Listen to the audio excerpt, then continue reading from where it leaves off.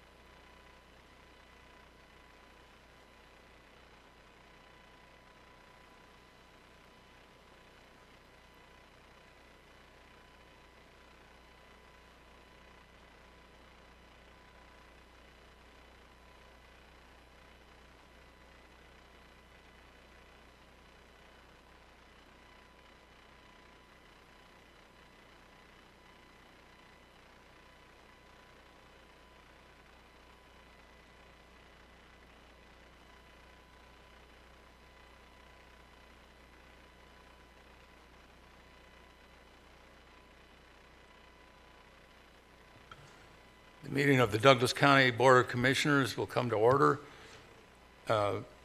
this 5th day of August, 2021. Amy, would you please lead us in the pledge? Yes, sir. If everyone can stand. I pledge allegiance to the flag of the United States of America and to the republic for which it stands, one nation under God, indivisible, with liberty and justice for all.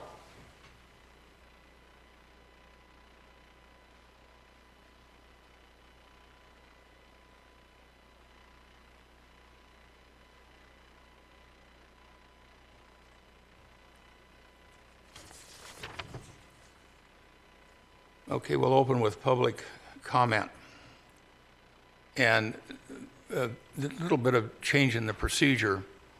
We will open with public comment with the members of the board and then open it to the public in regard to the mask mandate, because it's a pretty contentious issue. So, but everybody will have 3 minutes. So, public comment will be taken during the beginning, and additional public comment periods may be allowed on individual agenda items at the discretion of the chairperson. It is requested that members of the public provide public comment on those agenda items where they are considered. Public comment is limited to 3 minutes per speaker on matters over which the Board of County Commissioners have jurisdiction, supervision, or control. It is requested that viewpoints and that individuals do not engage in personal attacks or become disruptive or of the orderly conduct of the meeting. In addition, the opening public comment will also be taken on administrative agenda items that are for possible action and closing public comment.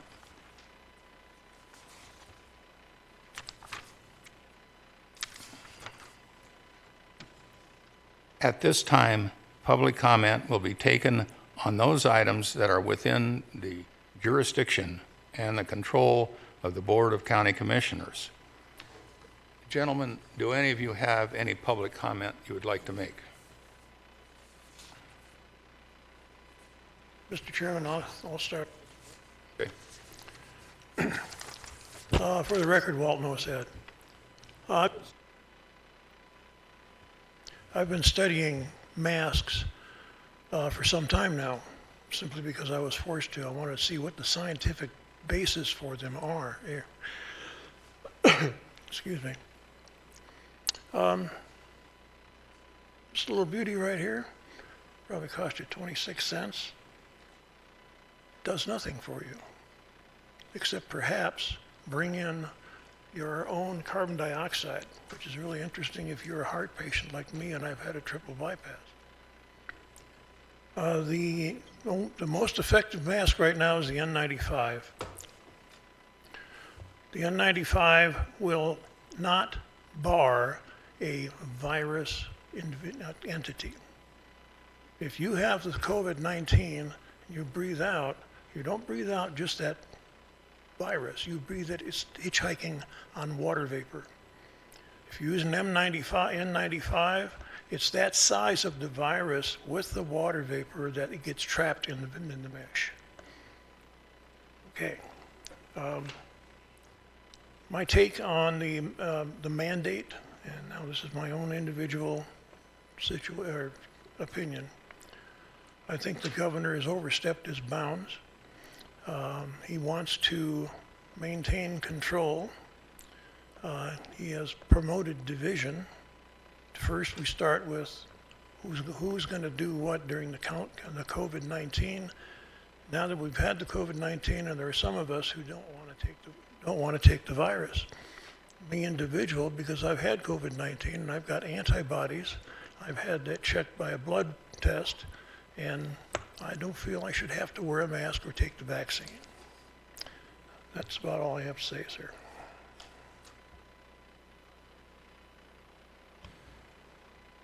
Well, following that, all I can say is I think that the fact that I'm sitting here without a mask says it all.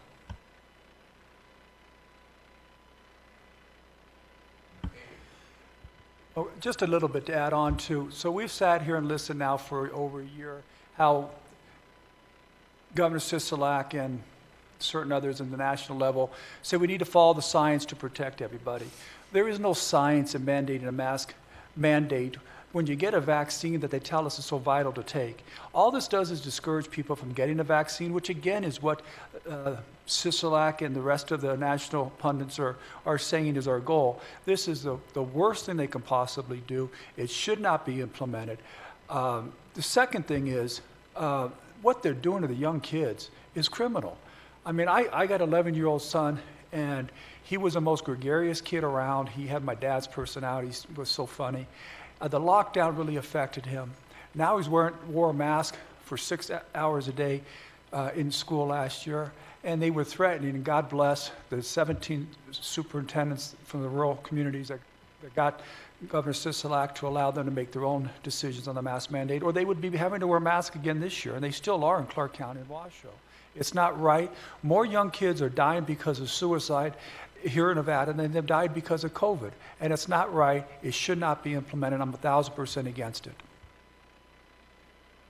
Commissioner Gardner?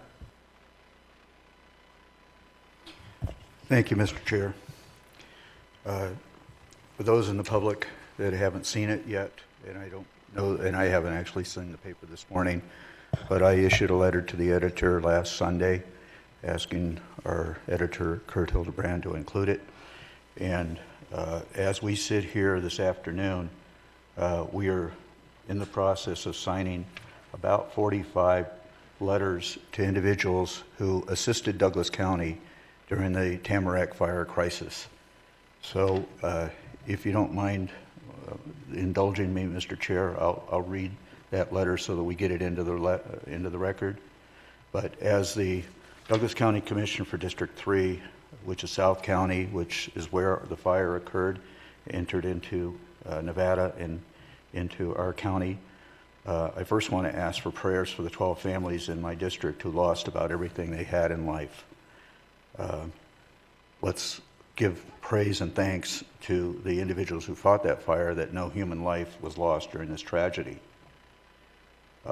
We are all thankful, and I'm sure my fellow commissioners share with me in thanking the tremendous volunteers that helped with the displacement of the Alpine County residents at our Douglas County Community Center, at our evacuation center. They worked tireless hours, and in addition to that, then they went, when the fire entered to Douglas County and threatened South County, our evacuation center became Topaz Ranch Estates Community Center. However, as that fire progressed through Douglas County, we were required to shut that down on Wednesday night and move to Smith Valley. So we certainly owe a great deal of thanks to Smith Valley and Lyon County for accommodating our residents in there. So I think it's extremely important that we do that. However, now, and I said this in the newspaper, I've said it on Facebook, and I'll say it today, I believe we have a new crisis in Douglas County. Our local businesses have struggled over the last 16 plus months to survive economically, and many have failed due to the COVID virus. As they have attempted to get back to speed with staffing to accommodate an eager citizenry wishing to once again patronize them, our governor has seen fit to impose a new mask mandate. As you know, you can't go to a business in this community right now without seeing a help wanted sign in their windows. Employees can choose who they want to work for at the highest rate of pay. This is being done regardless of whether or not you have been vaccinated or not. I don't understand that. Then why is the governor still suggesting that we get vaccinated? So, are you trying to, are you playing there, Mr.? Okay. Oh, okay. Well, I'm sorry.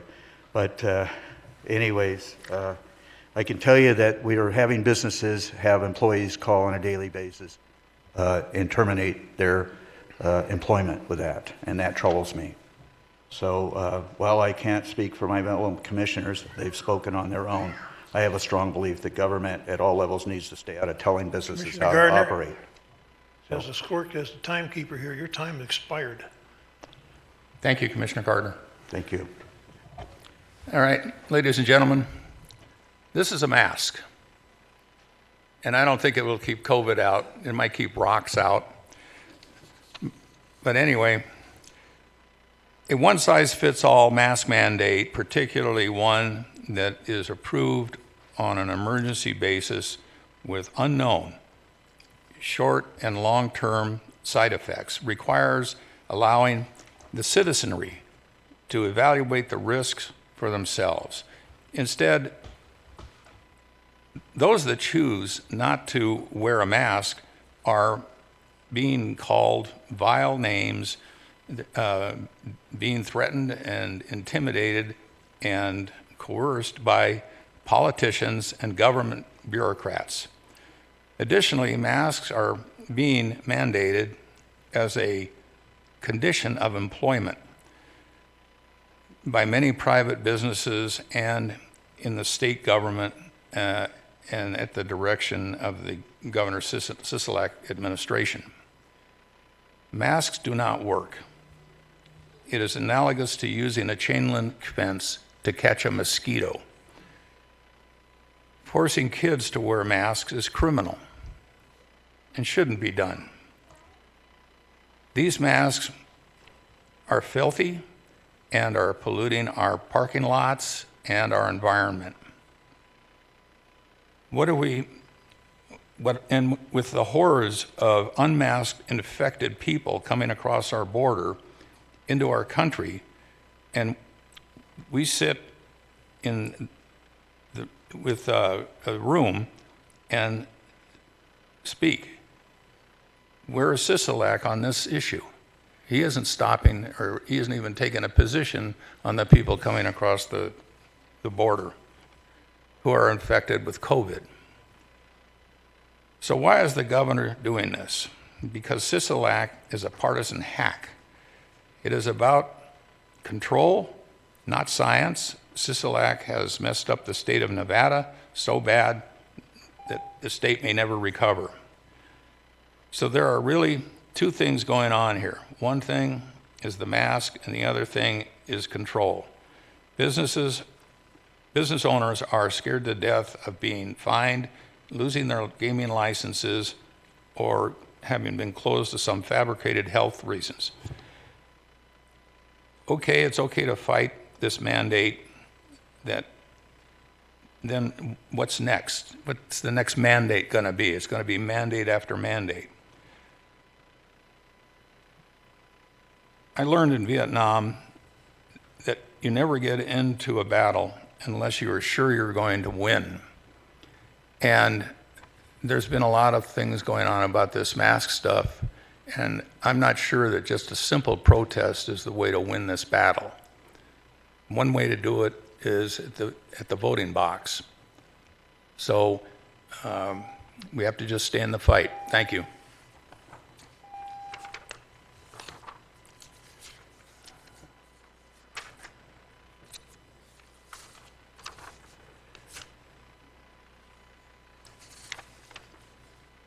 Okay. Public comment is now open.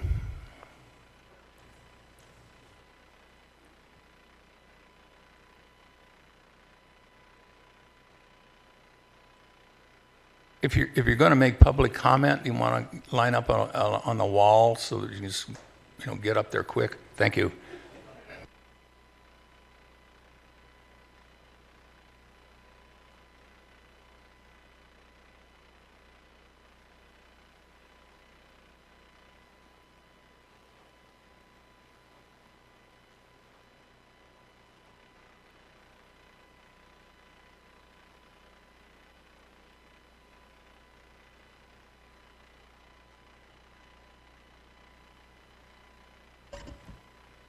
Just making sure. Okay, yeah.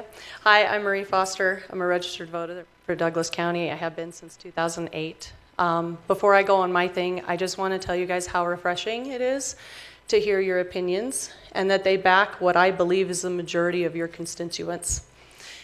I want to know on our level, because we are, as the people of this county, the final checks and balances against tyrannical government rule. Our voices mean something.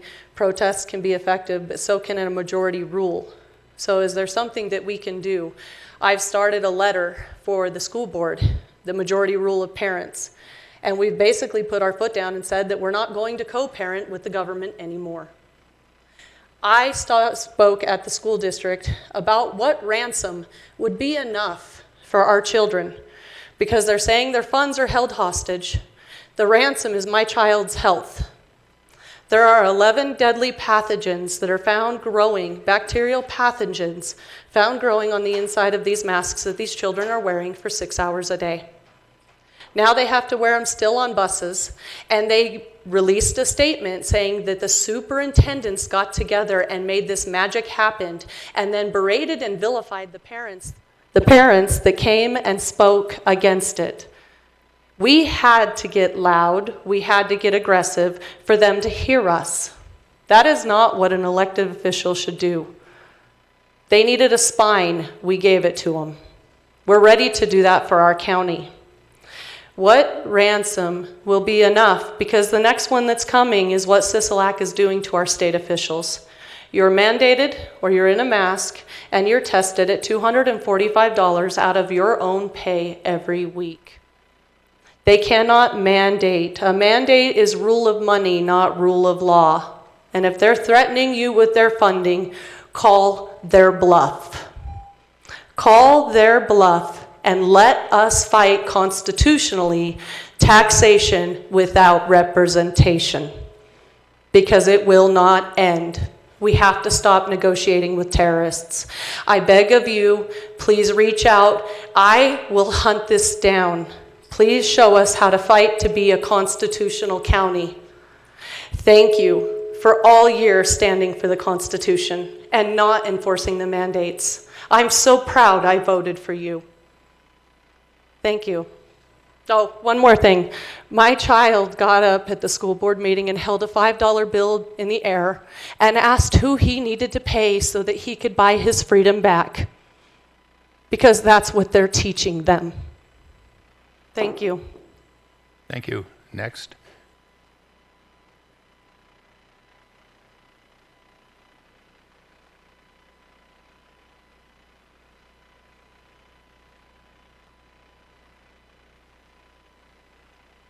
You got to be smarter than the equipment.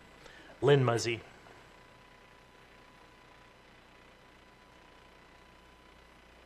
I spoke to an attorney who told me that the White Pine County District Attorney informed him that OSHA fines can only be enforced by a district court.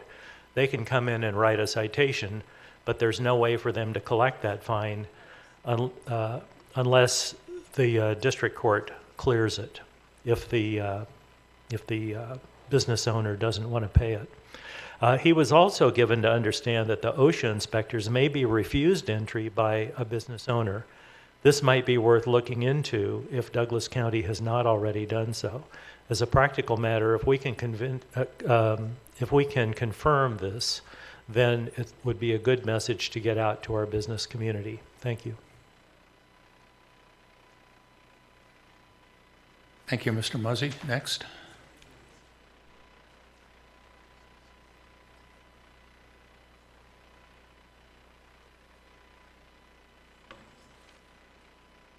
Good afternoon, Commissioners. My name is Terry Woodrow. I'm the chair of the board of the Alpine County Board of Supervisors. And I just wanted to express our extreme gratitude to Douglas County for all the resources that were provided to Alpine County during this Tamarack fire crisis incident. We really, really appreciate it. You offered your EOC to us for the first couple of days. We were able to go down to Douglas High School, and our essential county offices were able to operate there, as well as the EOC, and also the use of the Douglas County Community Center and Senior Center for our disaster center. So we really, really appreciate it. Thank you very much.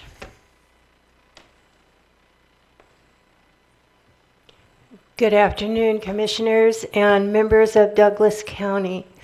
My name is January Riddle. I am the supervisor in Alpine County for District 1. My district includes most of the businesses in downtown Markleeville and the 4 houses that were destroyed, as well as Turtle Rock Park and Hot Springs Park. I just want to thank you from the bottom of our hearts for what you did for us. Thank you.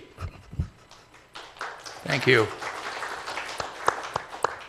I just want to add, obviously fires don't care where the boundary is. Obviously we didn't care, and obviously Caring didn't care.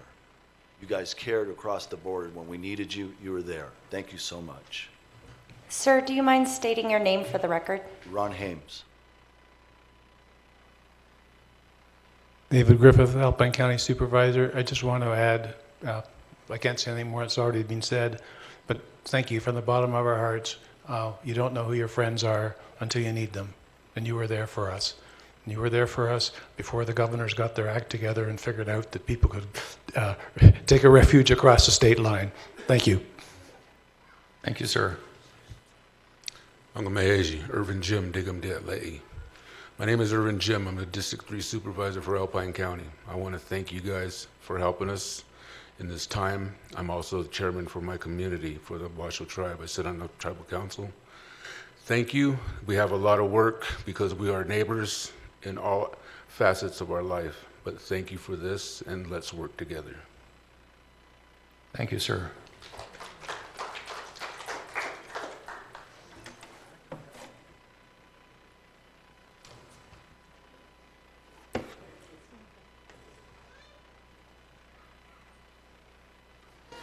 My name is Sylvia D. Hart. I live in Gardnerville, Nevada, and I'm a retired registered nurse.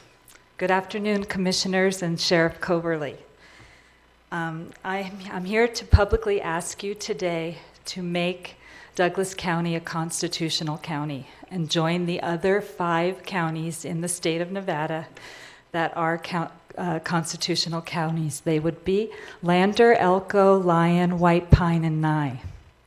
You all took an oath to the Constitution to uphold it for the United States and the state of Nevada when you took office. Therefore, the protection of the personal liberties of the residents of Douglas County should be a priority for each and every one of you. The conservative, patriotic citizens of Douglas County who elected you are watching very closely what you do or what you don't do at this crucial time. The federal government under the Biden regime and the state government under Sisolak are out of control, as you already said. There is no authority in government to impose mask mandates, vaccine mandates, or random testing mandates on we the people. These are our personal health choices, and they're all outside government control. You already talked about how masks don't work, and from the outset of this nightmare of coronavirus pandemic, there's been flip-flopping narratives and movement of the goalpost. Masks work, masks don't work. Now they're mandated. We need herd immunity, yet those like Mr. Navsad, who recovered from COVID, don't count, even though they have measurable antibodies. Long-term studies on the vaccine have not been done since it's experimental. So they're dangerous, or they could be dangerous, and people should be able to choose whether to take it or not. So we, the people, are no longer believing the narrative that's been put before us, and we're not complying. So where do you stand, commissioners and sheriff? How do you want to be perceived and remembered? Are you loyal to the tyrant who regrettably is our governor in this great state of Nevada? Or do you oppose the unconstitutional encroachment by federal and state officials and their regulations on the good people of Douglas County? Remember, you took an oath to the Constitution. Remember your constituents. Thank you. Thank you. And just as a sidebar, 3 years ago, Douglas County became a sanctuary Second Amendment county.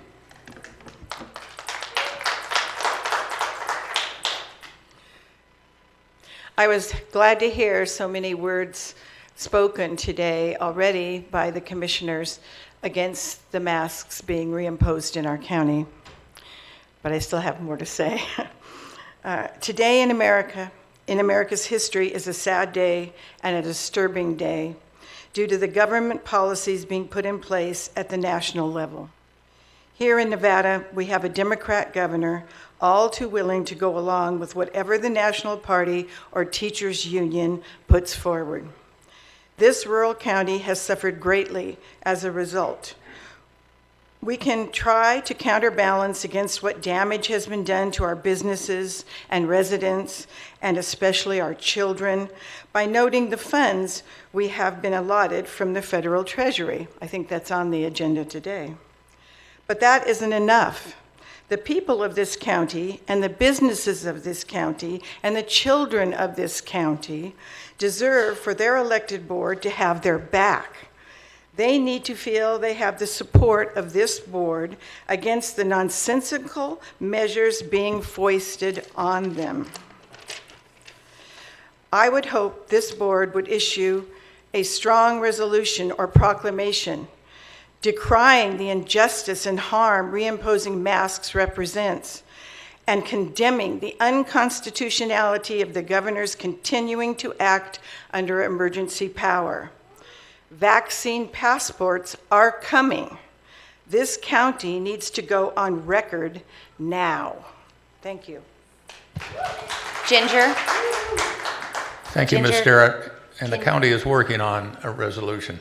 Can you state your name for the record? Sorry, thank you. Virginia Starrett. I'm Nicholas Brashears. Gentlemen, I came here today with words.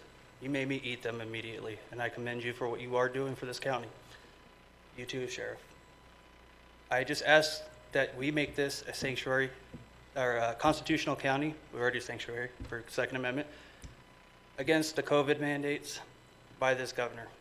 And I know you do not stand with the governor, and I personally voted for you, Mr. Gardner, and I apologize to you publicly for what I have said.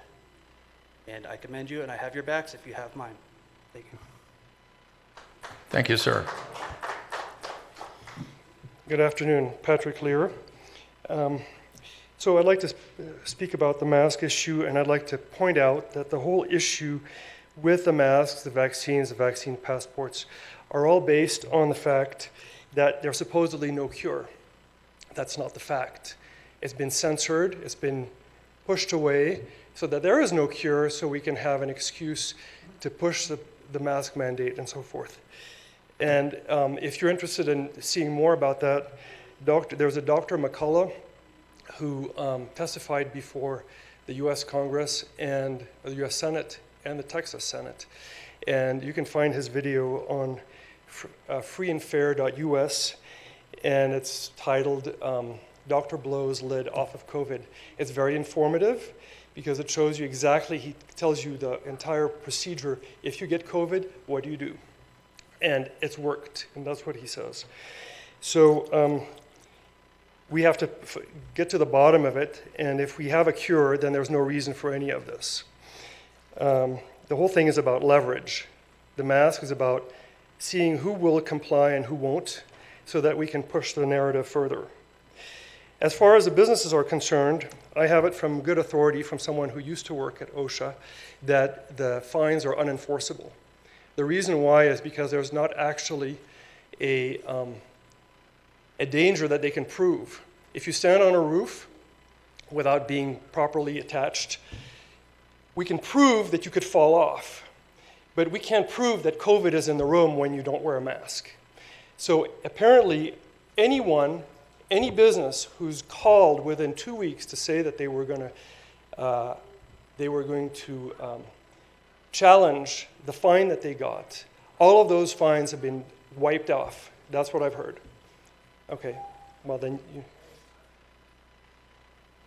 I have 2 fines that OSHA's issued my basketball academy because we had young kids. Not that they played games or tournaments or had fans there, it's because they got within 6 feet of each other. They fined me $3,750. I have a hearing in front of an administrative officer in September and then the other one in December. It's my understanding if we lose that, we can appeal to the district court, which one of the people in here had mentioned earlier. And then for the Gardnerville businesses, mine's in Clark County, but the Gardnerville businesses could then appeal to a district court judge here in Douglas County. But the fines are not dismissed, I can tell you that. And you called within 2 weeks? Okay, thank you.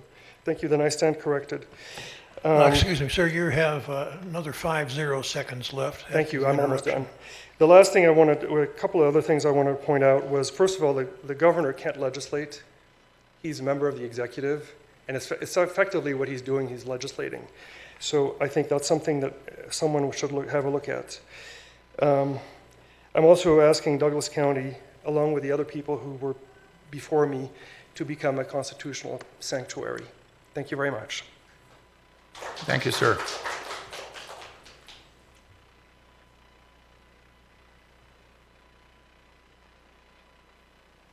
My name is Michelle Long. I am here today as a 2.5-year Nevada resident that fled California and its tyrannical government and believing that Nevada was different. But here we are today.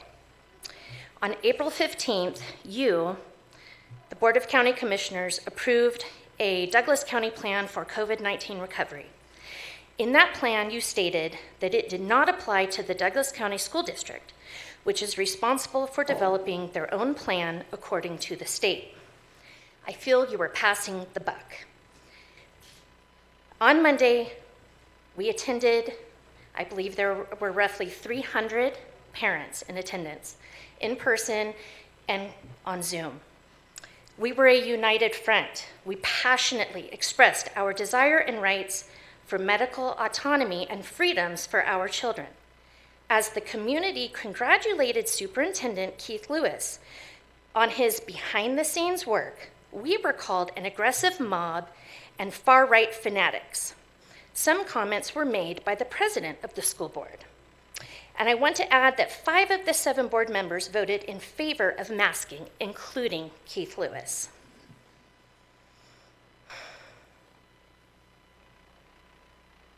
We thought we had won a small battle when it was announced that masks were not required. However, upon reading the updated school policy, our athletes are now required to get weekly testing. And I'll note that the FDA imposed a Class 1 recall, which indicates the most dangerous of the PCR COVID test. Parents will not comply with testing. Where will this end? And how are you working with the school district? What is your influence? We all know that no one has authority to infringe on our constitutional rights. Therefore, we demand that as representatives of your constituents of Douglas County, you uphold the United States Constitution and allow for freedom of choice. What do you plan to do about it? When tyranny becomes law, rebellion becomes duty, and Douglas County residents are on duty. Thank you. Good afternoon. My name is Teresa Chamnes Machado. I'm a mom, a wife, a local realtor, and I graduated from Douglas High School in 1995, so I've been here almost 30 years. I'm just going to read this in lieu of time. Thank you for having our community's best interests at heart during a very difficult few years. My daughter's entering the 5th grade next week, and my son will be a junior. He went through the Douglas County GT program, and last year, unexpectedly, he had an extremely rough year. The effects of masks, physiologically and psychologically, I lost count of the times his science teacher sent him to the office for his mask slipping down off his nose. My son sat in in-school suspension because of a mask that doesn't do anything. He ended up having to take summer school. I had a bus driver leave him at the bus stop because he didn't have a mask. The bus driver was masked. He had a box of masks that I'm pretty sure my tax dollars paid for, and he left my son at the bus stop. I had to rush him to school. He was 5 minutes late. I called transportation, and they said, "We understand what happened. We're not going to mark him tardy." And I said, "I appreciate that." And I appreciate that people are doing their jobs. Myself, I've had 2 open heart surgeries. My husband's had a heart attack. We both had COVID this year. We thought it was allergies. Thankfully, our overall health had made it so, COVID was like a cold. On the other hand, my younger sister, 40 years old, died in December. She got COVID. A mask would not have saved her. Do you hear me? A mask would not have saved her. They don't work. You could even read the side of those blue masks. I wonder if anyone's got one on here. Like this gentleman here, read the side of the box. Yeah, read the side of the box. It's educational. My sister had underlying health issues. She was asthmatic, diabetic, overweight, and the VA pumped her full of all sorts of prescriptions and steroids over the last 20 years. These all played into her demise. Last I checked, Douglas County had 7 active cases. I don't see how this is high transmission in a county with approximately 50,000 people. We decide what to feed our kids, what movies they can watch, and we know that the risk of masks outweigh any benefit. Douglas County School District has allowed us to decide to choose for our kids, but we still have more work to do because I don't think our student athletes should have to be tested with a test that is being recalled and could cause more harm than good. In closing, please do not give up the fight for our children and our community and our right to choose. Please move forward to make Douglas County a constitutional county. The only thing necessary for the triumph of evil is for good men and women to do nothing. Thank you. Thank you. Casey Rogers for the record. I presented you each one of these today. They're actually from AmericanFrontlineDoctors.org. I'm here specifically talking to the community as well as the commissioners. I want to repeat that website, AmericanFrontlineDoctors.org. They are fighting for us to be able to make our constitutional rights legitimate, which is kind of ironic since we live in the United States of America. They also provide parents and the community information on the masks, how they are ineffective, they do not work, and there is lawsuits all over the place about it.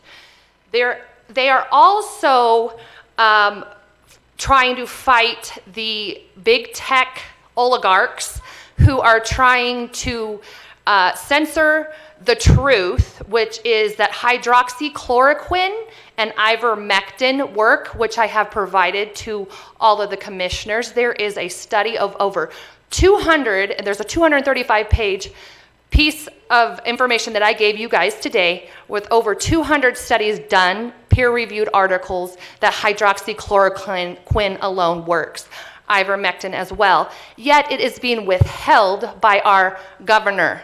How that is happening and how he is letting people suffer and die, I will never, ever understand. I do not understand how he has not been arrested for that already. He's letting good, wonderful people suffer and die. Miserable deaths. Unacceptable. Hydroxychloroquine, I looked it up. I have it. Also, there is a 45,000 people have died within 3 days, and there is a lawsuit because 45,000 people have died. And I want you guys to know his name, and I have it. I have it written down. It says right here, 45,000 people dead from COVID vaccines within 3 days sparks a lawsuit. 45,000 people have allegedly died from the COVID vaccine within 3 days, according to the U.S. whistleblower, which has sparked a lawsuit against the federal government. Thomas Renz and Joey Gilbert is a part of that, joeygilbert.com, people. As attorney based in Ohio has started a lawsuit against the federal government for covering up the true number of COVID vaccine deaths. You must know this. Do not forget to tell your community what's really happening. Thank you. Thank you about that.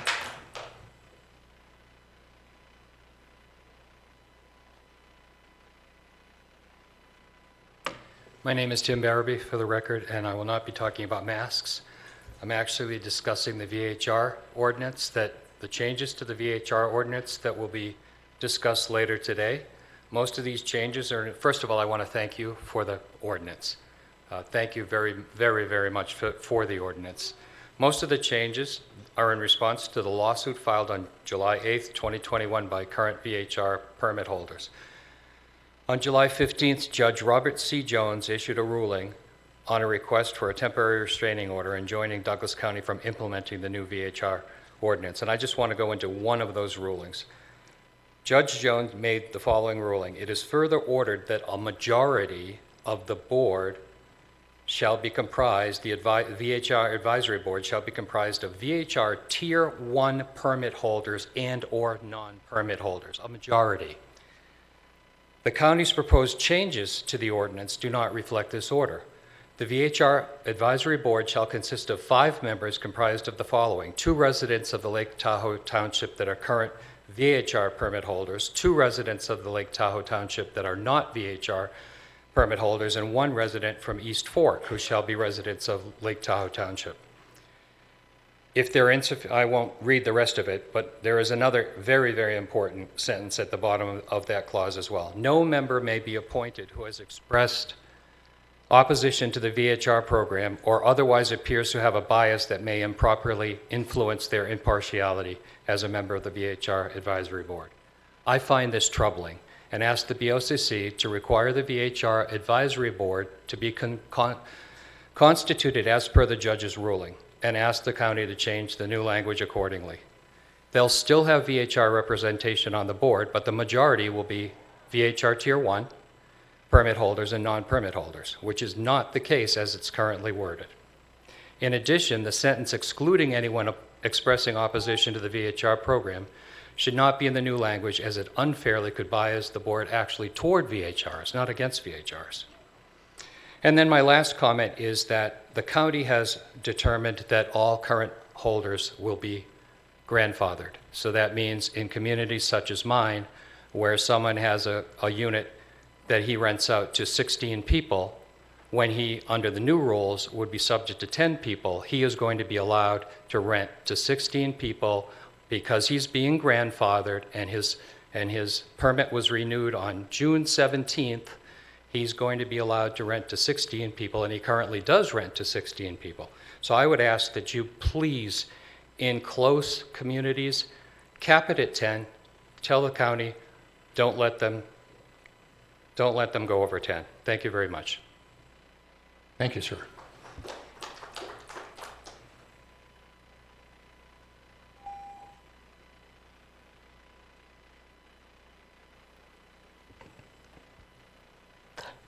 For the record, this is Betsy Strasberg. I work in Minden, not very far from here.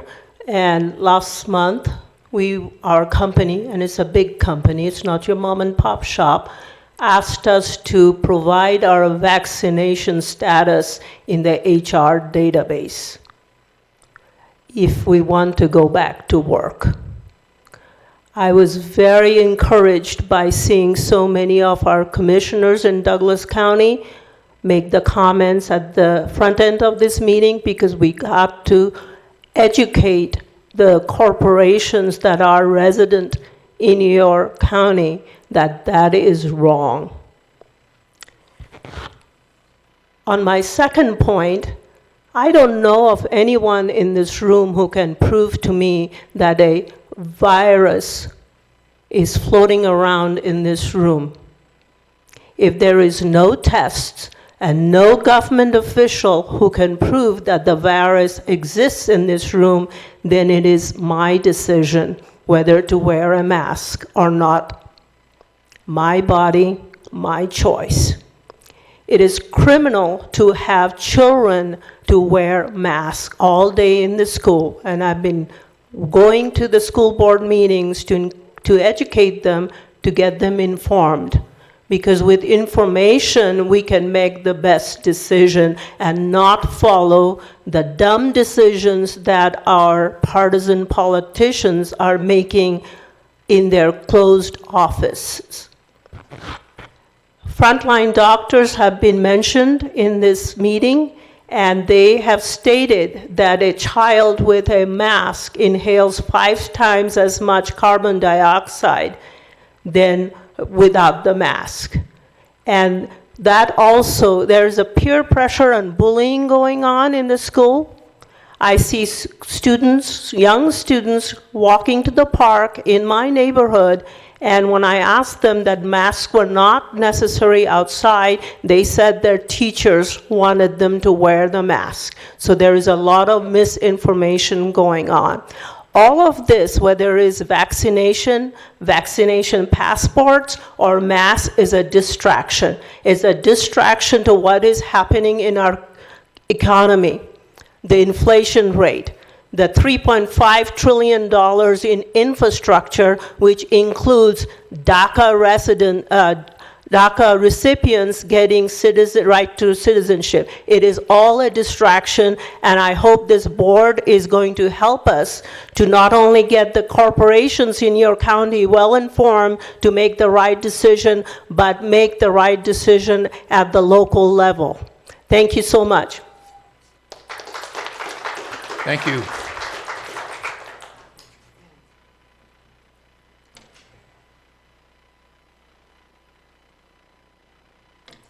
Good afternoon. My name is Karen Stevens. I've lived in Nevada for 28 years, and I was so happy to hear the commissioners speak the truth about masks. We all know they don't work, and so it's just so ridiculous that we're still talking about it. But what I want to know is, why isn't anybody talking about the CDC and their ridiculous flip-flops, and that they actually have 47 vaccine patents? They're in bed with the pharmaceutical companies. And it seems like the government is taking direction from this agency that is there to make money and do the bid of the Democrats. Or I won't say what I call them, but anyway, it just doesn't make sense that we're listening to a CDC that has, they don't seem to be doing anything for us. But I would like to say that I have a homemade remedy for hydroxychloroquine that's very easy to make with organic grapefruit and lemons. And if anybody would like the recipe, see me later and I will tell you how to make this wonderful remedy without having to go out of state to buy the product.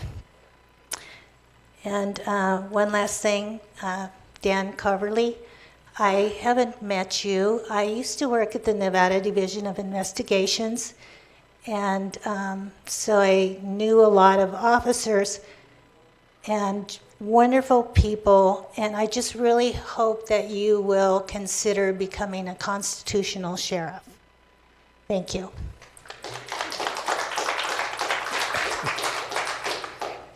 Sheriff Coverly is already a Second Amendment constitutional supporter.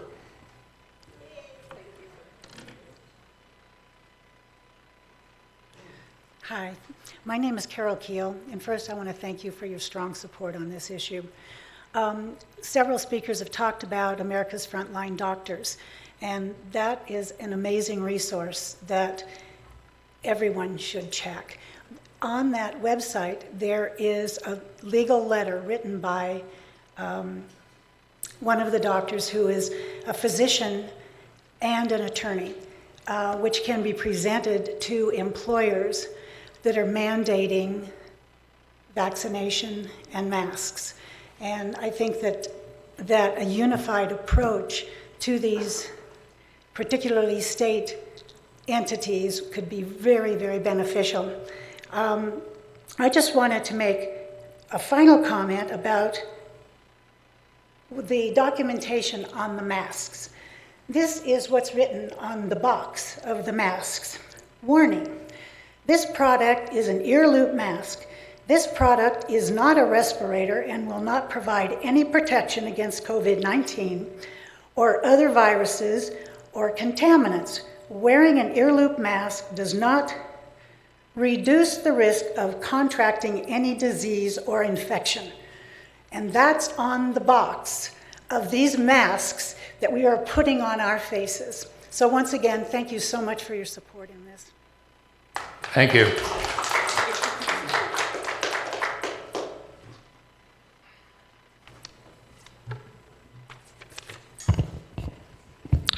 Good afternoon, Commissioners. Dan Ainsworth. I'd like to change the subject again. The Planning Commission is going to discuss the recommended changes to the Growth Management Ordinance next Tuesday. Many of those changes completely violate the language in the current ordinance and the revised version 2 of paragraph 20.560.070C, which states that you can't make a change to the 2% growth rate or a change to the total number of allocations. So the question is, does that paragraph mean what it says or not? If it doesn't, then it's a wide open ball game and you can do whatever you want. If it does, then you must comply, and most of the ideas and concepts can't be done without a ballot question and a positive vote. I actually like some of the ideas, as you know, but I also like to follow the rules. The 10% annual distribution of the current pools and the elimination of banking and borrowing, which few understand and which has never been used, is, in my opinion, well within the board's purview to change. I really think you, the DA, the county manager should clarify this issue. You really can't have a conversation or a discussion about changes to the GMO unless it's clear what you can change. Thanks. Thank you.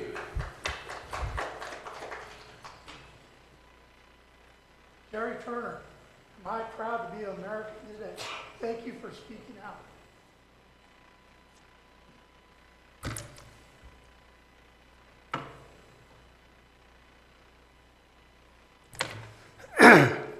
Jerry Turner, I am extremely offended by being required to wear a mask in this meeting. In my opinion, the governor has no authority to require a mask to be worn by the public. He is not a king and no authority as such. I wear the mask in respect for the public and friends that believe in this pandemized, flood the zone fake pandemic. Please watch the videos, quote, Amazing Polly, the Global Health Mafia Protection Racket, parentheses, SD space 360p, parentheses, unquote, BitChute, document stating 2 pandemics are wanted over a year ago. And quote, is COVID-19 even real? Question mark, parentheses, mirror, parentheses, article from Global Research, unquote, by Jerry Day videos on the pandemic is on how the pandemic is created falsely and made to appear real. I am here of concern for our kids, grandkids, and great-grandkids' futures and future generations. Read the book Behold a Pale Horse by William Cooper, who was murdered for its contents, and, quote, the Bio Initiative report, YouTube, written by experts on effects of 4 and 5G millimeter wave radiation. Watch the videos, quote, The Truth About 5G - Dr. Graham Downing, unquote, and quote, 5G Apocalypse - The Extinction Event, unquote, and quote, Barry Trower, 5G Wi-Fi Smart Meter Armageddon interview, unquote. No debates on 4 or 5G has been publicly given by the experts, which is massively essential to learn the effects of and future intents of 5G millimeter wave technology, e.g. artificial intelligence and synthetic humans.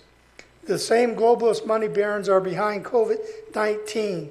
The same globalist money barons are behind 5G military assault weapons and interrogation systems around the world, pitting countries and peoples against each other to advance 5G around the world as fast as possible for the globalists to acquire total world control of people around the world before they realize the claims and death being placed on them by implementing 5G pulsating photons as assault weapons on the communities, by millimeter waves of interrogation and death creating systems by globalists, e.g. fires.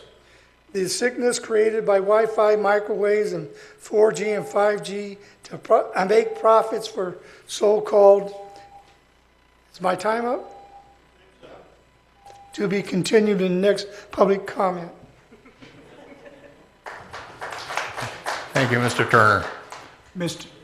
Are there any further public comments? Mr. Chairman, I have one. Mr. Tarkanian? First of all, I want to commend the speakers today for your powerful, well-reasoned comments. And I don't mean to minimize what you're talking about today, but I would like to take a moment to commend two great achievements by Douglas County residents recently. As many of you may have known, Krista Palmer, who is a Gardnerville native and a 2010 Douglas High School graduate, won the bronze medal in the 3-meter springboard. I think it's a great... Not only is it a great accomplishment to make the Olympics and to win a medal, but she won a medal in a sport that an American had not medaled since 1988. And her story of perseverance is one for the ages. She started off wanting to make the Olympics in gymnastics and then trampoline, but she hurt herself, was not able to do so, and instead of giving up, she got into diving and she won that. They're going to honor Ms. Palmer at the Carson Valley Swim Center this Sunday from 4 to 6. It'd be great if some people showed up and congratulated her and told her how proud we are of her. And also, I'd like to congratulate Marcy Toole, who's also a Douglas County native, for being crowned Miss Nevada in the Miss America pageant. Thank you. Thank you, Commissioner Tarkanian. Are there any further comments from the board or members of the audience? In regard to trusting government, how many of you are old enough that during Vietnam they had came out with the Pentagon Papers? You want to trust government? Never. Thank you. Yes. Oh, apparently we have some public comment online. Natalie? Natalie Wood for the record. Anyone that's participating through Zoom, if you would like to provide public comment, please raise your hand.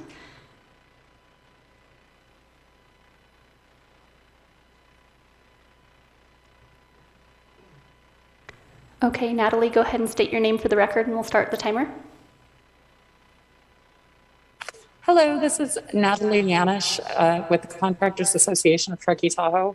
Is it appropriate for me to speak to the VHR ordinance now, or is public comment going to be taken at that time?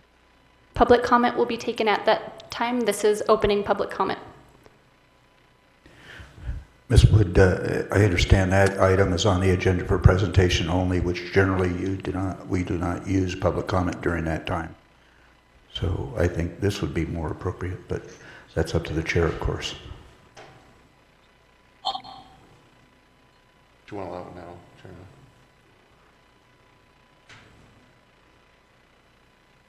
We'll allow it now, Ms. Yanish. Thank you for your discretion. I have been a member of the working group and the task force for the VHR previously. I am representing the Contractors Association of Truckee Tahoe, and we have made public comments on this item in the past. I understand that you have some litigation that's coming before you, and I see that you've agendized possibly updating the ordinance, and it seems like you're trying to kind of get around that litigation to continue your ordinance, but it seems like some of the language in here is still fairly vague, and there are quite a few questions that I have about it as far as the red lines and what was added and what was deleted. So I know that you're going to have a discussion on it later. I wish I could comment, after your discussion as well, but please do reach out to us as a stakeholder group because, this is a priority issue for our members. We are, in support of allowing vacation home rentals because it is an important part of the, lake use of residential properties in Douglas County. And also just a few questions. I think that there's still much subjective language that's included in the document.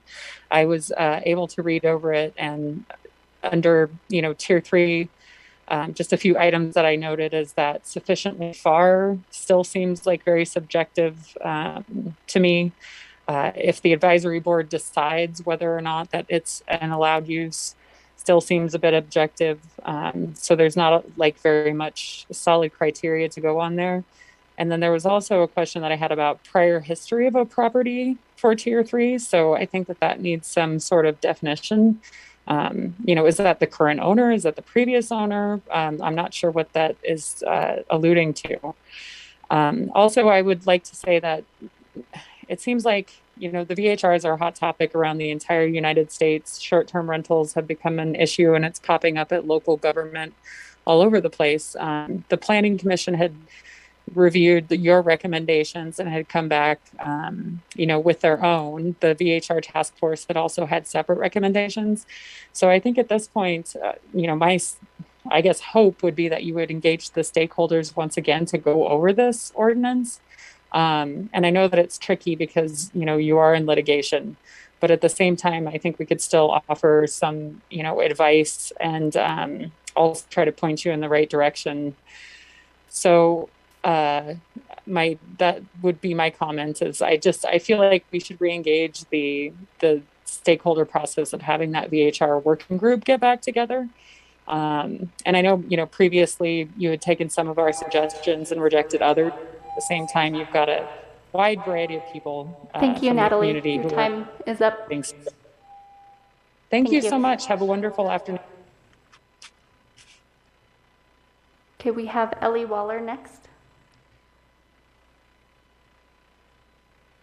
Thank you, Ellie Waller. I did send comments in because this was the first reading as well as for presentation only.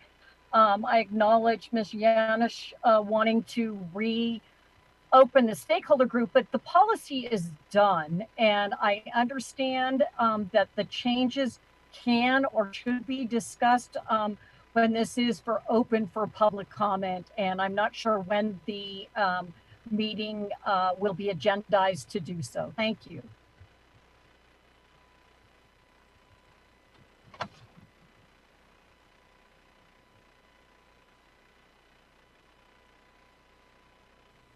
Okay, Natalie Wood, for the record, we don't have any additional public comment through Zoom.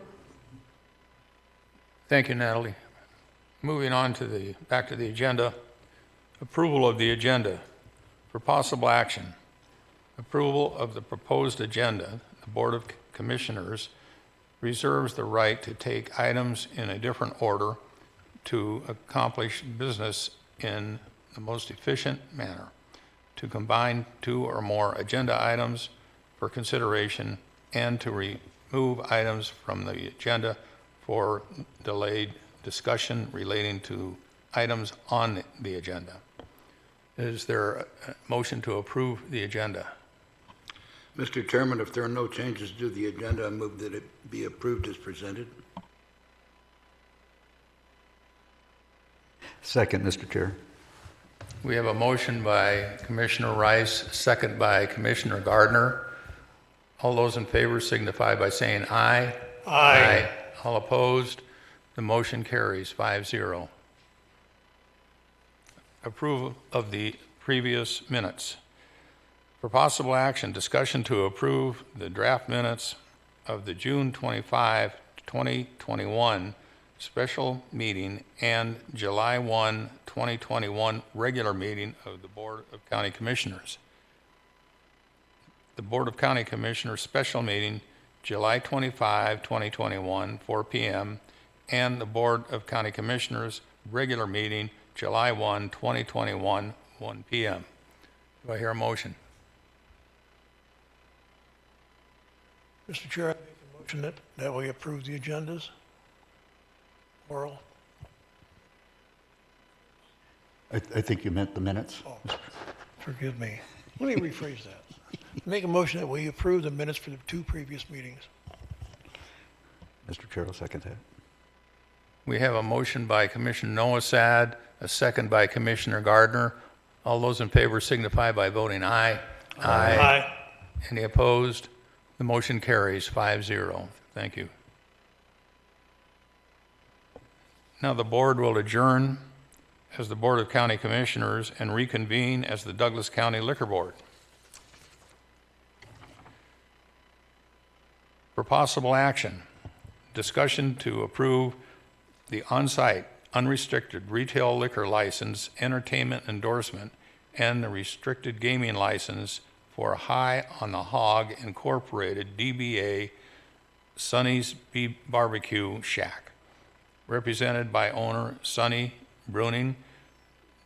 The space lease operator for the restricted gaming license will be Golden Route Operation.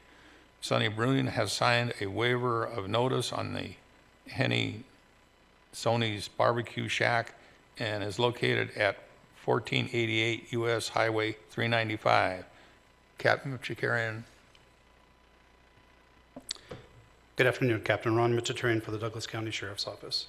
This applicant is pending their fire inspection, but has otherwise completed his application and all paperwork, and the Sheriff's Office is not in objection. Do I hear a motion? I'll make a motion to approve. Mr. Chair, I second that. We have a motion by Commissioner Tarkanian and a second by Commissioner Gardner. All those in favor signify by saying aye. Aye. Any opposed? The motion carries 6-0. Thank you. For possible action, this is item number 2. For possible action, discussion to approve the addition of the unrestricted caterer's liquor license to the existing on-site beer and wine only retail liquor license.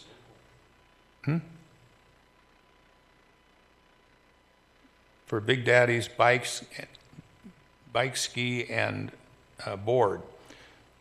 Keith Hart signed a waiver of notice of hearing. Big Daddy's Bike, Ski, and Board is located at 1546 US Highway 395. Captain Machikarian. This application is complete and the Sheriff's Office is not in objection. Mr. Chair, I would ask you to forgive the little discussion that took place between Mr. Tarkanian and myself. We were just indicating that how much we're looking forward to the barbecue shack. So, so anyways, in that make the motion then. In that regard, I will move to approve the addition of an unrestricted caterer's liquor license to the existing on-site beer and wine only retail liquor license for Big Daddy's Bike, Ski, and Board, located at 1546 South US Highway 395 North, Gardnerville.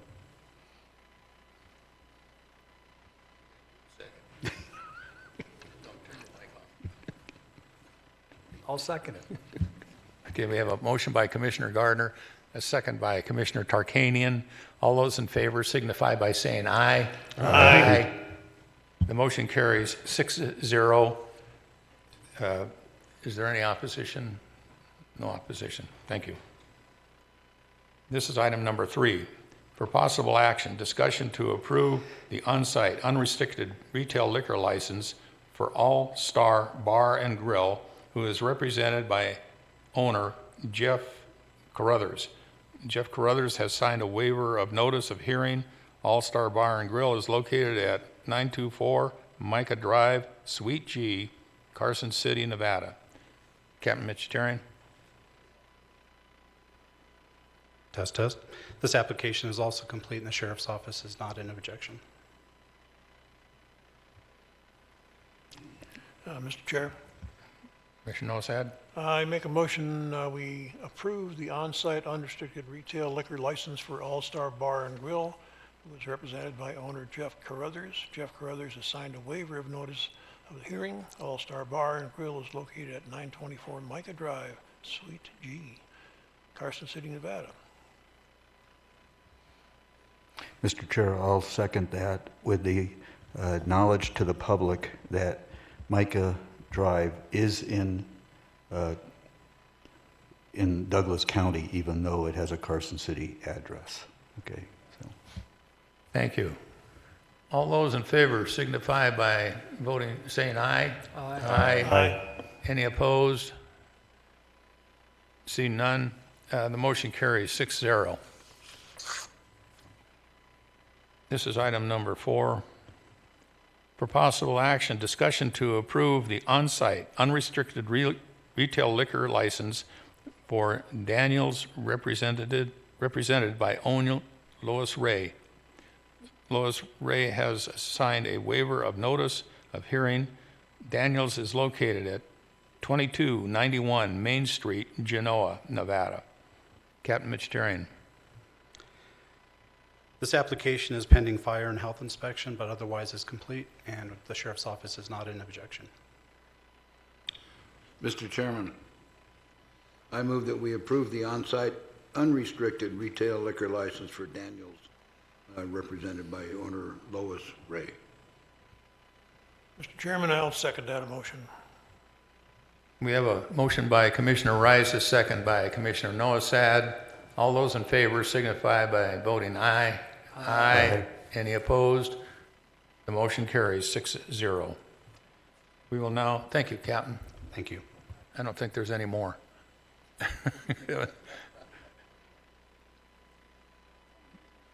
Yeah. Now we'll adjourn as the Douglas County Board and Liquor Board and reconvene as the Board of County Commissioners. The consent calendar. Items appearing on the consent calendar are items that can be adopted with one motion unless an item is pulled by a commissioner or a member of the community or public. Members of the public who wish to have a consent item placed on the administrative agenda shall make that request during the public comment section of the beginning of the meeting and specifically state why they are making the request. When items are pulled for discussion, they will automatically be placed at the beginning of the administrative agenda or may be continued until another meeting. Motion to approve the consent calendar, items A through D.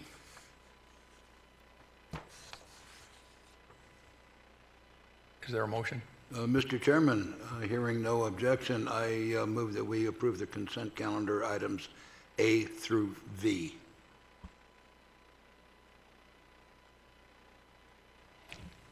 Mr. Chair, I'll second that motion. We have a motion by Commissioner Rice, second by Commissioner Gardner. All those in favor signify by saying aye. Aye. Aye. The motion carries 5-0. Anybody opposed? Thank you.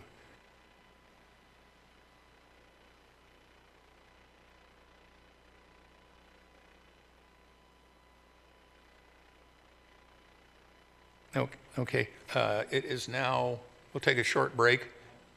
It is 12 after 2, and let's be back here at 2:30. Recording stopped.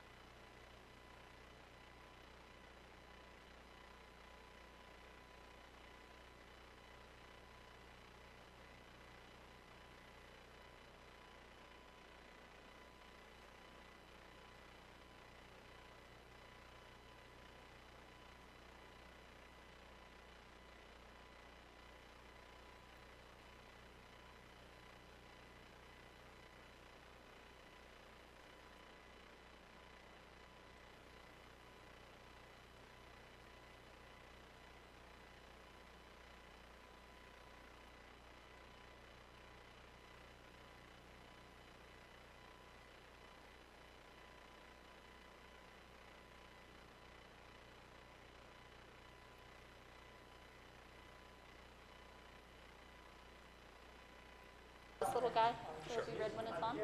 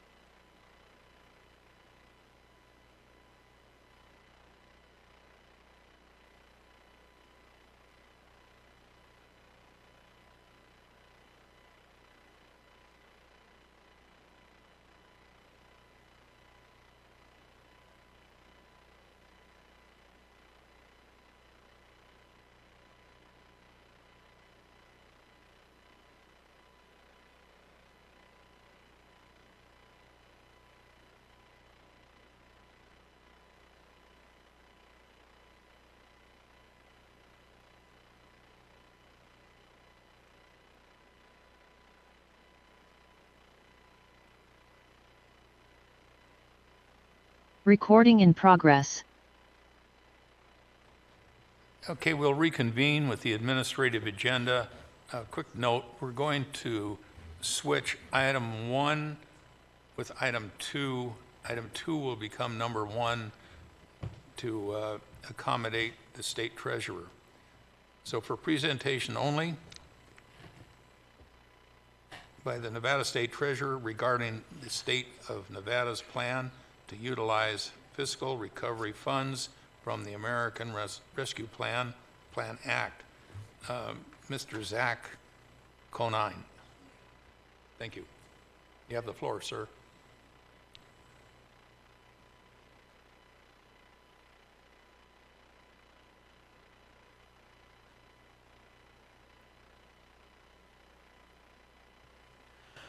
Commissioners, thanks so much for having me. Good to see some of you again. Nice to see some of you for the first time. My name is Zach Conine. I have the pleasure of being your Nevada State Treasurer.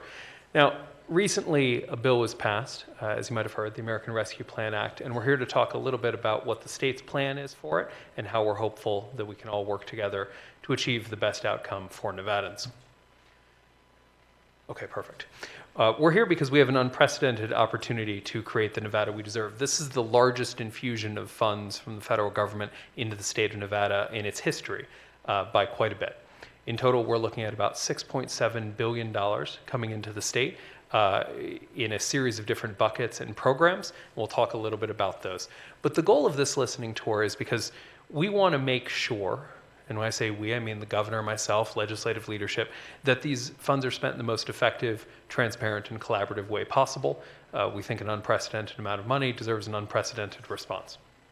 A little bit of background. The HR 1319, which was the American Rescue Plan Act, signed by the president on March 11th, includes nearly $2 trillion in aid across more than 100 separate programs. As of 7/23, when we had to get this item today, we also know that there's about $1 billion coming into the cities, the counties, and non-entitlement units. Douglas County, for instance, I believe is getting about $9.4 million through this process. Those are 2 of the 105 buckets of funding that are coming in. The 103 buckets make up that about $2.9 billion that you see on the top of the chart. And that includes money like $338 million for housing, $92 million for economic development, $200 million for higher education, more than $1 billion for K-12 education statewide. That aid falls into the state in 3 types of buckets. Now, this doesn't include some other things that came through that bill, like the $3.7 billion in direct stimulus payments, the child tax credit, the additional unemployment compensation at the range of $300 a month that expires in about $300 a week, that expires about a month from now, and doesn't include the buy downs on the exchange. This is just money coming in at the state and the county level, that $6.7 billion. It includes non-discretionary aid. That's money that goes into programs that we either have or don't have, but we don't have any control as to whether or not we do anything with it, just whether or not we take it. And just from the chief investor of the state perspective, we of course are going to take it. Number 2, the quasi-discretionary aid. That's money where we have some choice in how we spend the funds, but not on what the funds can be spent on. Rental assistance in Douglas County, rental assistance is controlled by the Rural Housing Authority, using money that came through the state. There was a choice that we made to make sure that rental assistance money went directly to landlords as opposed to going to tenants and then to landlords. That was a choice. That's quasi-discretionary, but we didn't have the choice to spend it on something that wasn't rental assistance. And finally, discretionary aid. That's the broadest, the closest to cash, at least in the federal money universe. That includes the state and local aid, right, which in total is about $3.8 billion, as well as buckets like the capital projects bucket, which is $134.6 million for capital projects. At the end of the legislative session, the governor and I and legislative leadership rolled out something we call the Every Nevadan Recovery Framework. And the goal here is to create a framework through which we could talk about these federal funds and solicit ideas. And we wanted to make sure that it was very clear where the priorities were so that people could help to focus, right, all of the ideas that could be coming through a sandbox, if you would.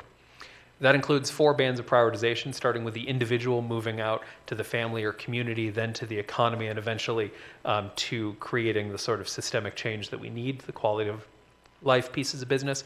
Best way to think through that is if a person is hungry, we want to make sure that they're fed before we build a food bank that could feed them in the future, before we make sure that they have a job so they can feed themselves, right? We want to make sure that someone doesn't starve while they're waiting for the job to show up. Next, priorities of strategic enhancement. That's 7 items, and if it seems pretty broad, it's supposed to be pretty broad, right? These are the types of things that we can spend money on under the framework, things like revitalizing the economy, investing in infrastructure, modernizing and enhancing government services, supporting small businesses, and the rest. We've got a little bit of experience on this front. Our office ran a program called PETS, which is the Pandemic Emergency Technical Support Grant, largest small business grant program in the history of the state, sent out about $100 million to Nevadans, including Nevadans right down the street from where we are. So we want to make sure as we roll these programs out that they're effective and that they get to people who need them. Timeline. So in order to do something unprecedented, you have to do a fair amount of planning. And so that gets into step 1. The Nevada Recovers listening tour, which kicked off 2 days ago now, down in Las Vegas, is 75 events in 75 days. This is one of them, to talk about the work that the state's going to do and ask for help and suggestions from Nevadans. Those suggestions can come through our website, nevadarecovers.com. In interest of transparency, all ideas that get funded out of this money, I'll repeat, all ideas that get funded out of this money start on that website. They start by filling out a form where a resident citizen says, here's the problem I have, here's how I want to solve it. It means if I want money for something, I fill out a form. If the Supreme Court wants money for something, they fill out a form. If a Clark County commissioner wants something, they fill out a form. And if the governor wants something, I'll probably fill out a form for him. But everybody starts with a form, right? Every idea starts with a form. Next, step 2. After we get all of those ideas in, we've gotten hundreds so far, we expect to get thousands more through the process, we'll break them down into buckets by subject matter. Think about it like we'll want all the housing ideas to be looked at together, we'll want all the food insecurity, housing instability, K-12 education, higher education, healthcare, job retraining, whatever the item is, want it to be looked at with other job retraining, housing, K-12 types of ideas. And during this step, we can also resource ideas, and this becomes really important. There are often ideas that never make it past the drawing board because it takes money to go from idea to plan. And if there isn't money to institute that plan down the road, it just stays as an idea forever. We have money from the federal government specifically to take ideas into plans. So if there is something that your community needs, that you've never been able to get off kind of the starting line because you knew there wouldn't be money to pay for it down the road, there may be money now. So we can resource that conversation to make sure that that idea becomes a plan. That becomes really important here.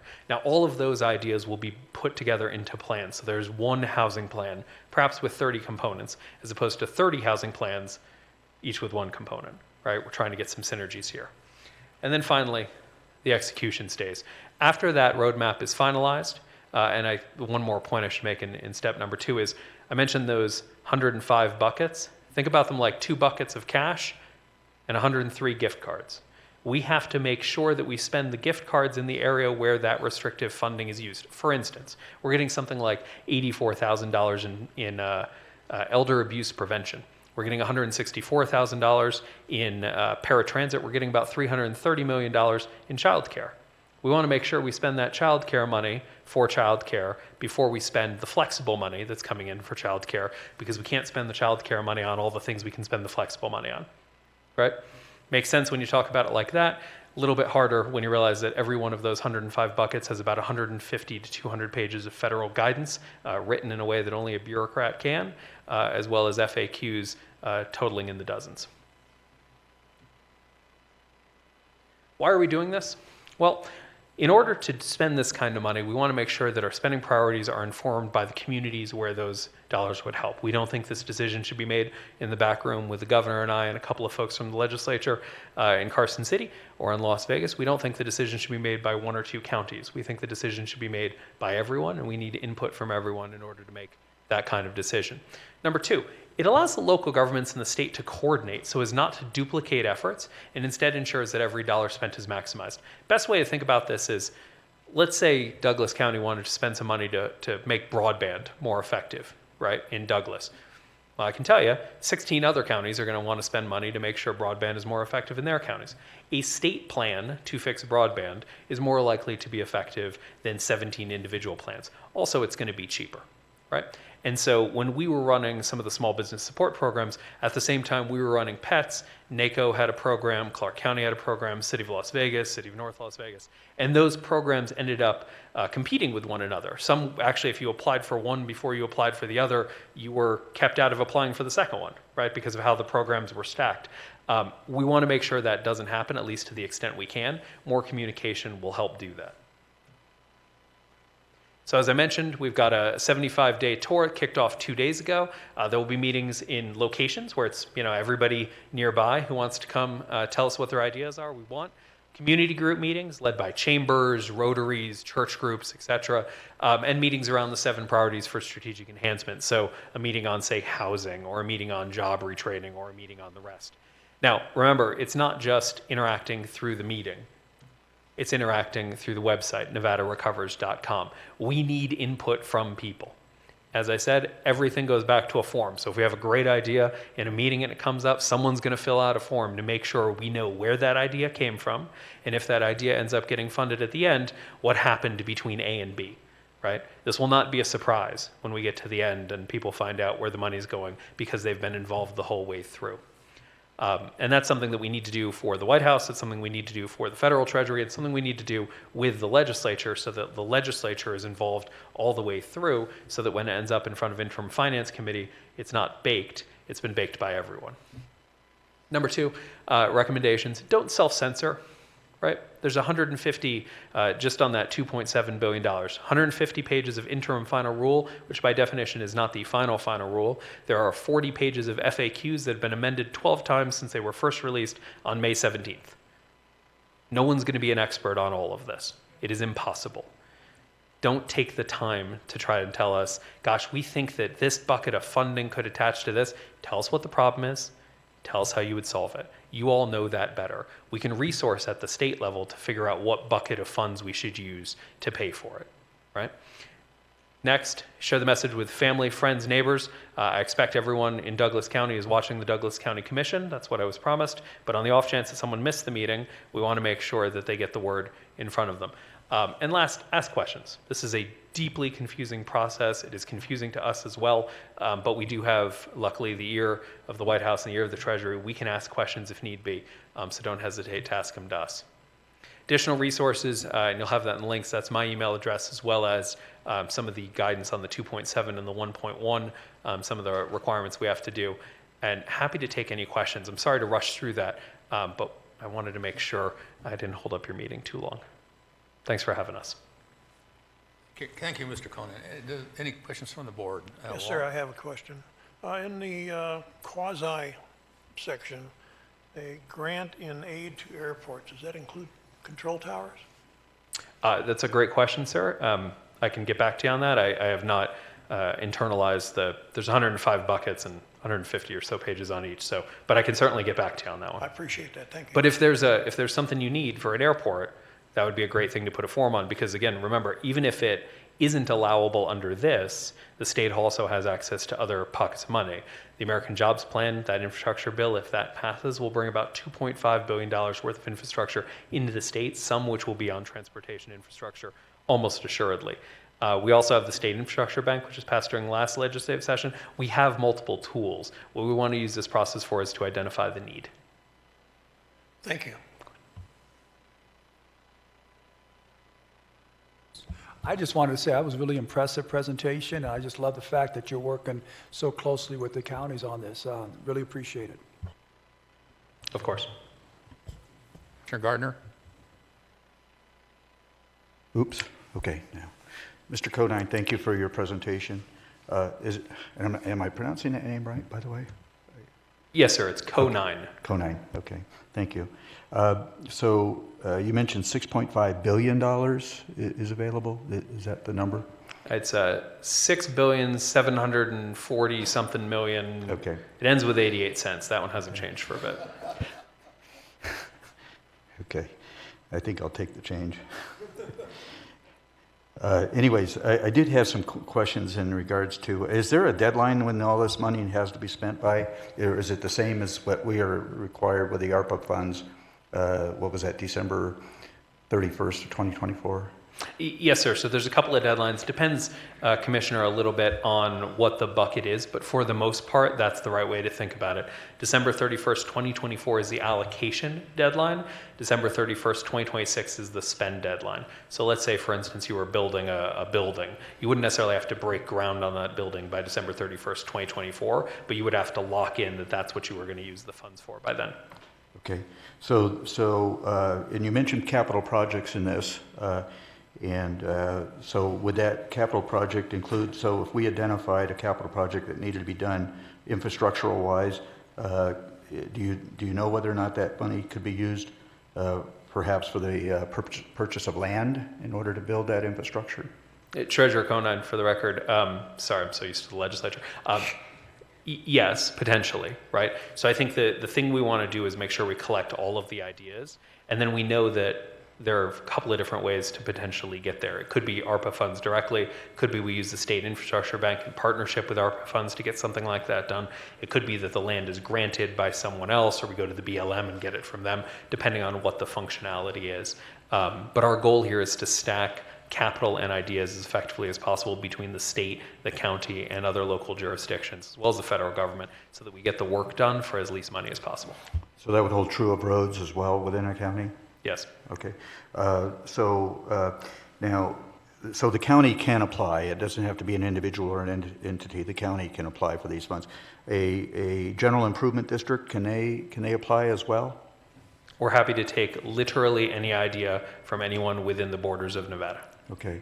Because, I mean, we have a GID that comprises about 25% of our Douglas County population right now that's experiencing extreme water issues and transportation of water to that pending. And so, and I know we have a number of GIDs that are underfunded in regards to the road improvement as well. So I think it's important that our GIDs take a look at this and see where they might be able to tap into this as well. So is this money, I know that there is a pending infrastructure bill before Congress, still in negotiation, I believe. I don't know that that's been passed. So these funds are over and above that pending infrastructure bill, is that correct? That's correct. The estimated $2.5 billion that we would get in from that infrastructure bill would be in addition to that 6.7 that we currently have access to, for a grand total of 9.2. Okay. Now, also, I attended an ACO conference last Thursday morning in Carson City, and we had a presentation by NDOT, and they're indicating that based on the projects that they have looking forward, they're about $525 million underfunded. And some of those projects would directly affect Douglas County. We have a tremendous traffic issue exiting Genoa Lane, both north and south, on 395, and there's some other intersections that have been identified that perhaps a different system of traffic would be beneficial. So NDOT will be able to also tap into these funds? All state agencies, all businesses, all nonprofits, all improvement districts, anyone within the borders of the state of Nevada should let us know what the problem is, how they want to solve it, and then we can work to figure that out. You make a good point with NDOT. NDOT has access to certain funds that we don't have access to through ARPA, but they have things like TIFIA, right? And so we want to make sure through whatever the project is that we're using whatever pool of capital is most effective, which is why it's important to get everybody at the same table. Because you have access to money I don't have access to, they have access to money that neither of us have access to. But if we all talk about it, we're going to come up with the best capital stack. Okay, thank you so much. Appreciate it. Appreciate your indulgence.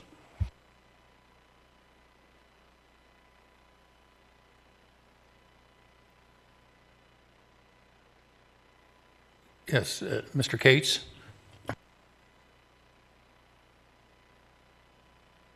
For the record, Patrick Cates, County Manager. I just want to make sure I understand the process right. So you have this website, and people are going to submit ideas to this website. Correct me if I'm wrong, but I'm assuming that is in advance of any formal granting procedures or process. This is idea generation, and then once you figure out the plan, then there would be another process for people to actually apply for awards, correct? Yes, sort of depending on what the thing is, right? So some of our nonprofit partners are submitting specific plans. They want to increase capacity by 50%, and that's going to require them to build a building, and here are the architectural plans, and they're ready to go, right? It's shovel-worthy. They just need the money. Some folks are submitting information that's a little more vague, right? I have access to healthcare issues, and I'd like to solve them, but they don't know how. That step 2 is about taking all of those ideas, the more baked, the less baked, the simple needs, and putting a plan together. And so as part of that second step, let's say you submitted and say, we need a road, it needs to be wider, and here's why, right? And we've been working with NDOT on that. Part of the second phase would be getting you and NDOT and anybody else in the room to talk about that project so it's fully understood, vetted, and we have some idea how many jobs it would create, how long it would take to get done, and what bucket of capital we could attach to it. Very good, thank you. Thank you, Mr. Chairman. Zach, the starting point is the form. Is that correct? All roads lead back to the forum, Chairman. Okay, and that form may be obtained where? NevadaRecovers.com. All spelled out. Okay.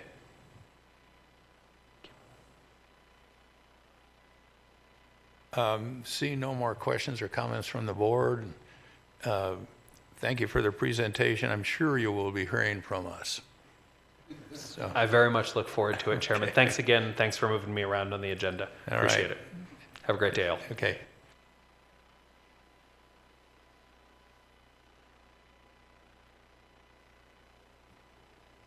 Now we will go to item number 1. For possible action, discussion to approve agreement with the state of Nevada and the cities and counties of Nevada related to the allocation of any monetary recovery from the defendants responsible for the damages incurred by Douglas County and other government entities due to the opioid crisis. For Mr. Jackson, Mr. Ritchie will present this information. Thank you. Thank you, Chairman and Commissioners. Doug Ritchie with the Douglas County District Attorney's Office. As this board is well aware, there's an opioid epidemic that has been ravaging the cities and counties of this state as well as the nation. As you may recall, back in November 2018, District Attorney Mark Jackson presented some of that information to the board and to the public, gave details regarding opioid deaths within our own county and some of the impacts that the opioid epidemic has had on our citizens. Subsequently to that, the board authorized litigation and hiring an outside firm. We have been involved in litigation, and there are thousands of lawsuits pending in state courts, federal courts, multidisciplinary litigation, as well as bankruptcy. Just to be clear, the status of those legal cases, the litigation is either ongoing, settlement negotiations have commenced, or the defendant has filed for bankruptcy protection, and the claims are being handled in federal bankruptcy court. Just two of the defendants, Purdue Pharma et al. And Malik Droit et al. Purdue, there's a $4.275 billion asset claim. Nevada's share of that is roughly 1.2%, or $51.3 million. And then for Malik and Droit, it's $1.6 billion. Again, that's roughly 1.2%. Nevada's share is 1.2% of the total, or $19 million. Under the proposed terms of a national opioid abatement trust, Nevada and its cities and counties believe the proposed settlement distribution allocation formula was defective and would particularly hurt rural counties like Douglas County. Luckily, the bankruptcy court allows states to develop their own allocation process. What is being proposed today is an agreement for an allocation methodology that the various district attorneys, city attorneys, state attorney general's office, and the various counties and cities believe is a fair and equitable way to distribute any future settlement proceeds, not only in the bankruptcy matter, but for all future settlements and opioid recoveries. This methodology is based on universally accepted methodologies that examines the cause and effect of opioids on various communities using three metrics. First, prescriptions within a county in morphine milligram equivalents, basically how many opioids were prescribed. It's 33.3%. The second factor is opioid use disorder statistics. It's on the national survey, and that's also 33.3%. And finally, unfortunately, deaths due to opioids, which is 33.3%. As the board may recall, the district attorney gave a fairly detailed report of the various deaths due to opioids over the last several years.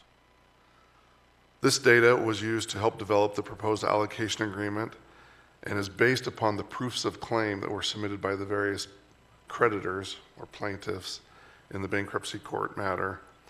Again, the damage calculations were made by the expert witnesses Douglas County and other entities have retained to submit our claims or proofs to the bankruptcy court. Just as a quick outline, any recovery, whether it's through a settlement, through a bankruptcy plan, any monies received, first any lead litigator costs would be deducted from that, basically the hard costs to bring the litigation. After that, the federal share of Medicaid claims payments would be deducted. So basically, if there were any Medicaid payments made to the individuals who suffered from opioid addiction, that would be reimbursed to the federal government, and then it would go to the state allocation. Under the model, again, this is based on proof of claims. This is actual data that has been submitted related to these damages. The state of Nevada would receive 43.86%. Local governments, including Douglas County, would receive 38.77%. And then the Nevada Medicaid match would be 17.37%. However, the 17.37%, be distributed to local governments, which would increase our share to more than 50%. It's important to note that of the state of Nevada's share, that money will be distributed to counties and cities and other eligible entities through AB 390. The state has developed its own opioid abatement program. Of the amounts that come to the local governments, 65% of the Nevada Medicaid match, that's 17.37%. Clark County will receive 65%, Washoe County will receive 14%, and the remaining entities, including the rural counties, will receive 21%. To cut to the chase on that, Douglas County share is 3.003624% of that Nevada Medicaid match. Again, it's important to note that the state of Nevada is proposing to distribute the Medicaid match it would have otherwise received to the local governments, and so the local government share will increase to 56.14%. One issue that has come up is some counties did not decide to litigate.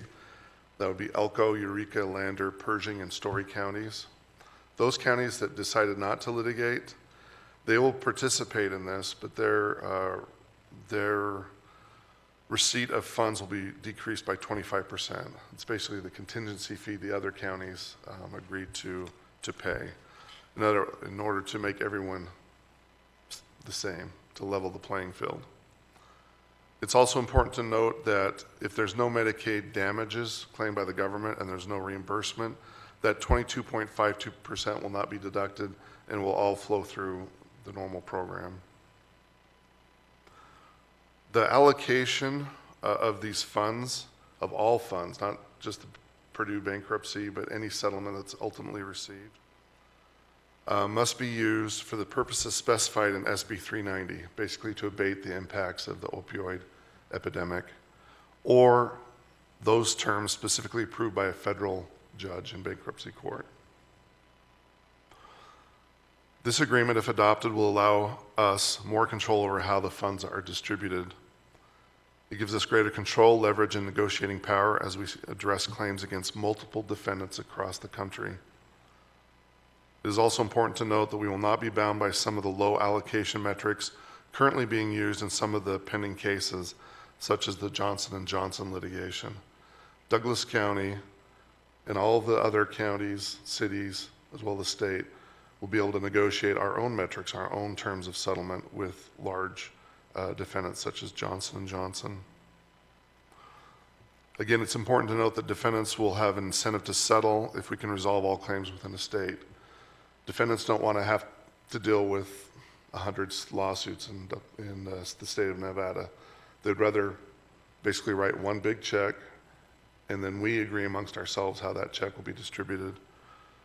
And of course, if you have any interest in finance, the present value of any dollar you receive has value. It's more likely that the defendants will be more willing to settle early on when they still have theoretically more money to distribute than later after they've settled multiple claims.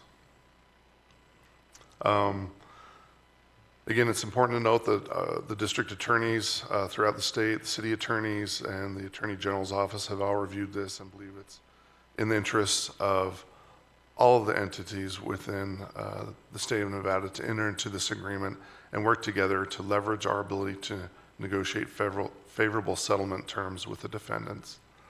And with that, I'm open for any questions.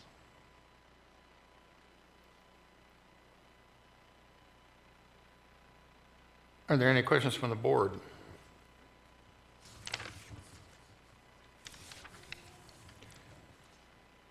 Any questions from the public?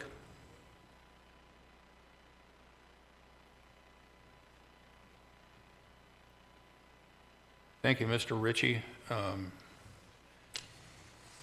It's a sad way to make money. Nothing further? We'll move on to Motion to approve the Oh, proposed this is right, allocation. it's a motion. Mr. Chair, I believe we have, this is an action item, so I Yeah. believe we have this approved for public comment. Thank you. This is open for public comment, we ask that. It's for possible action. We hear a motion. Mr. Chairman, I move that we approve the Nevada agreement on the allocation of opioid recoveries as presented and authorize the county manager to execute the agreement. I'll second the motion. Motion by Commissioner Rice, a second by Commissioner Noasad. All those in favor signify by saying aye. Aye. Aye. Any opposed? The motion carries 5-0. Thank you, Mr. Ritchie and gentlemen. Now we'll go to item number 3. For presentation only, update from the U.S. Department of Interior, Bureau of Land Management, BLM, Carson City District Office of the BLM activities in Douglas County. Mr. Colum, you have the floor.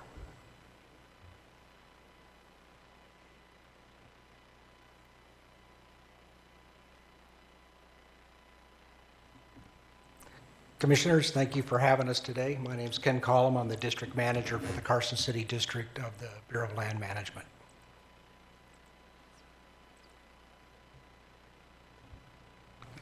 Sorry, good afternoon, everyone. This is Marina Fennell. I'm the acting field manager for the Carson City District Office.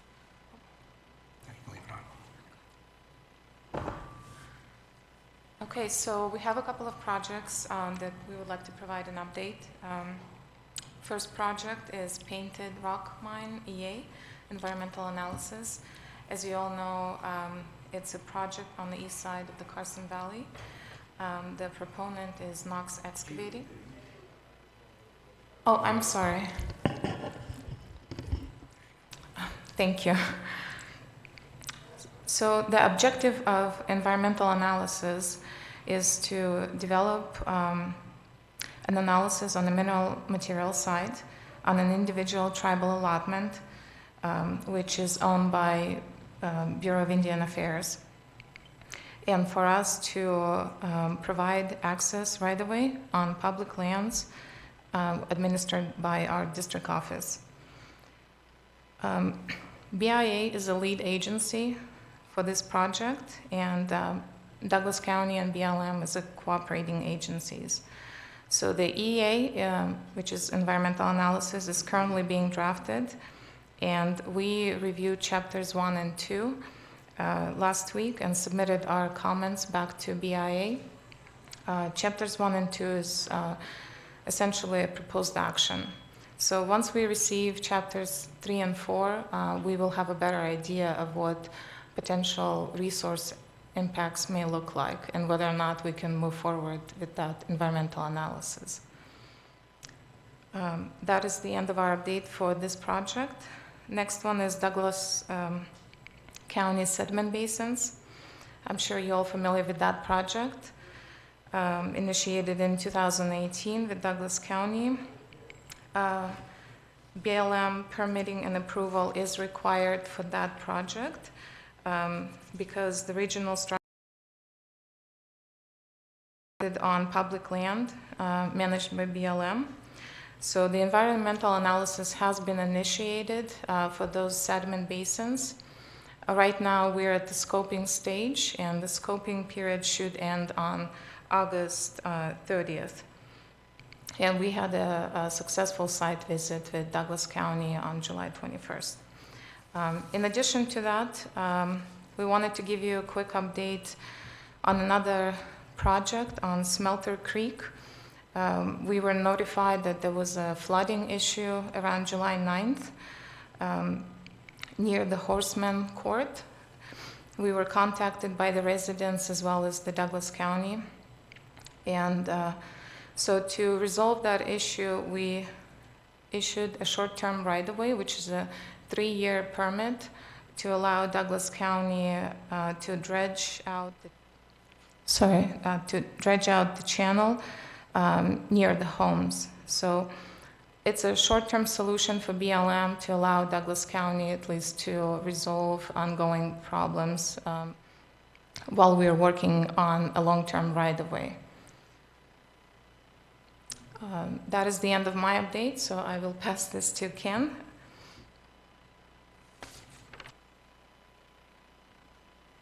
Okay, I think last time I was here, we were looking at this map, and it's our map of phased-in closures and camping restrictions for transient campers that extend their stay beyond the 14 days that the BLM allows. We implemented that, what we called Phase 1, up in North Reno and also in Mound House area, closed approximately 8,000 acres for camping. And so what we did there, we worked with the sheriff and we worked with MOST, and I believe Douglas County has a MOST unit, and just started ahead of time. We started with outreach to people, coordinated with MOST and the Sheriff Department about a month before we made those closures. And we found that most people actually packed up and left before we put the ordinance in place. So we're looking at a phase 2 of that, and you can see the green areas up on the map. That would be moving forward for Douglas County and the Johnson Lane area, then down in south of Gardnerville-Minden. And so what we want to do is just represent this to the council, the commissioners, and the sheriff, that we want to work together moving ahead, and just see if you have any comments or concerns, or just try to figure out how we can move ahead maybe by the early fall or late summer to close some of these areas to transient camping. So that's where we are right now. So we're reaching out. We'll reach out to the Sheriff's Department most, and if you have any comments or concerns, not necessarily right now, but moving ahead. Of course, we know that when we close areas, it displaces people elsewhere. So right now we're working with Lyon County on the Dayton area, and also up in North Reno again, and some of the other areas up there. So that is our proposal moving forward, so that we can go ahead and initiate that. And I have one more topic, basically, is fire outlook. I know that our report we sent you was 3 weeks old. A lot's happened since then. And it's basically playing out the way the outlook was, is that the heavy fuels up in the forest and pinyon juniper areas are obviously burning hot and fast. And the one positive we have is that our flashy fuels did not grow this year. So we're hoping that that'll carry through the summer, that we won't have a lot of continuous fuels to burn out in the desert. So that's where we are. Any questions? Any questions from the board or comments? I had a question on regards to the painted rock. Has the BLM looked at an alternative ingress and egress to the site that would take it away from the Johnson Lane residents? That would be part of Chapter 3 and 4 is alternative development. And so we look at things like, as you just said, the Johnson Lane itself, alternative routes, no action, and part of the public scoping, the intent of that is for people to offer up other alternatives we can analyze. So part of the next step of the environmental analysis is actually look at those alternatives and determine which ones will have the impacts and lesser impacts. So if I understand correctly, in the next stage of the environmental impact, you'll be looking at alternative routes? Yeah, yeah, and analyzing those for the impacts, yes, correct. Thank you. Mr. Chair. Commissioner Gardner? Thank you, Mr. McCollum. A couple questions. Number one, I see a term in here under the fire outlook. Could you define what that means? Yeah, that would be more of our annual grasses, and for us, the big one is cheatgrass. So that's our ladder fuel out in the desert, which is when we have continuous fine fuels that can go from basically sagebrush to sagebrush. And we haven't had that growth due to lack of water. Okay. Yep. Right. I've been looking out there, and I thought that's all that was remaining is cheatgrass. Right. But, yeah, and that's a valid point. There is cheatgrass, but the height of the cheatgrass and the density per square foot is extremely low. Yeah. And in regards to painted rock, I share the concern. I think it was a concern that was expressed by Mr. Turkany in regards to egress and ingress. out of the Painted Rock mine area. So my question is, you might be looking at alternative routes. Would those alternative routes include possibly requiring the applicant here, the builder, to develop a road versus using existing roads? When we develop alternative, anything's on the table. And so as Douglas County as a partner in that documentation, so those are the type of suggestions that we can analyze, yes. Okay, I think that's critical and important to those residents out there to reduce or not have the trucks. And I'm not sure how many, it was 40 or something loads a day going in and out. So not only the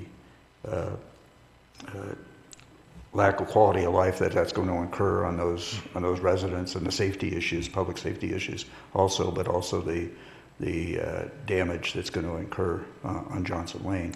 So anyways, I encourage you to look for other routes out of there other than Johnson Lane. Okay. Thank you. Noted. Any further questions? Sheriff Coverly? Thanks, Chairman. Dan Coverly for the record. Is there any plan going forward at the end of Johnson Lane with the increased OHV use in that area to develop parking or designated campsites with restrooms, that kind of thing? Within the last year, the use there, especially from out-of-state people, has just exploded, similar, I think, to what you're seeing in Washoe County. Yeah, so on the table right now, we don't have any plans, but that's part of the consideration. There's Johnson Lane, there's Wilson Canyon, there's up north of Reno and Moon Rocks.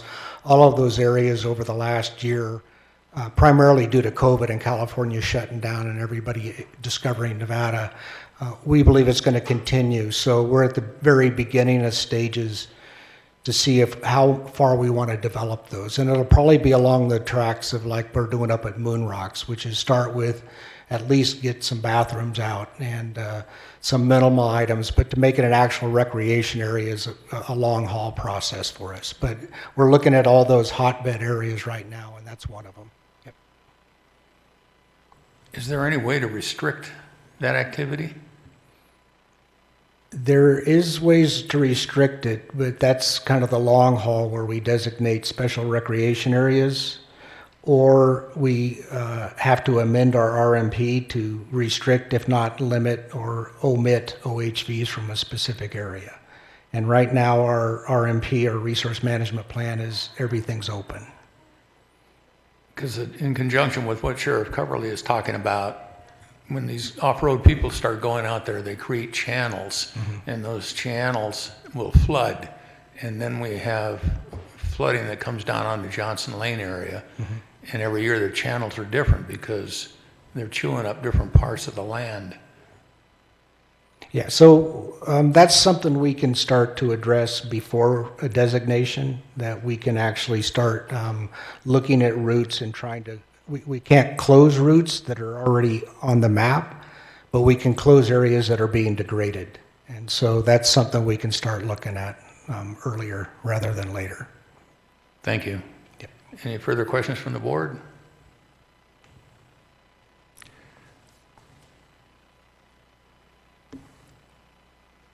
Seeing none, Mr. Colum, thank you for the presentation and bringing us up to date on what BLM is doing out there. Thank you. Thank you, Commissioners. Thank you.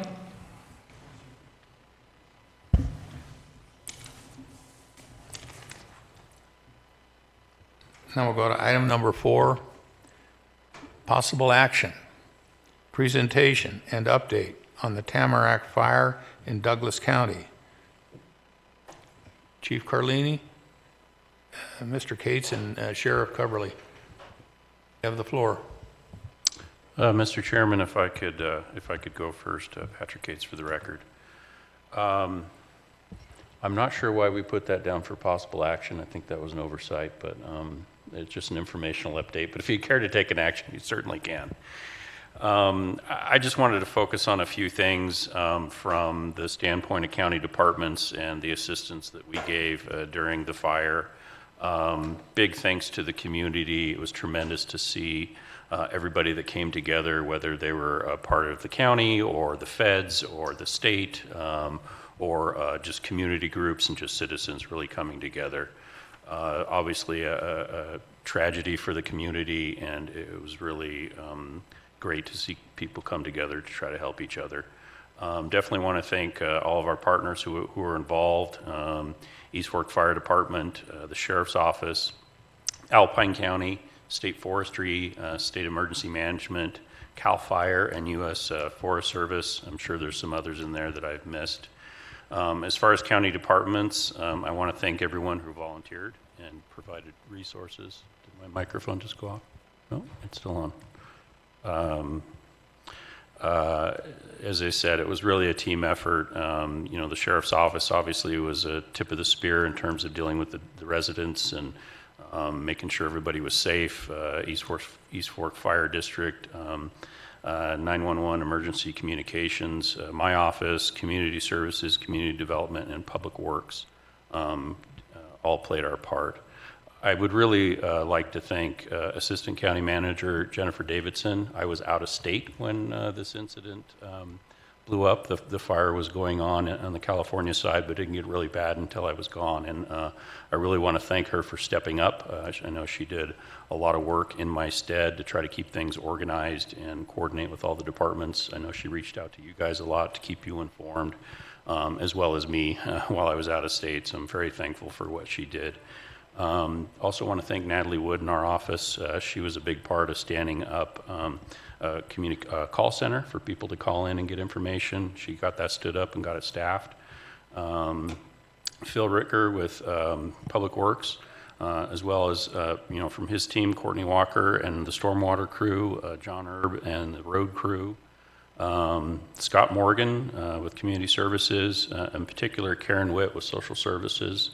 Her staff were tremendous, as well as Liz Begovich with Animal Services. I think they all played, they and their staff all played very key roles.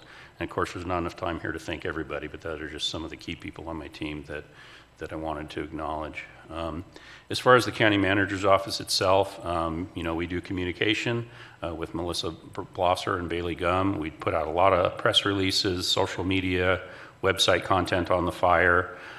Just to kind of give you an idea of the outreach that we did on Facebook alone, which is just one of the social media channels that we use. But we had we reached over 182,000 people. We had 83,000 engagements. That means people commenting on the post, that sort of thing. Over 5,000 clicks on the links that we shared. Almost 4,000 shares that people did with their friends and family. We got over 10,000 reactions. That's people, commenting on things. And we also got another 611 followers. So it just kind of gives you the impact that communication would have. And again, that's only one of our communication channels. I mentioned the call center that we stood up. Natalie did a great job with that. Got that stood up right away to help residents, to give them some resources and give them the best information that we had available. Along with East Fork, County Manager's Office notified residents to the best of our ability that had property damage and provide them with access to their property and resource information. We put together a recovery resource information for residents impacted by the fire. We even put some recovery kits together to help folks. And we also did some coordination with all the county departments, also with Lyon County, who we can't thank enough. I forgot to mention them. Lyon County really stepped up and helped us out a lot. As far as community services, they really stepped up and helped out in the community. They staffed the Douglas County Community Center in Gardnerville. That was initially set up as an evacuation site for Alpine County and then expanded to Douglas County. So they were taking evacuees between July 16th and July 26th. So 10 days of that. It was staffed around the clock, and community services staff helped the Alpine County EVAC team as well as the community emergency response team, and they served over 260 evacuees. They also provided support to the TRE Community Center, which was initially evacuation site. That was later closed due to risks and moved to the Smith Valley High School, and they staffed that as well. Karen Witt and her staff, they sent case managers to those locations to work with people and help them through that.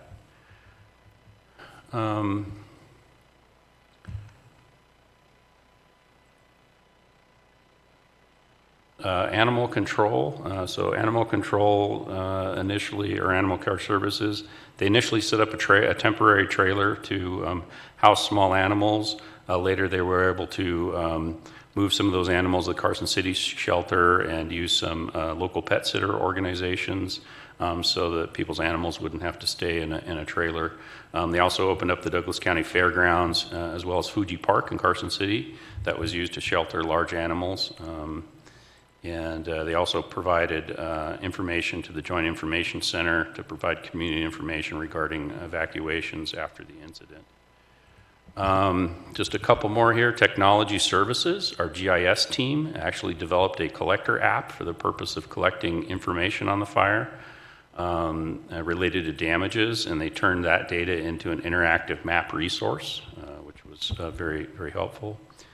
Community Development conducted damage assessments in the field after the fire, and they ensured infrastructure and residential homes were safe for residents to return after the evacuation.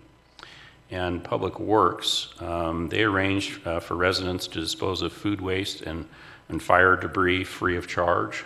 They worked that out with Douglas Disposal. And they set up sandbag areas at 2 locations in preparation for flash flooding. Luckily, we didn't have a lot of that. We did have some flooding in Fish Springs, and I know the crews were out there as late as today continuing to clean that up. And they also inspected county infrastructure, the roads and drainage around the fire to ensure they were ready for that flood. And again, just coordination with emergency management for the recovery efforts. It was just really tremendous to see people on my team come together. Really appreciate the efforts of all the pros and the public safety personnel and the firefighters that worked on this, and we're really happy to do our part. Thank you. Thank you, Mr. Cate. Chief Carlini, you have the floor. Sheriff. Sheriff? So I think I'm next. Okay. Dan Coverly. So we got involved the Monday, I believe it was the 18th or 17th, upon a request from Alpine County for assistance helping them do evacuations. And so I sent some deputies up to cover calls in the north end of their county while they had their hands full evacuating Markleyville and that. And then later that day, the Incident Command, which was a Type 2 team, I believe at that time, reached out and basically said that the fire is going and they're not stopping it. And they weren't able to fight it directly. It was just moving too fast and too hot and too much fuel. And there was the worry was that it was going to cross Highway 88 there at Woodford's and then wrap around Fredericksburg Road and then to Foothill. And that was the immediate worry. And so one of the things, and I want to thank Chief Carlini's East Fork, Chief Larry Goss was kind of the guy that I talked with most of the time, and he did a spectacular job. And so he helped us to coordinate with the incident, which mostly was in California at the time. The fire was still in California.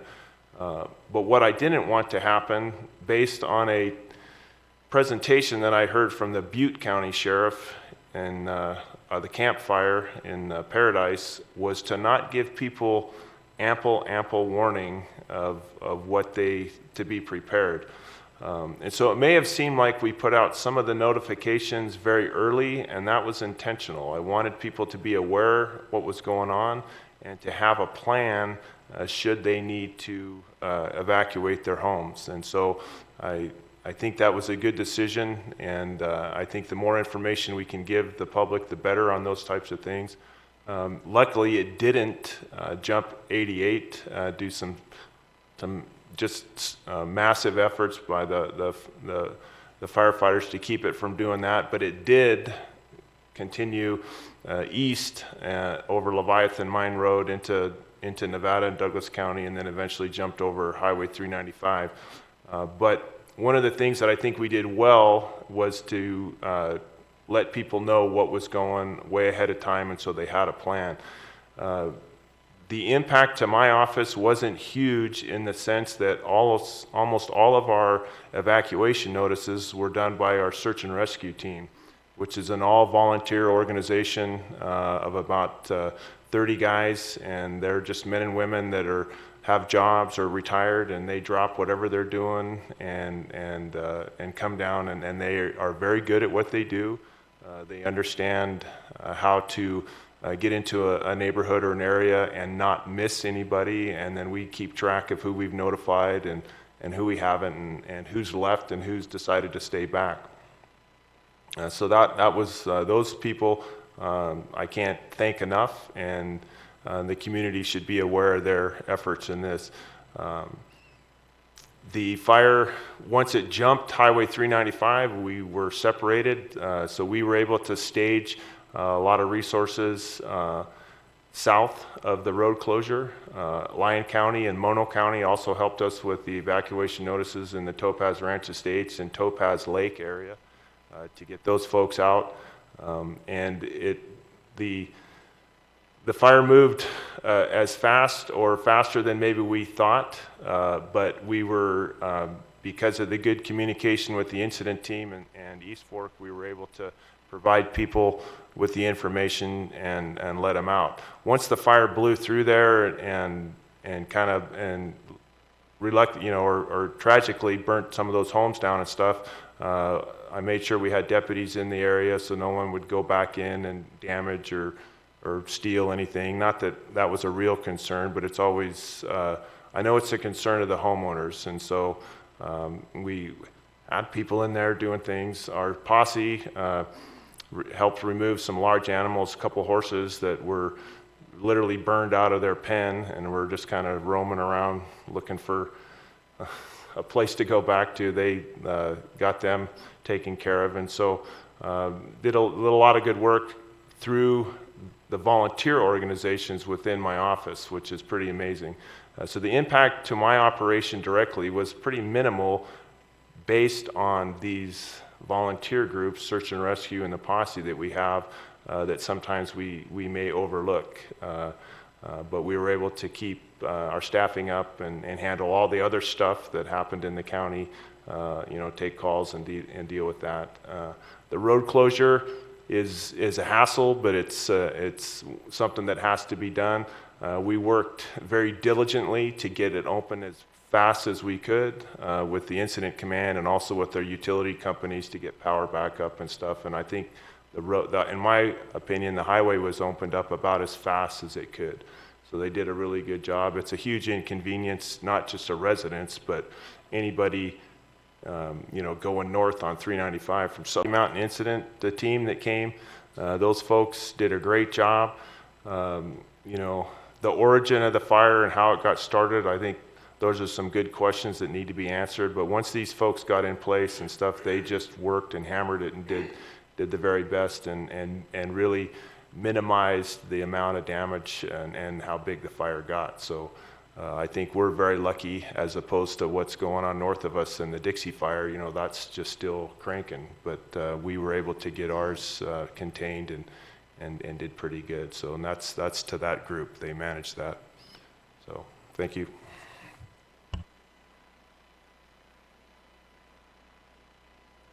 Thank you, Sheriff. Chief Carlini, you have the floor. Thank you. Todd Carlini, District Chief, East Fork Fire District, and also Emergency Manager. I was wearing a couple of hats during this event. Our involvement actually started on July 16th with mutual aid to Alpine County. And that following day, on the 17th, we assembled some of my staff, and we started anticipating what was going to happen. You know, I've lived this fire before, not necessarily in the same area, but a fire that did start in Indian Creek and eventually made its way to 395 and crossed there around China Springs and jumped into the Ruhenstroth community. And that was, you know, kind of a lesson for me, at least, in terms of what a fire can do. So with that in mind, you know, Sheriff Coverly covered a lot of I guess the timeline with things in terms of the different types of teams that came in. Most of the time, these fires, they do start out with you know, an incremental buildup. This one built up rather quickly in terms of the capacity that was going to be necessary to make a good effort on this fire. Normally, we don't very seldom see a Type 1 team come into our events here. Some Type 2 teams will do it out of the Great Basin, but very rare. It's very rare that we'll have a Type 1 team. I've got to agree with the sheriff. The Type 1 team from the Rocky Mountain region, most of those folks were from Colorado. There's some Idaho, South Dakota. They assembled. They got together here rather quickly. One of the things that we did early on as a fire protection district is we signed a delegation of authority. We signed 2 of those. We signed one with the Type 2 team, the Great Basin, one of the Great Basin teams. But the more important one was signing the delegation with the Type 1 team. And what that did for us and for this fire was we were able at that point to make sure we could capture the resources that were already here. It becomes a very complicated process in obtaining resources, especially when you have other events going on, when there's other fires going on. So rather than bifurcating this incident into a California and a Nevada incident, we opted to, by signing the delegation, maintain it as one incident between the 2 states, which allowed that team to go ahead and retain those resources that were already here on behalf of fighting the fire in California. And that made a tremendous difference on Tuesday and Wednesday of the following week, when that fire finally did decide to cross the state line and come into Nevada. And it did so with a vengeance. That fire was an angry fire. We saw fire behavior, quite honestly, that I haven't seen in a long time. And I've been doing this for quite a while. So we were able to, I think, to the best of our ability, protect quite a few structures and neighborhoods. You know, one of the things that, you know, those of us in the fire business, when you have fires like this, one thing we don't like to do, and that's to lose homes. That we take it personal. It's a difficult situation for us. And sadly, we did. We lost 10 primary structures, and I don't think, you know, we should lose sight of that. You know, those folks, you know, suffered loss. And I talked to the majority of them, along with Jennifer Davidson. She and I sat in her office and made those difficult phone calls. You know, social media, what it is, the majority of them knew. But I was remarkably surprised at the resiliency that those folks showed in talking to them. In a couple of cases, they almost were there comforting Jennifer and I, you know, knowing that we had to have that discussion with them. And I think that's one of the things across the board, I think, in Douglas County, and I think in a lot of our rural counties, is resiliency. And, you know, as Mr. Cates talked about, people stepping up. I'm very impressed with that list that you read off. I knew they were there, but I haven't heard it in a list like that.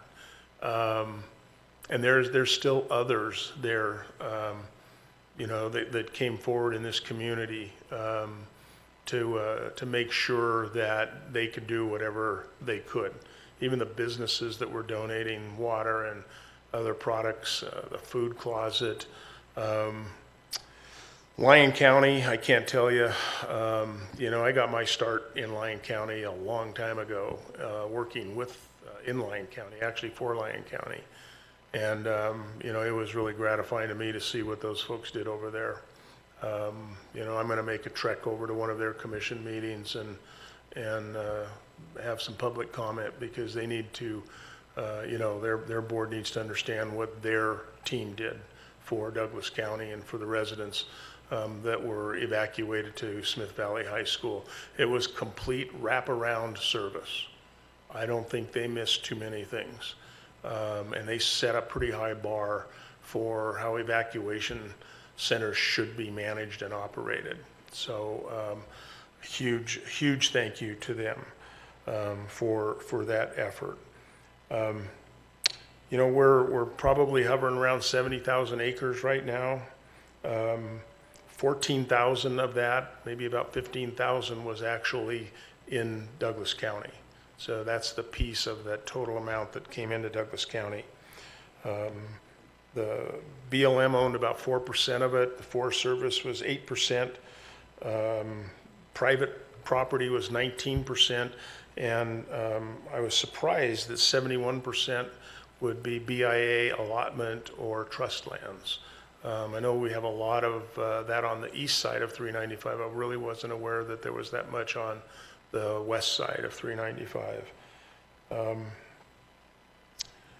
We had just right under 1,700 people at the peak of the fire working in different capacities.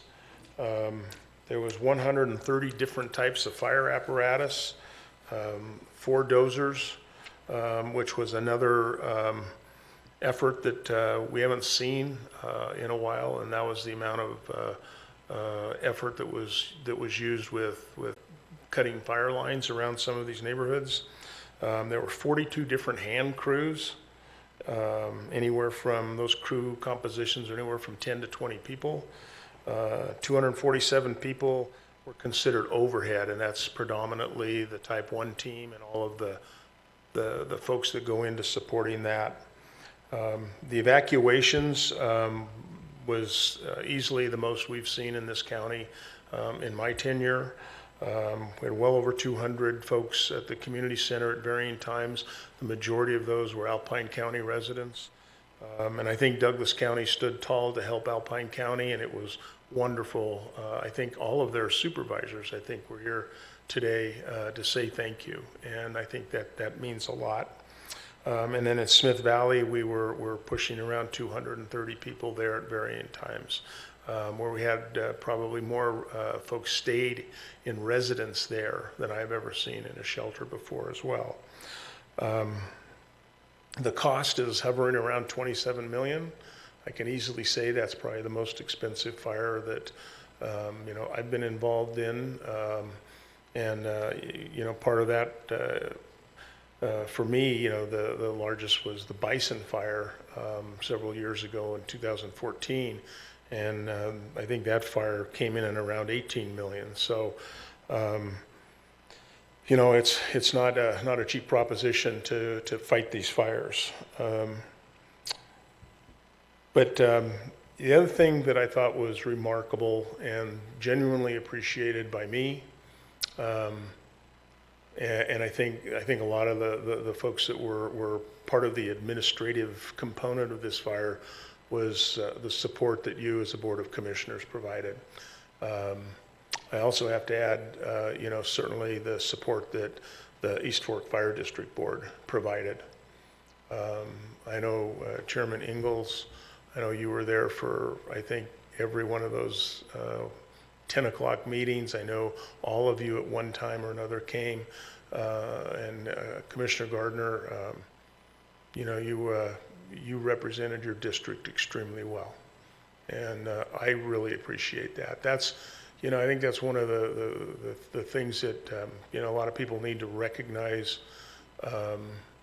you know, you know, this isn't just a, you know, for an elected official, you know, you're showing up to meeting and voting on things. And I mean, when it comes time for something like this, you know, we get to see another side of all of you. And I appreciate that. And I know in my case, your counterpart in terms of the district was Director Curtis for that same area. You guys share that. And I know he was just as committed and focused on what was going on in his district. And that's important, and I know the people recognize that and appreciate it. I've had numerous people that I've talked to from that area out there talk about that. So I wanted to make sure that got on record. Moving forward, I think, you know, that fire's still out there. It's, I think, about 83% contained right now. There's about 400 people working on it. They've relocated to the Douglas County Fairgrounds, and they're continuing to, you know, address, you know, the issues that fire can pose.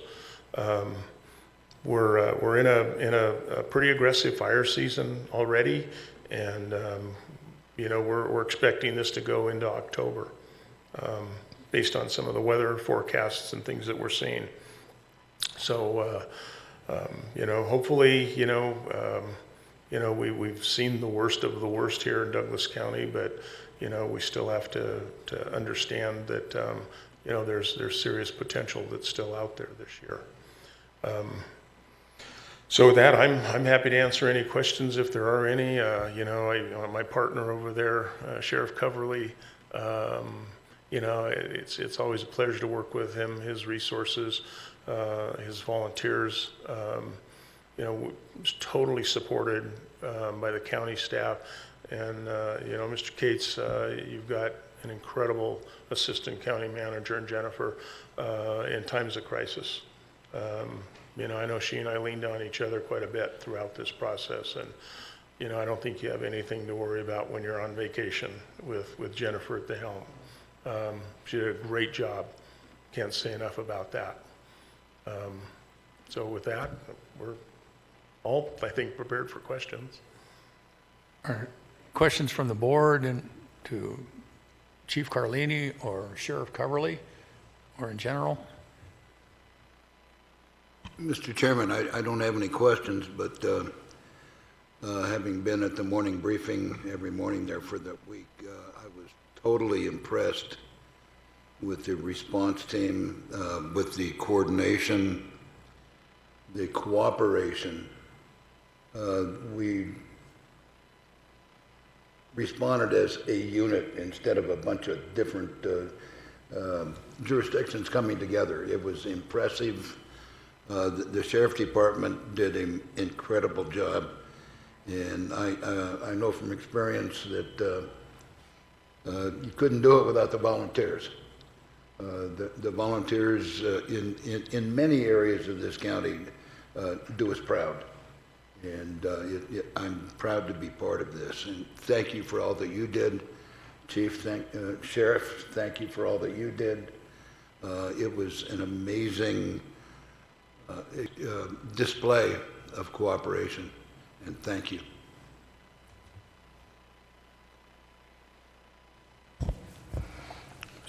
Mr. Gardner. Thank you, Mr. Chair.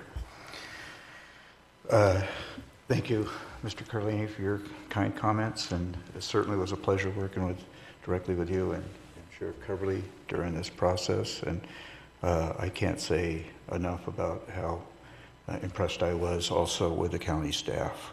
Just absolutely incredible. One of the things, and probably the most thing I love about this county, is the sense of community and neighbors helping neighbors. And that occurred with Alpine County and ourselves, and then with ourselves in Lyon County. And then all of the people that unselfishly reached out to assist in the process. And so that can't be underscored enough. It was just absolutely incredible. this fire, and as you know, when we visited, there was no rhyme or reason to what happened.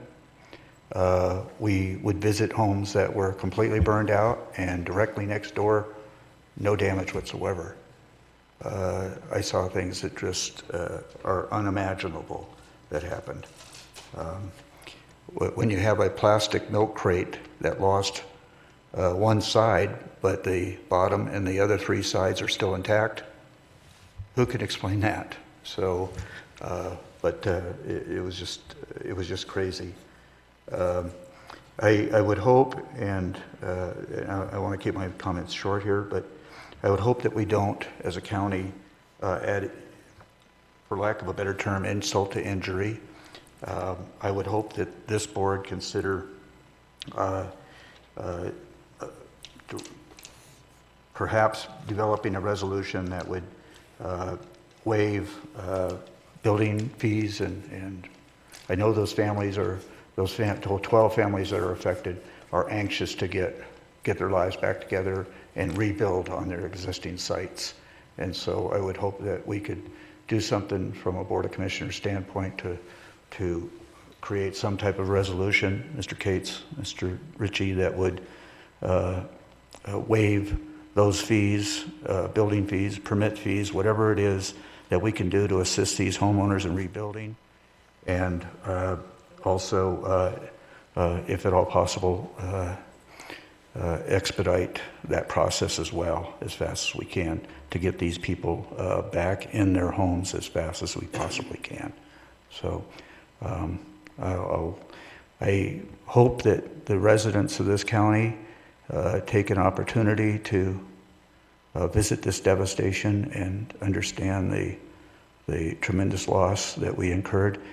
And I can't underscore enough, once again, the incredible fact that we lost no human life in this process.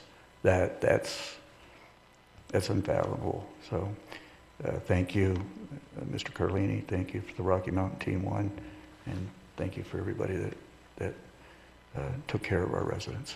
Thank you.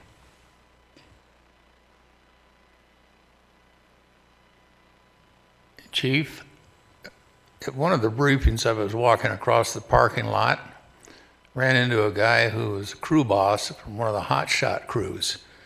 And he said, fighting a fire here is sure nice. I said, what makes you say that? He said, my crew got invited over to the swim center. And they all got to go over there and take a cooling dip before they went and had chow. Pretty amazing. So it was just a sidebar that some of the little things that happen. Thank you. And thank all of you. I mean, it's just staggering that virtually the whole county was watching all of this, and some involved directly, but everybody was involved indirectly. And I don't think there was a soul in the county that didn't know what was going on, and they were just looking for more information, and you guys provided it. So good work. Hats off to you guys. Thank you.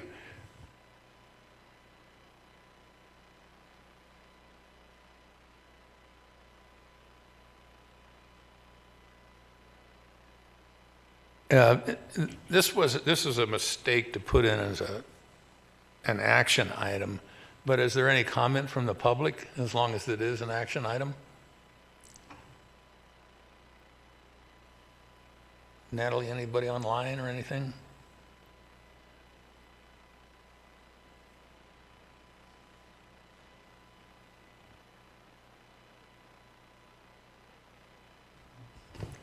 Natalie Wood, for the record, we do have 2 participants with their hands raised. Let me see if they do have public comment on this item. Natalie Yanish.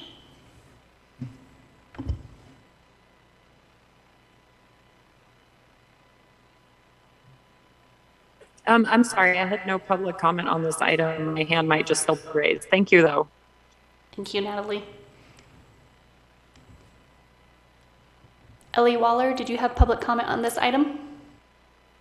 Yes, I just want to add, since we have the opportunity, to thank the commissioners for thanking everybody for all the hard work. And all the enforcement agencies that had to come out and put their lives on the line as well as everybody else. We all appreciate it from the public. I'm happy that I got to take the opportunity to say so. Thank you. And then I have one caller that I'll check with.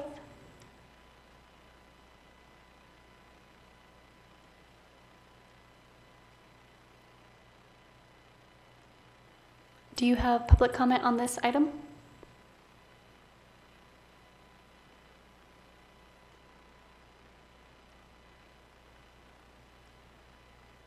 Okay, no response. That's it.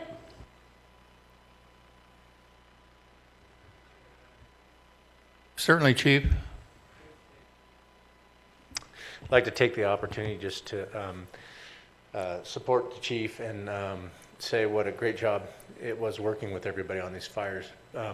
One of the important things or takeaways is the importance of having good code guidance, and we've been working with the county for some time, and I hope the commissioners at some point will look at adopting the wildland urban interface code for the county. It's really an important component to keeping lives safe and saving property, and that's that preparation, and that's that ability for the code to support that type of environment so that we can survive these fires. So we do have the wildland urban interface code in Tahoe, but it doesn't extend down to the valley. So I just wanted to point that out to commissioners and support the chief as well. Thank you. Good point and certainly timely. Any other comments online from the audience? Board? Well, thank you, gentlemen. That was a very informative presentation and getting more insight as to the magnitude of what we all just experienced. I'm sure it will go down in the annals of Douglas County history, and it'll sure go down in our memories. No question about it. Recent arrivals and old arrivals. This was quite a fire. All right, gentlemen. Moving on. Number 5. For possible action, discussion to approve the appointment of a member of the Genoa Historic District Committee to fill a vacancy due to the resignation of a member in accordance with the County Code 18.02.040 and NRS 245.170. The appointee will serve the remaining unexpired term of August 2021 through December 31, 2021. Mr. Cates, you have the floor. Thank you, Mr. Chairman. Becky Pappenfort was a member of the Genoa Historic District Committee, and she resigned, leaving about 6 months left on her 2-year term. We went out and solicited for applicants to replace her. We posted it on the county's website, in the Record Courier, and on social media. We received one application as part of that recruitment effort, Maggie Tracy. Her application is included in your packet. I know my staff reached out to Ms. Tracy to ask her to attend today, and I don't believe they were able to make contact with her to confirm her attendance, so I don't believe she's here unless maybe she's logged into Zoom. But you do have the application, and it's only one applicant for one position. So with that, I turn it back over to you, Mr. Chairman. Thank you, Mr. Cates. Well, the action will be to appoint, what was the surname? Maggie Tracy, for the interim position. And do we have a motion? Mr. Chairman, I would like to move that we appoint Margaret Tracy to be correct, to the Genoa Historic District Committee for the unexpired term of Becky Pappenfort from August 2021 through December 31st, 2021, as presented. I'll second it. We have a motion by Commissioner Rice, a second by Commissioner Tarkanian. This is open for public comment. Seeing none, we'll bring it back to the board. Any further comment? Okay, we'll take it to the vote. Oh, Commissioner Gardner, do you have a comment? No, I was anticipating the vote. All right. All those in favor signify by saying aye. Aye. All opposed? The motion carries 5-0. Thank you, gentlemen. Okay, we're going to take a break. Pursuant to, okay, let's be back at 3:15. Thank you. Or 4:14, I got it wrong. Recording stopped.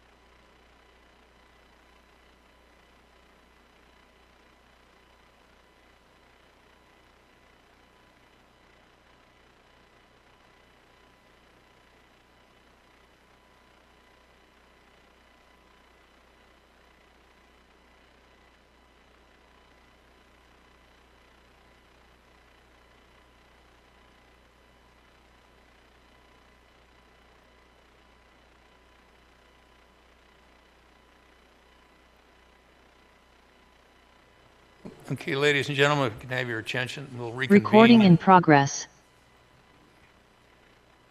Okay, this will be item number 6. For possible action, presentation and discussion by the Community Development Department on a proposed reorganization and update of Title 20, the Consolidated Development Code. The future change will include a comprehensive update of all sections of the Development Code and will reorganize and continue combined sections of similar topics. Mr. Dallaire, you have the floor. Thank you, Chairman Ingalls. This is Tom Dallaire, Community Development. For the record, I have with me Sam Booth, the Deputy Director for Community Development, and Lorenzo Mestino, our planning senior planner. Yeah, senior planner. Sorry, Lorenzo. It's been a long week. So we are here. We've heard some from you guys in prior meetings in this year that you wanted us to bring back, a plan at least to update our code, update Title 20, and this is a presentation with that plan. And as you can read in the background, this code that we are currently using was established in 1996. I think there's over 130 actual sections of code, and we're wanting to streamline it and format it into a more user-friendly model, and this is the proposal to do that. We're really looking for some direction from the board on what your expectations are on the really the format right now, and then in specific content. If you have ideas, we'll take those as well. But we do have a laundry list of things that we need to clean up and that we need to modify for, just so it makes our job way more efficient and easier to navigate this code with the public. I get calls pretty much on a monthly basis and sometimes a weekly basis from realtors that are having a hard time navigating our tables in the zoning ordinances, and this is what we're trying to resolve, are these issues, so that they don't have to call staff and have us explain how the table works. So with that, I'd like to turn over the time to Lorenzo, and he'll proceed with the presentation. Thank you.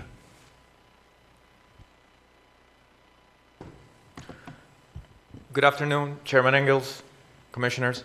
Lorenzo Mestino, Senior Planner with Douglas County Planning, for the record.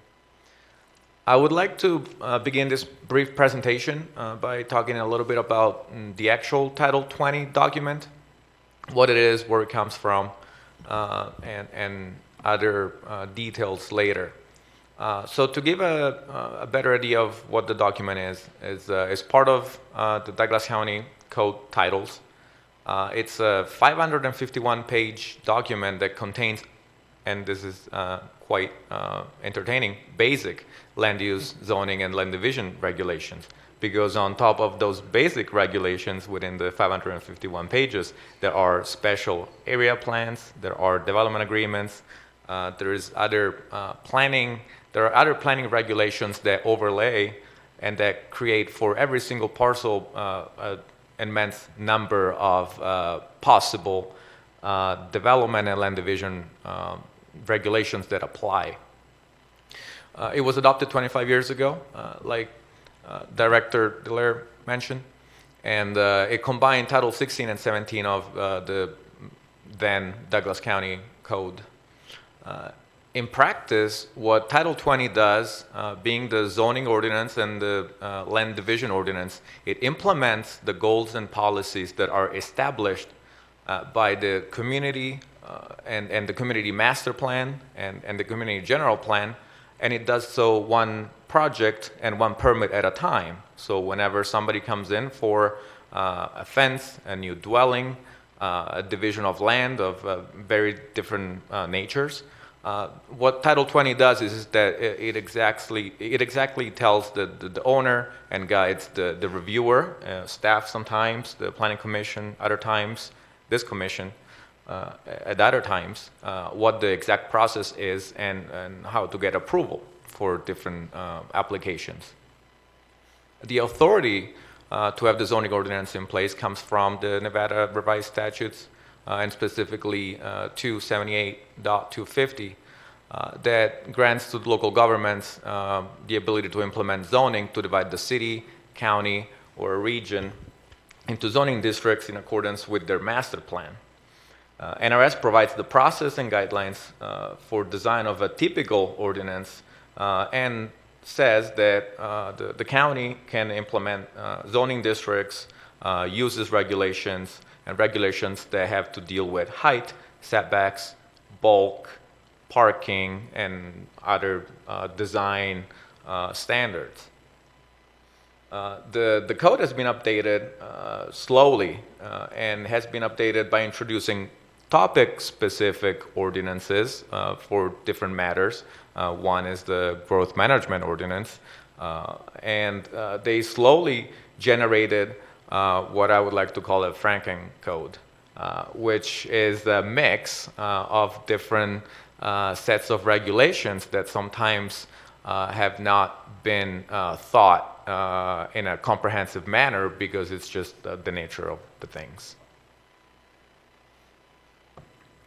Now would like to talk briefly about development codes in general and what they do. And I'm just going to touch very briefly on this. The difference between development codes of various jurisdictions such as Douglas County or Washoe County or Reno is that they are very specific to the community. Every jurisdiction has their own zoning code and the standards vary a lot. That's why planners working in a jurisdiction, they need to learn the very specificities of the different communities and neighborhoods because the zoning regulations apply only to that. Other codes like building code, fire code, those regulations are mostly the same nationwide unless there are specific amendments which are minor in nature. The development codes obviously establish different processes. Some are administrative, some are public hearings. And another important part that we'll see later why that is important is that although the commissioners, the commissioners, the planning commission, and staff uses the code as part of the development process, the ultimate users are our residents. Whenever somebody needs to do work or they need to develop land, they are the ones that have to engage with the code. They ask us how they can use their land, make a viable use of their land, and then we have to explain the processes, explain the regulations, and this is sometimes hard to do with an outdated code that sometimes seems confusing even to us professionals and to people that work with it every day. Imagine only once if you need to do something of a specific nature. And this is to say also that the proper format and the maintenance, continuous maintenance of a code through various updates is as important as the intent behind and the substance of the actual rules and regulations. Because if those rules and regulations are not easy to understand and work well together as a whole, then although the regulations themselves might be very well weighted and very well thought of, then the outcome is not very user-friendly and it's not easy to be applicable to the specific cases. And I inserted this picture because, again, the maintenance of a code is just like a car. You need to take care of it, you need to update it, you need to make sure that everything works well, and the different references, as it's common, they keep being taken care of. There are, staff did and when I say staff, I mean dozens and dozens of people that use the code every day. I am only one of them. We have been looking at the code for a while. We have several redlined versions of it, and we identified different problems with it. Some of them, you can see them on the slide. A big one is that it needs, the needs and opportunities that we have today are different than the ones that we had in 1996. And although some sections have been updated since then, that was not done in a comprehensive manner. Also, some of the needs for the update come from state and federal laws that have been updated, but sometimes the update wasn't carried through in our local code.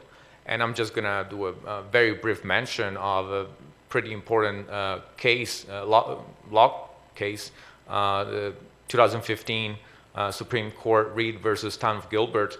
That was a very important signage court law case that wasn't, for example, after that, many jurisdictions started updating their sign code to make it compliant.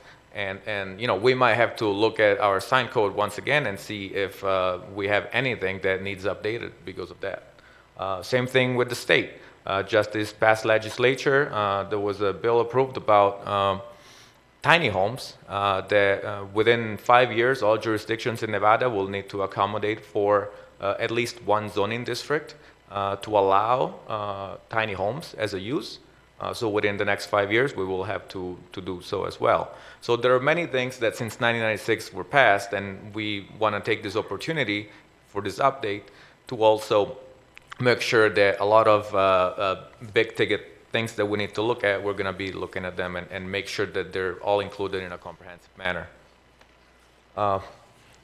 Other issues with the code or that is very hard to use, as I already mentioned, even for professionals, and that we have also had new documents that are from within the county, such as the new town's guidelines for both Minden and Garnerville, as well as a new master plan or a new TRPA code that were approved not long ago.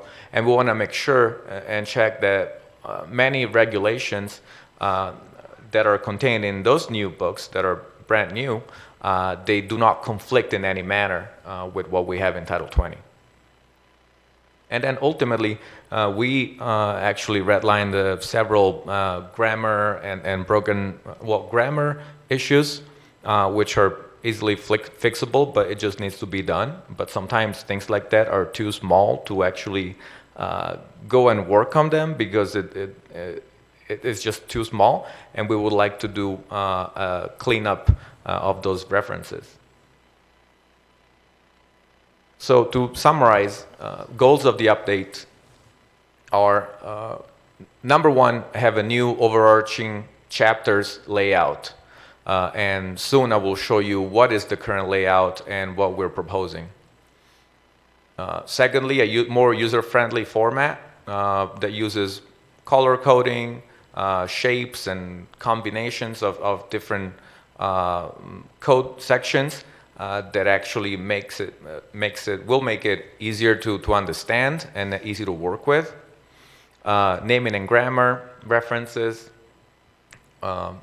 ensure proper numbering according to the following format that you can read up there. It's 20 and then several numbers and letters, but we noticed inconsistencies within the code itself, and that is just something that needs to be updated.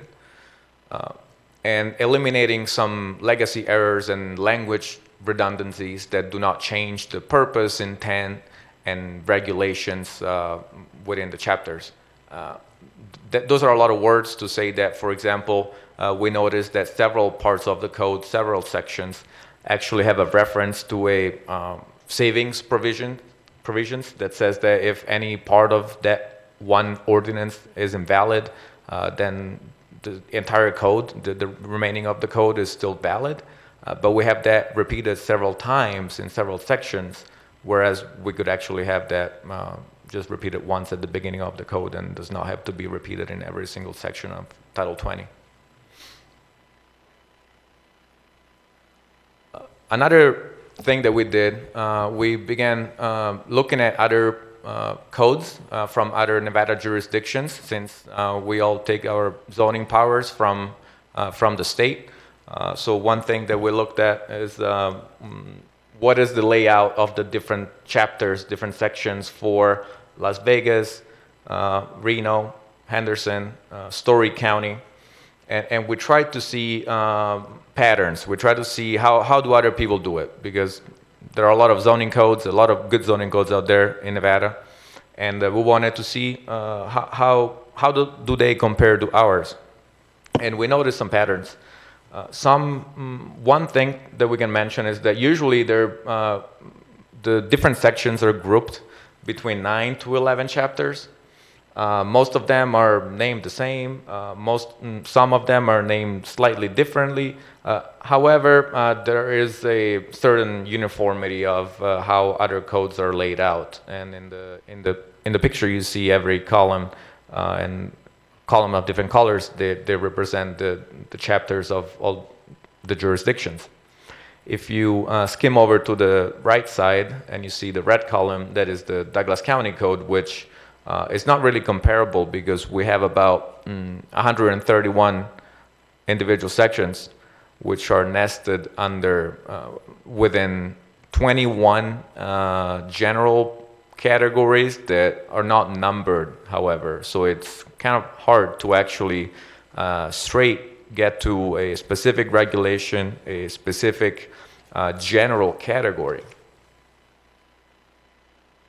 So what we would like to do is update the outline so we have a total of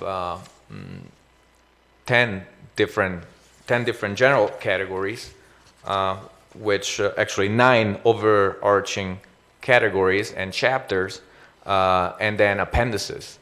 And then many of the sections would be nested within those 9 overarching chapters. And this is the outline that you see in the slide.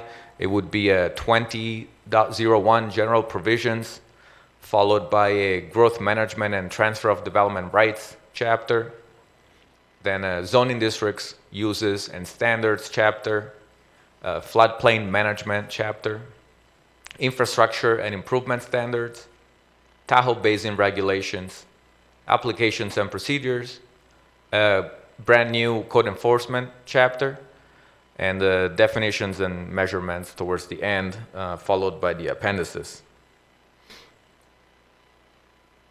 If we compare, this is we call this a crosswalk graphic. On the left, you can see the current layout. Those are the 21 general categories that we currently have in Title 20 that I was mentioning earlier. And then on the right, we have the proposed layout. We're not coming up with new regulation categories that do not exist or just do not apply. Substantially, you can see where everything that we currently have, where it would be located in the proposed layout. Many things would be nested under these general categories, making it easily navigable for staff, the public. And you can notice if you start reading within the graphic and comparing some of the names of the current and proposed layout, that some titles are fairly similar. It's just that there's a lot of grouping going on and just mental cleanup and order that follows the order that we just saw two slides earlier. That is carried on by other jurisdictions in the state. And please, I didn't mention this, but feel free to stop me if you have, if you would like me to provide an answer on a specific slide. This is a slide where I'm comparing what we currently have, which is again on the left side, with what we're proposing to create. Again, this slide is titled "The Importance of a User-Friendly Code," because you can see immediately how there are several elements just in the design of Title 20 that could be improved. On the right side, you have all of the current zoning districts that we have, but they would be color-coded with the green telling you that they're the ag zoning districts, and the forest and range ones, which we call the resource zoning districts. Then they would be followed by yellowish residential districts, and then with the red columns, there would be the commercial and industrial districts. Lorenzo, could I Yes. ask you a quick question? So you're working to get it more intuitive than right now. It's pretty tough to wade through all of it. Yes, that is correct, Okay, Chairman. thank you. And again, there are several elements, and we would be able to incorporating some of the elements to actually decrease even the amount of pages that the land use tables would need, from 32 current pages to 12, which again, it might seem little, but fixing a lot of inconsistencies and cutting 20 pages that don't need to be there through the 551 will end up with a very better product, in my opinion, and in our opinion, that is better for everyone. Another thing that we could do is improve our graphics.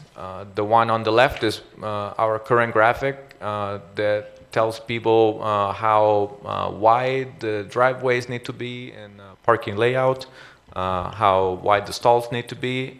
On the right side is a graphic from Reno's zoning code that is showing what is the parking area landscaping requirement and their driveway width. And as you can see, there is quite a substantial difference just in the feel and just in the design of the code itself that can actually help the overall product. And now I would actually ask Director Dallaire to see if he wants to mention another important thing, which is where does the code live? And how do people today have access to the code, and what the future plans could be for the county? Yeah, thank you, Lorenzo. So we have been doing some research, and we've found that MuniCode, which is a subscription service that we would need to get into a contract with, it costs about $1,200 a year. And if we make any changes after it's been established, it would be an additional $20 per page for updating. So if we had some modifications to the code after it was developed, then let's say it was 10 pages, it would expend $200, in having that updated, and they would update it on the website. MuniCode is a national a company that has posted codes across the United States, and there are a number of entities in Nevada that have that are utilizing MuniCode. And what we've found in northern Nevada, that everybody like Carson City, north of Douglas County and east, is actually using MuniCode with the exception of Douglas County. So we are grateful to the District Attorney's Office for hosting our code. That has been I guess, a conversation topic for years between them and community development, but they would still be in responsible charge of the code, and this code would then house in MuniCode's system. And we'd be working on a project. We've presented this to the District Attorney's Office, this plan, this organization, and they were pretty excited about us taking this on and getting it cleaned up. It's well overdue. And I don't know if Deputy DA Ritchie has anything else to add, but basically MuniCodes would host our code site, and with the realtors in the area and with a lot of the contractors having to utilize our code, they're familiar with that platform and search capabilities, and then also with the subscription service, MuniCode would allow us to have access to their database of code, so we could actually search nationally codes on a specific topic and get a bunch of ideas that we can implement here in Douglas County. So, which would help staff and doing research and make modifications to the current code that we have. So, so this is something we'll bring back to the board, but this is where we're looking at housing our code is in this platform. Thank you.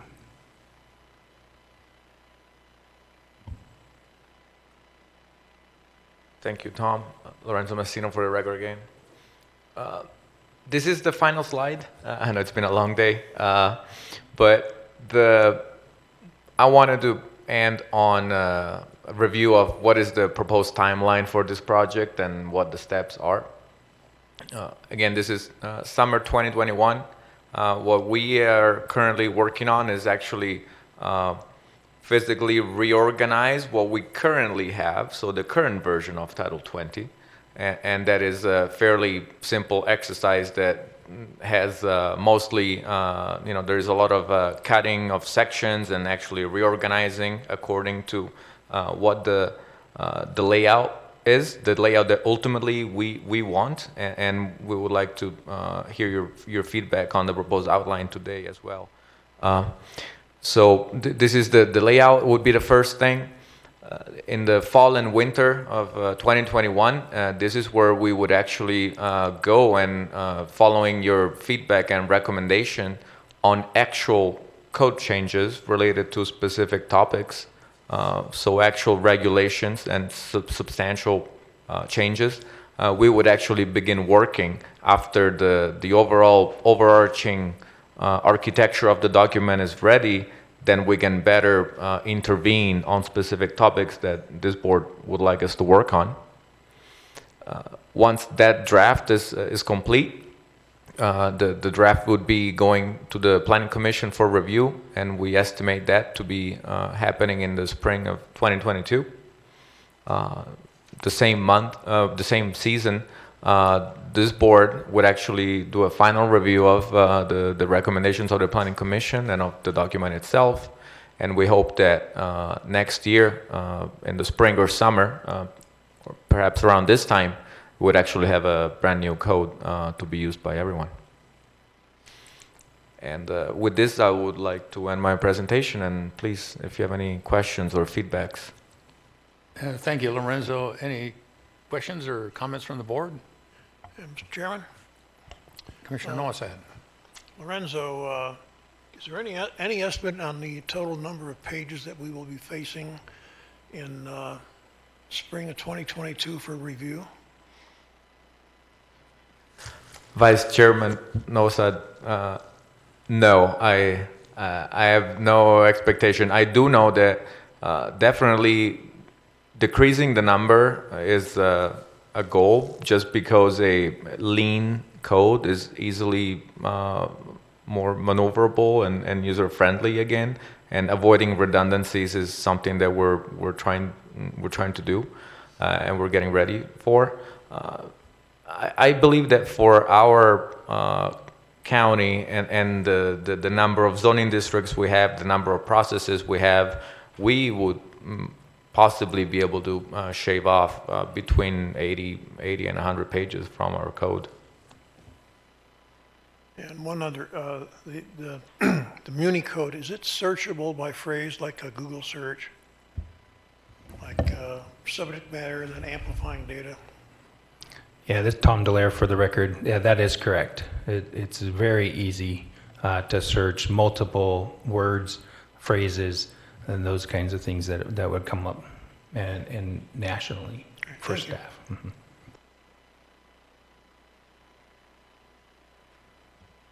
Gentlemen, this is excellent and sorely needed. This thing has been neglected over the years. And another thought to pass on to you, and I think you're already doing it, if you see something that's really good, plagiarize it. Let's use it. So, I mean, don't need to reinvent the wheel, but good work. This is going to give you guys the direction and everybody in the community the direction. So it's well understood what a monumental task you're dealing with, but sorely needed. So we'd like to open this up for the public. Would the public like to make any comment?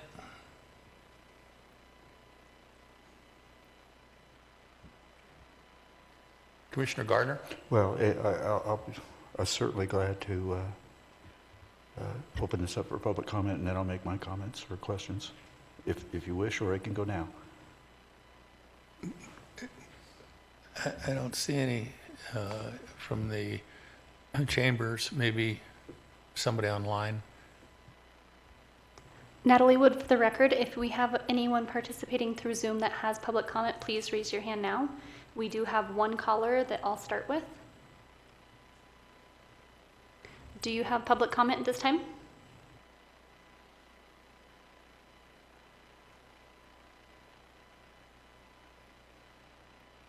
Okay, no response, and then no one raised their hand, so no Zoom public comment. Commissioner Gardner? Thank you, Mr. Chair. Mr. Mastino, I really appreciate, and Planning Department, I really appreciate this, and it looks like a great start. You call it the Franken Code. I call it the Frankenstein Code because it's been put together in multiple parts over a number, obviously 25 years. So I think that maybe is a more appropriate comment to add.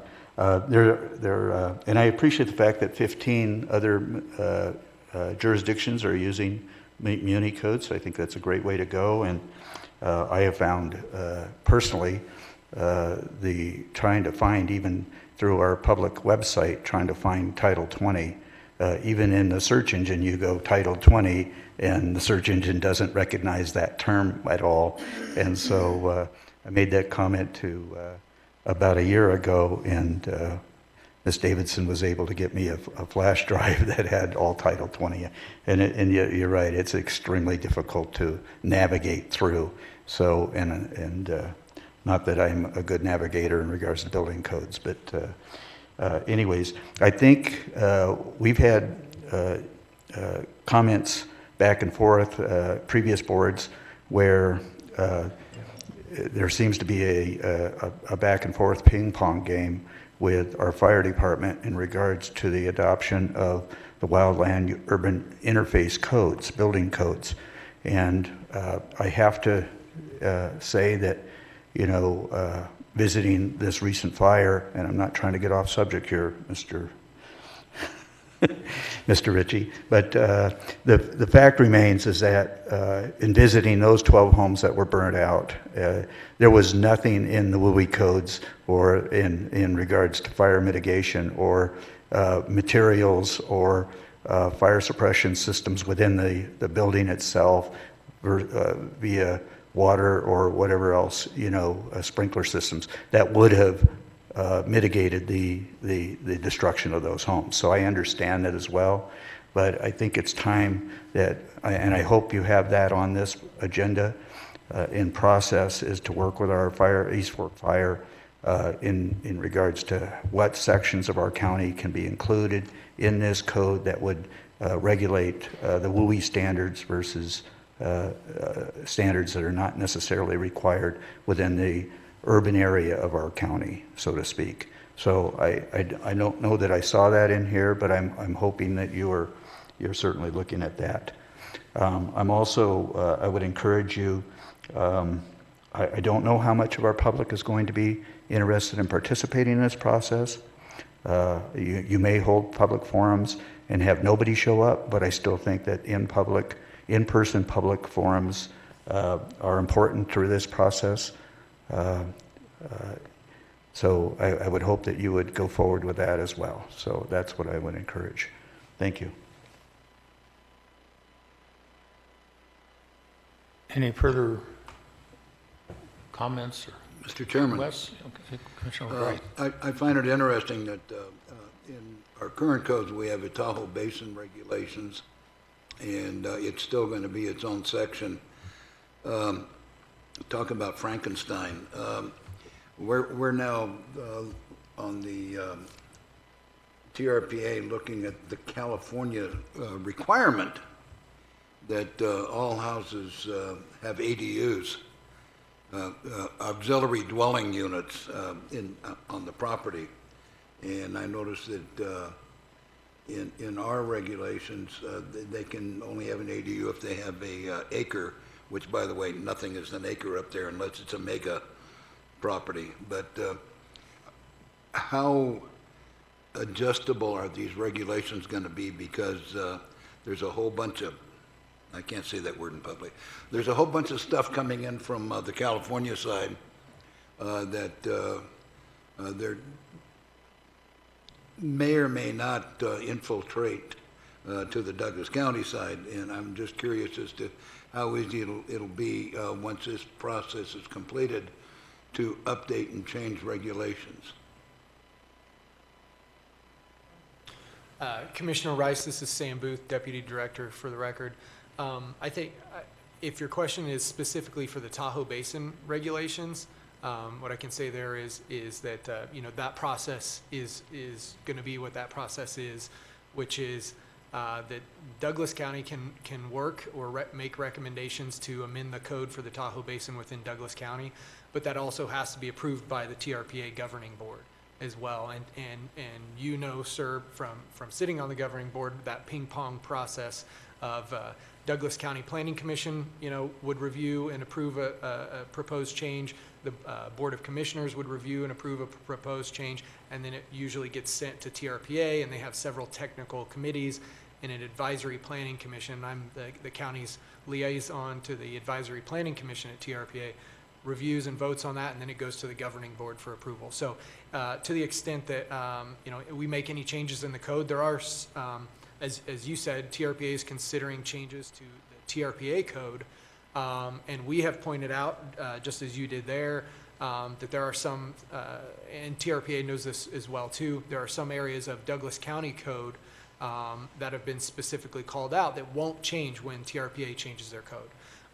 And so I believe it's totally, acceptable and appropriate that the commission will review those and debate whether or not we should amend our code.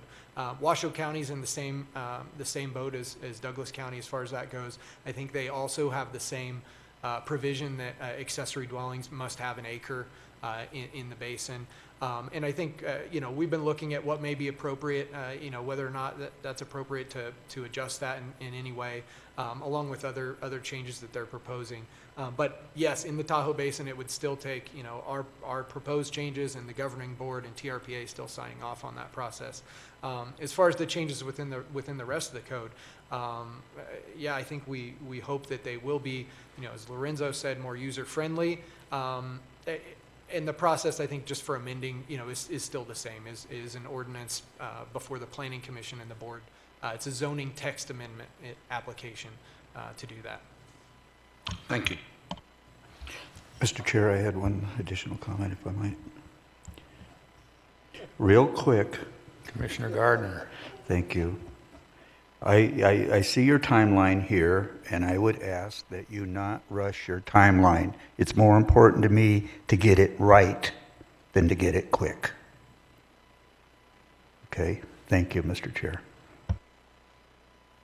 In the past boards, there's been discussions about the buoy, and that's for another time. This discussion is germane to what is currently being updated and the effort that's being put forth to make it more user-friendly and intuitive. So we appreciate you giving us an update.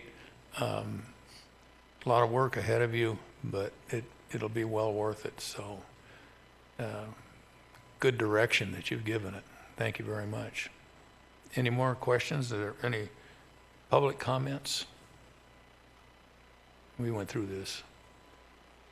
All right, this is for an action. This is an action item.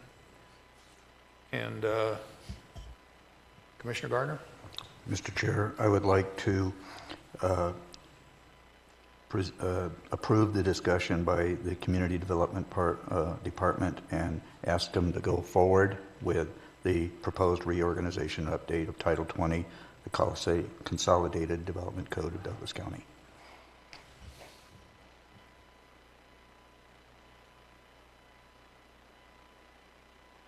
Second.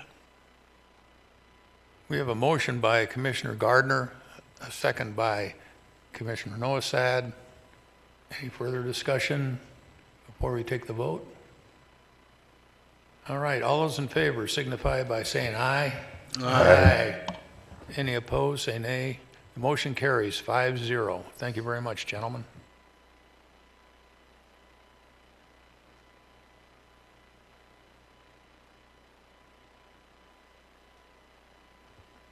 Okay, item number 7, for possible action.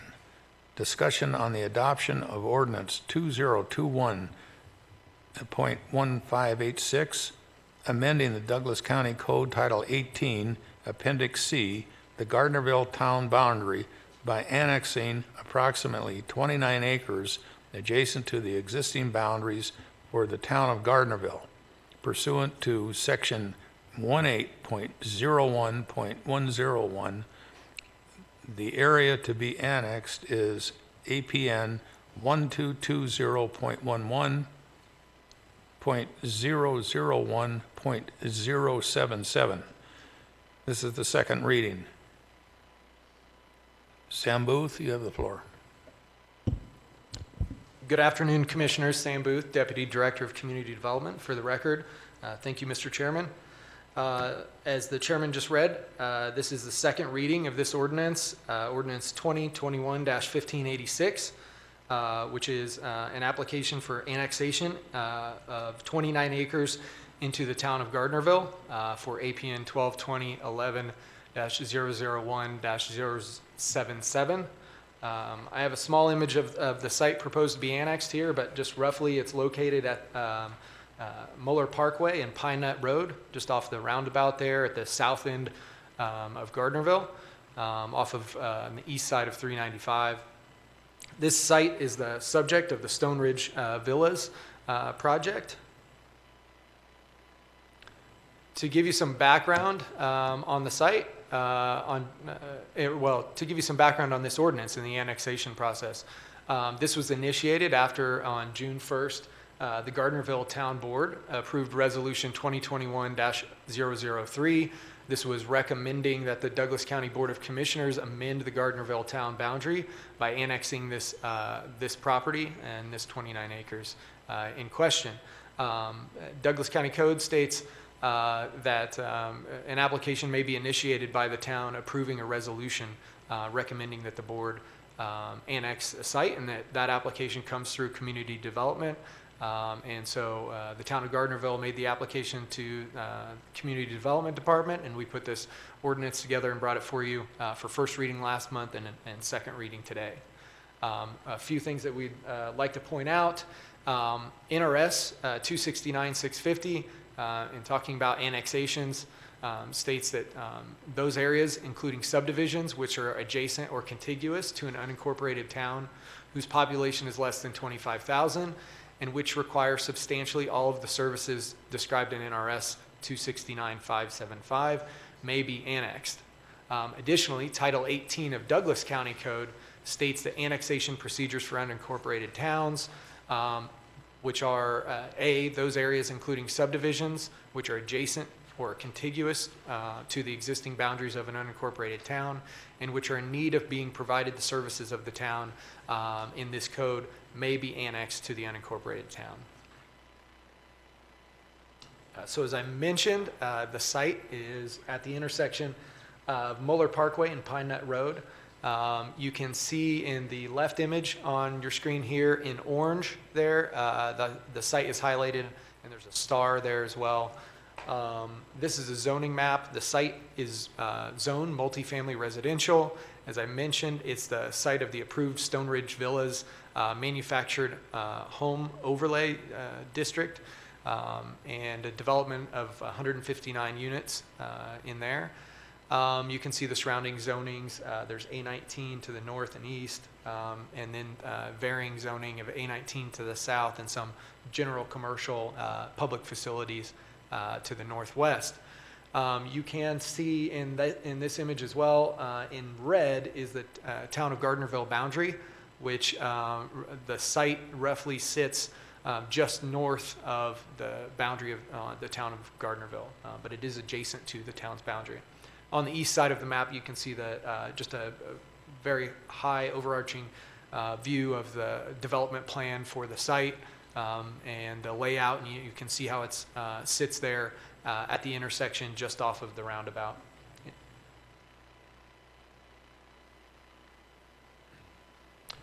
So just to talk briefly with you about the history of the site and the approval of this development. This started as far back as September of 2017. There was a resolution approved by the commissioners, adopted by the BOCC, that designated the site as multifamily residential land use within the master plan. This was for 16.16 acres. And then in May of 2018, an ordinance establishing the zoning on the site was approved for that same 16.16 acres. Then in May of 2019, the applicant and developer came back and asked to extend that for an additional 12.84 acres of multifamily residential land use master plan designation. That was approved in May of 19, and at the same time, that same 12.4 acres was also approved to be rezoned to multifamily residential. The next step in the process was that due to manufactured homes being set on the site, the Title 20, the Development Code, requires a manufactured housing overlay. That was approved in August of 2019, that the entire site was designated as a manufactured housing overlay zone. And then the final approval was just this March of 2021, which required a special use permit, again, for a manufactured home park within that MFR zoning district. I think in the last item, Lorenzo talked to you about the complexity of our code and the steps that everybody has to go through. You can see that outlined here in multiple processes that were needed just to get a manufactured home park on this site. But the latest approval was in March of 2021. So much of the discussion about the annexation and those provisions in the NRS and in Title 18 of Douglas County Code revolve around the services to be provided to the site. The town is requesting annexation, and if you've reviewed the materials in the packet, you'll notice that the property owner is contesting the annexation. And I think the discussion today revolves around, the appropriateness for the annexation and what services are being provided to the site.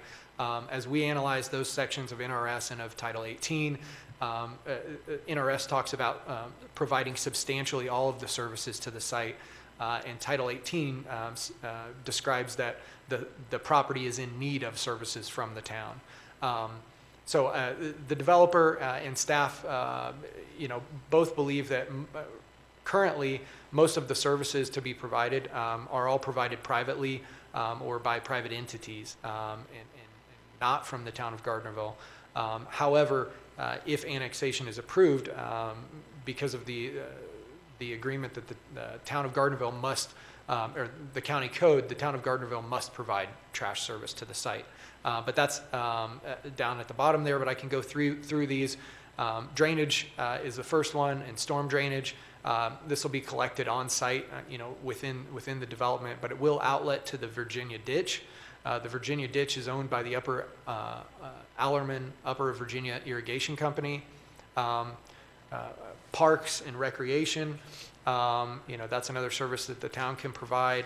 But within this site, it is designed, and the developer is going to be constructing a community center, a putting green, a playground facility, a pickleball court, dog park, as well as walking trails throughout the development. All of the streets, alleys, and sidewalks within the development are privately constructed and are conditioned to be privately maintained by the developer. The street lights, the same thing, constructed by the developer and maintained by the development. Water for the site will be provided by Gardnerville Water Company, sewer by the Minden-Gardnerville Sanitation District, gas by Southwest Gas, and power by NV Energy. And so it really comes down to the discussion of the solid waste disposal. The developer is proposing that Douglas Disposal, a private company, would provide solid waste disposal to the site. Again, if the annexation is approved, it's required that the town of Gardnerville must be the provider. The There is a financial impact to the site. Excuse me for the typo at the top of the slide there. If the annexation is approved, the town's ad valorem tax rate would increase the property tax rate by 0.006677. In comparing the site to similar, and let me caveat here that the information I have included in the staff report and on this slide was from Trent Tholen, our county assessor.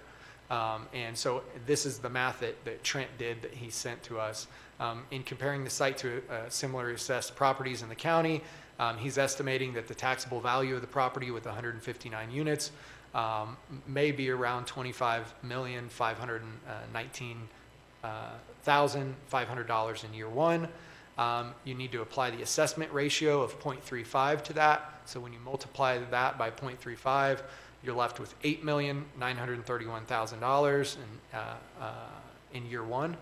And then the town of Gardnerville's rate then comes out of that. So that then you apply that 0.006677.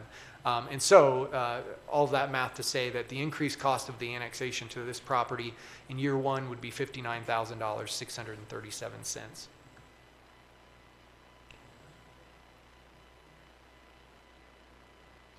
Mr. Booth, I just wanted to ask you, why is that relevant? Yeah, just the relevance, I suppose, is revolves around the cost to the property owner. That there's going to be a cost associated with being annexed, and the services that he's receiving, for that cost for being annexed. Well, Mr. Booth, I'm trying to follow what was given to us in the package and the direction that we have, and you've cited two statutes, and neither one of them imply, direct you to look at the financial impact. So I just don't understand why that would even be a discussion here. Well, appreciate that comment, Commissioner Tarkanian. Understand. Just trying to make the point. It was a fact that we wanted to analyze. What was, as we're talking about the annexation, what are we talking about in terms of the impact? And so maybe if you look at it from the other side, I'm sure the town would say that in their estimation, it's not much of an impact. But it's a fact that we wanted to make sure we had included in the presentation in the report. So with that being said, as I stated earlier, staff does agree that the property is adjacent to the town of Gardnerville, and it would be a logical expansion of the town. This is within the Plan for Prosperity's future urban reserve area and growth area for the town of Gardnerville.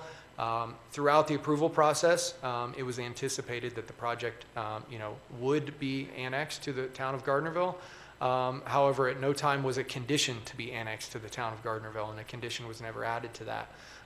And so, at this point in analyzing the services that are being provided, we believe that, annexation is not justified at this time.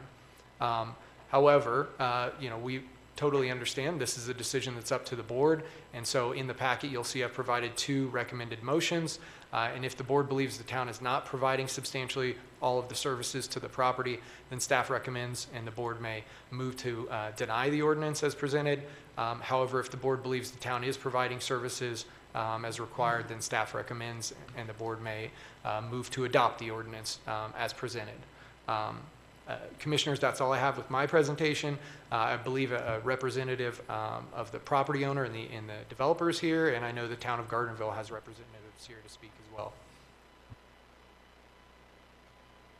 Would the representative for the project care to speak to the board? Would that be Mr. Hatboot?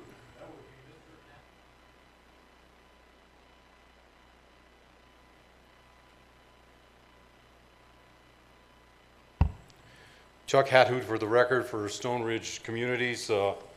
Mr. Booth actually stole most of my thunder there. Thank you for that. So you don't have to hear that all again. I think the key here is that NRS code states substantially all of the services have to be provided for the town to be able to do this involuntary annexation. There is no way that anybody could make the case that that is what is going to happen. Out of 15 services named in 269575, this town, and I'm being generous here, provides 5 of the services. Where we don't need them for trash either, we would prefer to go to Douglas Disposal, who is happy to service our project exactly like it is and also take care of our senior handicapped residents who have issues, and they will take their totes down to the curb for them and empty their trash. I think it's a simple, it should be a simple thing, is at this point, if you follow NRS code, then you have to deny annexation. And I believe the town is going to bring up some other things. There was an application put in there, and as Mr. Booth said, we had intended on annexing, but the reason for that was initially when the project was presented, we were told we had to annex. We weren't told that we had an option. Once this issue came up, and I think everybody knows the elephant in the room, the trash enclosures and that, which is completely ridiculous, came forward, we had to see what our other options were. We found NRS code, which actually was brought by the town, but they didn't take it far enough. They only took the first section of that and didn't follow the last 2 sections. As well as Douglas County code, as mentioned before, says it may be annexed. It doesn't say that you're required to, have to annex moving forward. And with that, if you have any questions, one last thing too is they said that because we put in an application, which is true, but we never followed up on it. With the code, and I don't know if you can see this here, but this was given to me by the town manager, and there's a litany of things that you have to do before we can bring an annexation to the BOCC. We did none of those. And they know for a fact that we rescinded the annexation. And to clear up something else, Mr. Perry owns the land. We have it in escrow. He is not part of Stone Ridge Villas. This is not on him, but he had to sign certain documents moving forward. And as far as the services go, Gardnerville Water has a board approval with that. We have board approval with MGSD as well moving forward. Stone Ridge is going, and we hope to break ground in the fall. And if you have any other questions or... Are there any comments or questions from the board? Mr. Chairman, Yes. it's my understanding that in the original agreement, the town guaranteed you that if you were annexed, that you would have individual trash pickup as is going to be provided by Douglas Disposal. Is that correct? That is correct, sir. At the time, Mr. Dallaire was the town manager. We have pre-development application notes that had stated that he wanted totes rather than the bins. He also had a provision that where he wanted them provided at the curb, which we were more than happy to do that. As I mentioned, this happened in, way down the road. There was a lot of other issues that were brought up that were all handled a long time ago, as you saw the process that we have been through moving forward. So if I understand it correctly, should you get annexed, the seniors living in the senior housing development will be required to take their trash and garbage from their home all the way down to a community dumpster. Is that correct? That is correct. Thank you.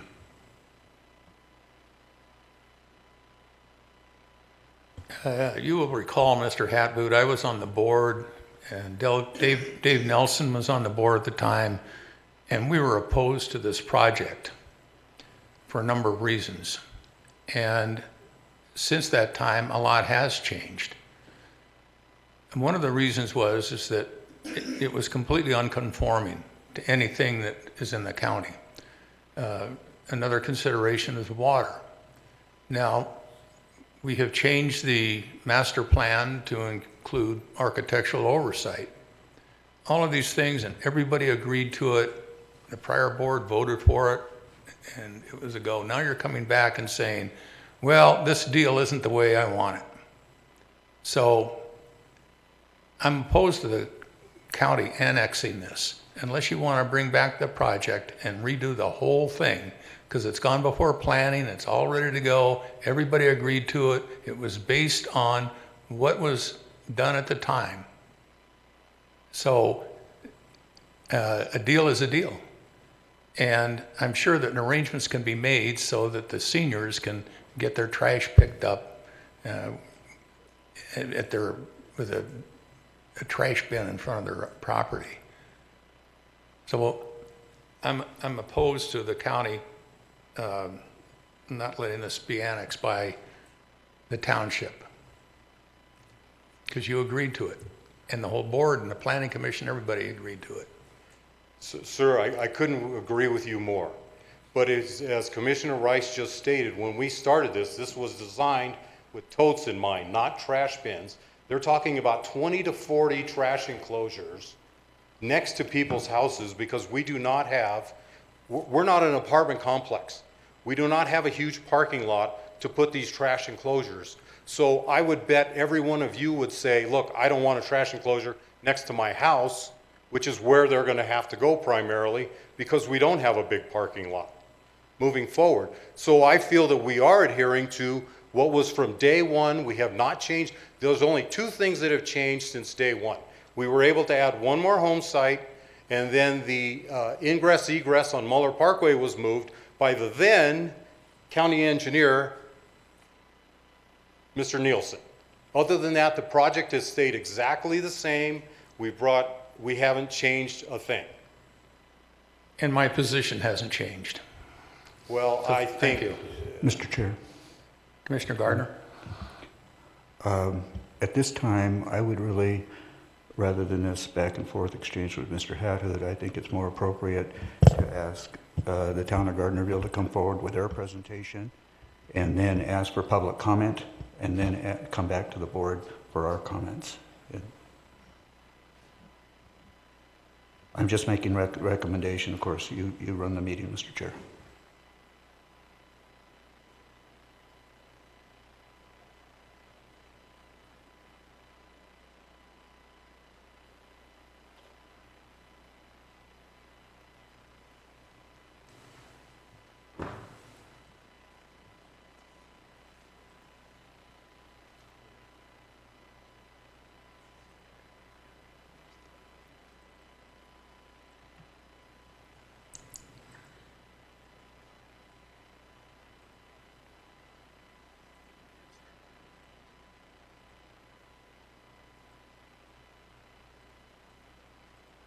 All right, thank you. Thank you, Mr. Gardner, Commissioner Gardner, for allowing the town to come up and make our presentation. Starting a PowerPoint presentation's got a lot more complex since the last time I was here at the County Commission. So I appreciate it. I'm Eric Nilsson, for the record, the Gardnerville Town Manager. I have with me David Rigdon, who's represents the town as the town legal counsel. You've been introduced to the project. You know the location. It's at one of the southern end reaches of the town. Again, Sam's gone through all this about the approval history, so I won't go over it again.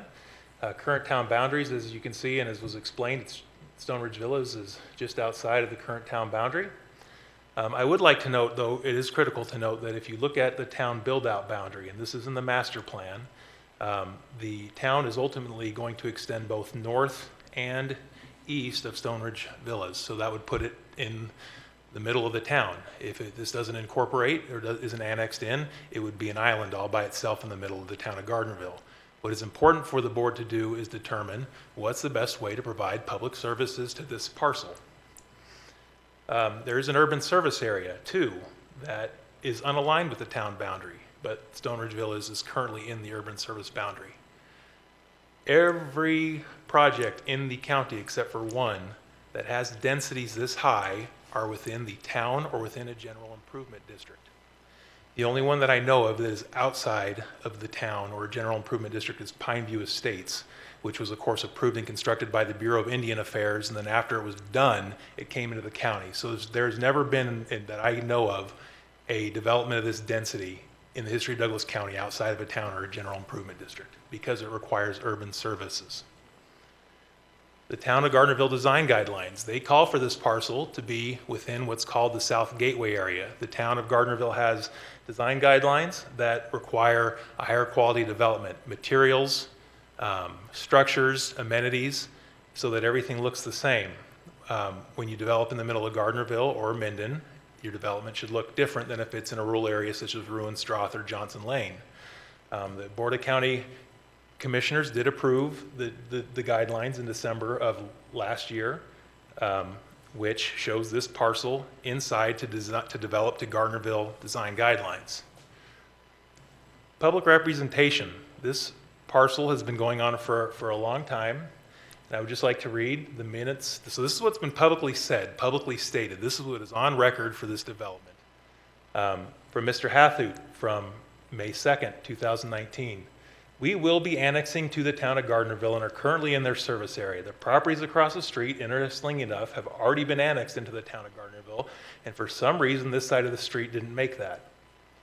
Again, back when the original master plan was changed back in 2007, Mimi Moss, who was the previous community development director, she said the request is for service industrial. The receiving area is in the urban service boundary, so it would be annexed to the town once the projects come forward for service. This was said to the town of Gardnerville board, and this is long before Mr. Hathut probably had heard of this parcel. This was, as soon as it got rezoned from agricultural to multifamily, it was said this will come to the town of Gardnerville, or else why would Mrs. Moss come to the town of Gardnerville board meeting? At the Planning Commission, Chairman Walder asked, I just want to ask about your general thoughts of this letter. Are you in agreement with what the town has done? And then, although we can't condition anything, is it your intention to go forward with annexation process? And with this proposed project, are you currently devising it? Mr. Hathut said, thank you for the question. Absolutely. We have no desire to do anything else on this property other than this project. We feel it fits a need and we're going to stick to that. These were all public representations that influenced the approval of the project. And then I also wanted to state that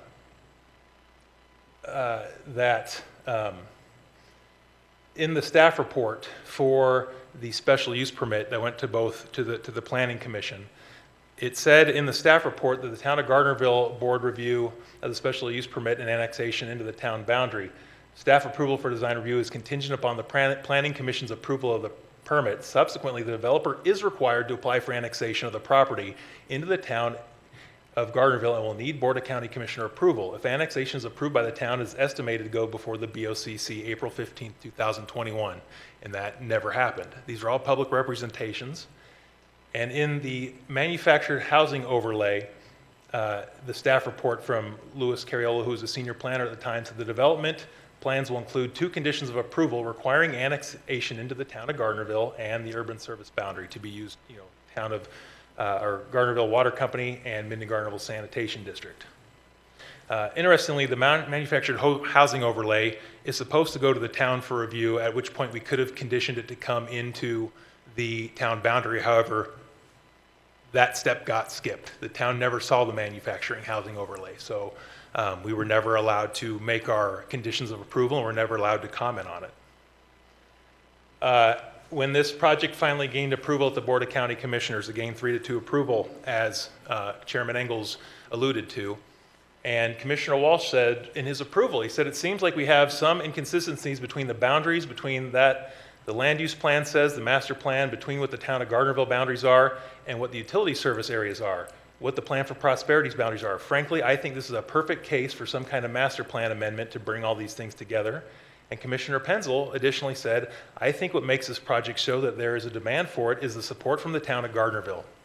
So I would surmise that if the town of Gardnerville didn't support this, this project never would have been approved.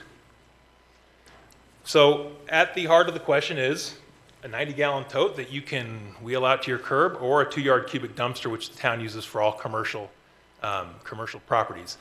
I will state there are several manufactured home communities in the town of Gardnerville. Aspen Park is a big one that might be a little bit bigger than what Mr. Hathut's proposing. There are 16 dumpsters in Aspen Park. We pick them up, they are clean. There's homes in front of, homes behind them. No one's ever complained. No one said they stink. We pick them up 3 times a week.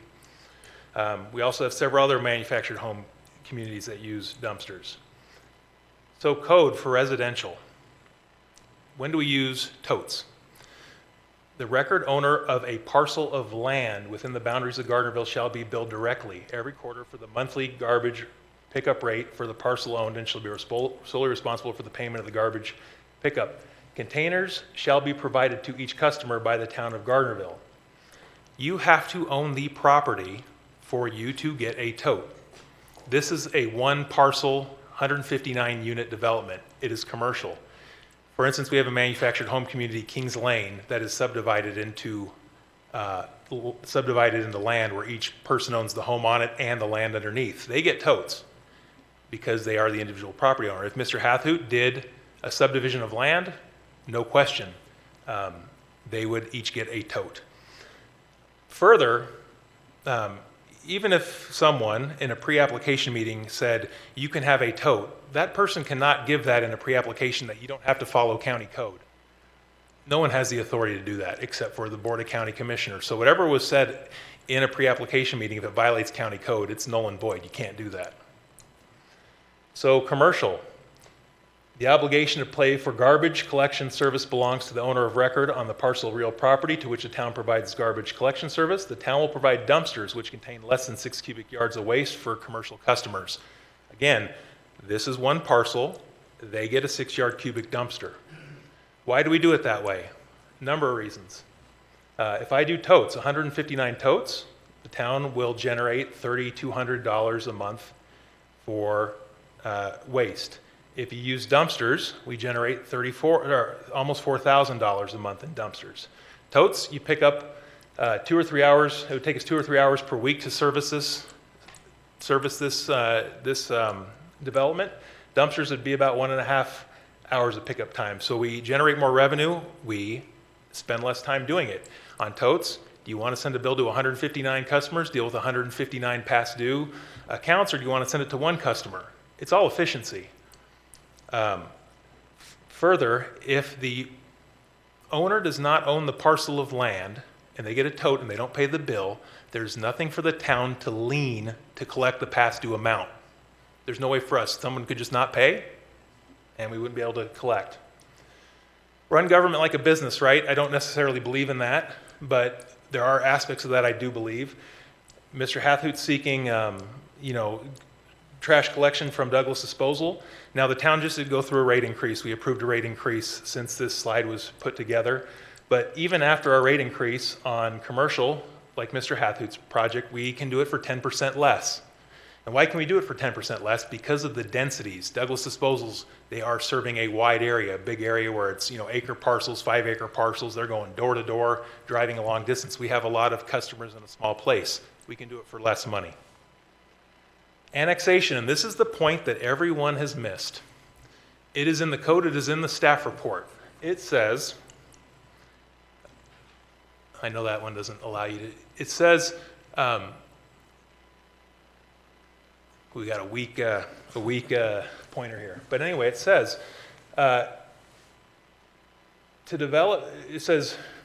developer basically is required to annex or to use real property which will require the provision of substantially all the town's services. I think they are, they think they're not. Or have an impact on such services. There's no doubt it will have an impact. It's 159 units, 300 people. That's about 5% of Gardnerville's total population. If you put 5% of the people adjacent to town, you are going to have an impact on our services. And the code doesn't say a big impact. It doesn't say a small impact. It is vague so that the county commission can make what is the right choice. No doubt these people, as they drive to work, to hospital, to schools, they are going to use the town roads. They are going to put an impact on the town roads. They are going to use the town parks. We have a dog park less than a half a mile away from this project. Sounds like a good morning walk. Half mile to the dog park, walk your dog, come back. We have 60 acres of open space, which is recreation. They will use park and recreation. In the presentation, or in Mr. Hathhoot's this discussion referencing NRS, there's another major point to point out. NRS lists the things. Mr. Hathoot said there's 15 things in NRS. There's things such as cemetery, fire protection, police, sewage collection, swimming pools, television translators, water distribution. The town is not authorized to provide these services. They're not applicable. If we provided those services, then yes, they would be. The town is authorized under county code to provide 7 services, and that's it. Drainage, solid waste, parks, recreation, streets, street lights, and the acquisition and disposal of land. That's it, those 7 things. Mr. Hathaway said, out of the 15, we provide 5. Well, those 15 aren't applicable, 7 are, we provide 5. That's substantially all of them. Drainage, maybe, maybe not. Solid waste, we would. Parks, absolutely. Recreation, absolutely. Streets, they will impact our streets, there's no doubt. Street lights, maybe, maybe not, and then we will acquire and dispose land for their residents to use. So, I would state the town of Gardnerville has made the request to annex the parcel. That is based on the master plan, the plan for prosperity, the urban service boundary, the accepted by the Board of County Commissioners Gardnerville design guidelines, the public representation by county staff and the applicant to the Gardnerville Town Board, Planning Commission, and the Board of County Commissioners. Town support of the project would influence the Board of County Commissioners. The recommended conditions of approval from the manufactured home overlay, the Douglas County Code, and a notarized request by the property owner for annexation. Seriously, I don't understand, honestly, how we can have public comment and public representation and just say, you know what, all those promises that were made, all those things that were said before the board, never mind, and then have a developer walk away from what was said publicly. I don't agree with it. Additionally, Mr. Hathaway might not like bins. That's fine. But as a developer, you don't get to pick and choose which part of the code you like. If you want to come in, here are the rules, and you're welcome to abide by them, develop. If you don't like them, then maybe a different project would be well suited. So, and I did provide in the supplemental material, we do have a notarized request to be annexed into the town by the property owner. I have spoken to the property owner several times since that was submitted to the town. He's never said, hey, I don't want to be annexed. Mr. Hathaway's the developer, not the property owner. As far as I'm concerned, the property owner is still requesting to be annexed. So with that, or Dave, if you had anything to add, I'm happy to take any questions from the county commission. Just a couple of things real quick before we get to questions.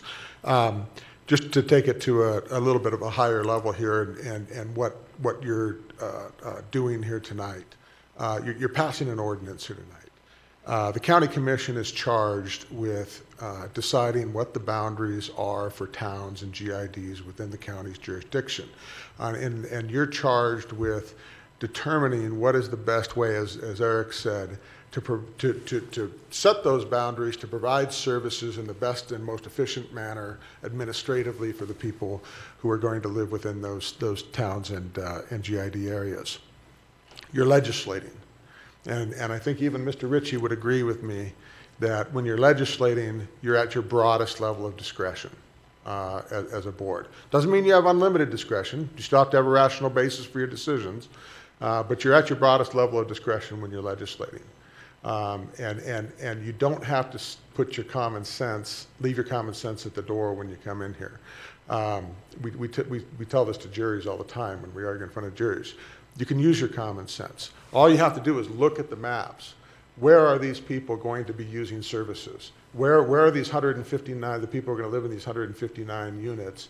Where's the most logical place where they're going to be recreating, where they're going to be playing, where they're going to be shopping, where they're going to be doing all the different activities that people do in a high-intensity development? And that is in the town of Gardnerville. And with due respect to Mr. Hathaway's lawyer, who is a respected colleague, Mr. Pagny, the idea that you interpret the statute, the state statute, to say that the town has to show that we provide services that we're not authorized to provide is frankly absurd. One of the most basic fundamental principles when you're interpreting statutes is you can't interpret statutes in a way that creates an absurd result. County get to decide what services towns provide. They've decided what services we provide out of those 15. It's, as has been said, it's about 6 or 7 of those services out of those 15. It would be completely absurd and completely undermine the entire statute to say that, oh, well, you can only annex if you're going to provide substantially all 15 services, even though you're only authorized to provide 6 or 7. That would be an absurd result, and no court I don't believe any court would read it that way. That's not the way the statute is. That it would undermine the whole purpose of the statute to do that. So, Mr. Nielsen's comments related to it's going to impact, or we're going to be providing substantially all the services that the town provides is accurate, and it does meet the purposes of both the state statute and the county code. And just finally, I do want to make a really important distinction, a couple of really important distinctions here, because I want to re-emphasize what Mr. Nielsen said. The property owner is not here. The only evidence you have in the record about the property owner's intention is a notarized statement from him requesting that the town annex his property. Mr. Hathaway is not the property owner. He wants to develop it. He may have a purchase and sale agreement or an option agreement or something like that to buy it, but that's obviously contingent because it hasn't happened yet, and he is not the property owner. So the only evidence you have on the record here from the property owner is that he wants to annex into the town. And secondly, again, Mr. Nielsen hit on this a little bit, but it's super important from a legal analysis. This is not a 159-unit subdivision. This is not single-family home subdivision. This is a single parcel of land. Even after they put the 159 homes on it, it will be one parcel of land with one APN number. That makes it fundamentally different from a provision of services standpoint than a single-family home subdivision where each lot is actually a legal parcel, or even a condominium complex where each unit is an individual parcel on a parcel map. This is more, contrary to Mr. Hathaway's assertion, this is more like an apartment complex because it's one parcel with all these different units on it. So, and that's a very, very important determination here. So with that, we'll answer any questions you have. Mr. Chairman? Commissioner Nosad? The question I have is going to be very simple. Who is going to benefit the most by annexation? Gardnerville or the developer?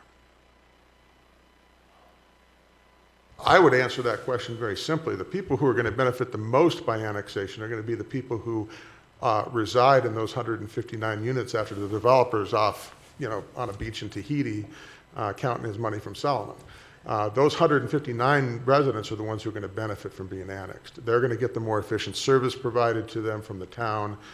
They're going to get a healthy town that can provide the services to them and that provides park services and other recreational amenities to them. So I would say that's who's going to benefit. Okay, then let's say, what are those five things you said that they're going to get if they live there? Commissioner Nosad, I don't know that they will get them, but I believe they pace, as says in county code, they will have an impact on them. They will absolutely have an impact on our roads, our streets, as they drive to their various places. They will get, with the money they will pay, they will get better parks and recreation. Those will be upgraded. They will have less expensive solid waste disposal at a more efficient way, and they will have the town acquiring and disposing of land on their behalf, and they will be using our streetlights. I apologize. There's 7 things, again, in county code that we can. So there are streets, recreation, parks, solid waste disposal, streetlights, and the acquisition and disposal of land. Streetlights. The acquisition and disposal of land. So we will. I'm just trying to understand. What would the city of Gardnerville be providing with the acquisition? So we acquire new parks, we acquire new open space, we acquire parcels for instance, we're acquiring a parcel, trying to acquire a parcel for a new public works yard to store our vehicles. So how does that affect his land? Not his land, it affects the people. It places a burden on the town. we will need additional, we will provide additional Oh, okay. amenities we don't provide now.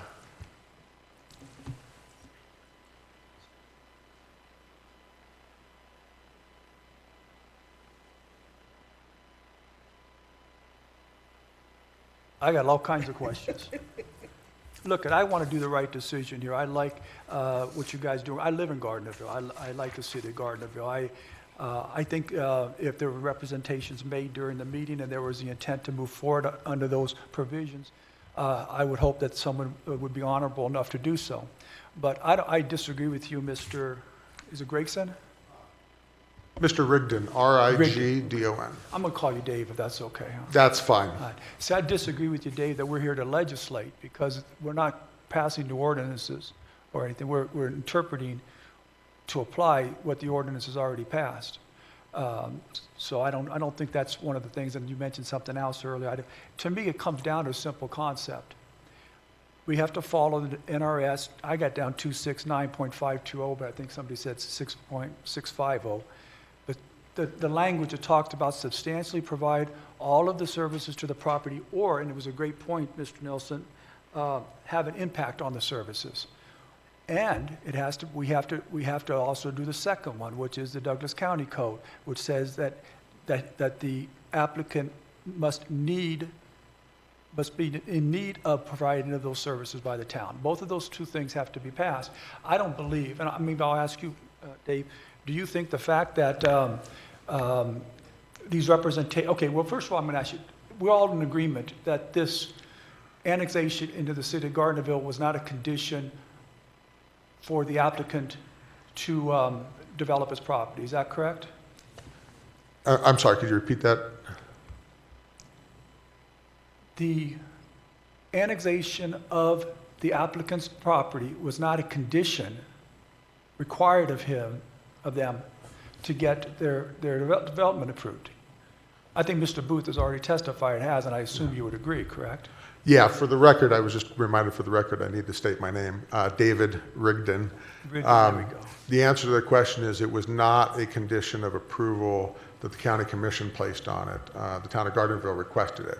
Okay. However, I will say it did skip the manufactured home overlay step that was supposed to be submitted to the town for us to condition, and that never came.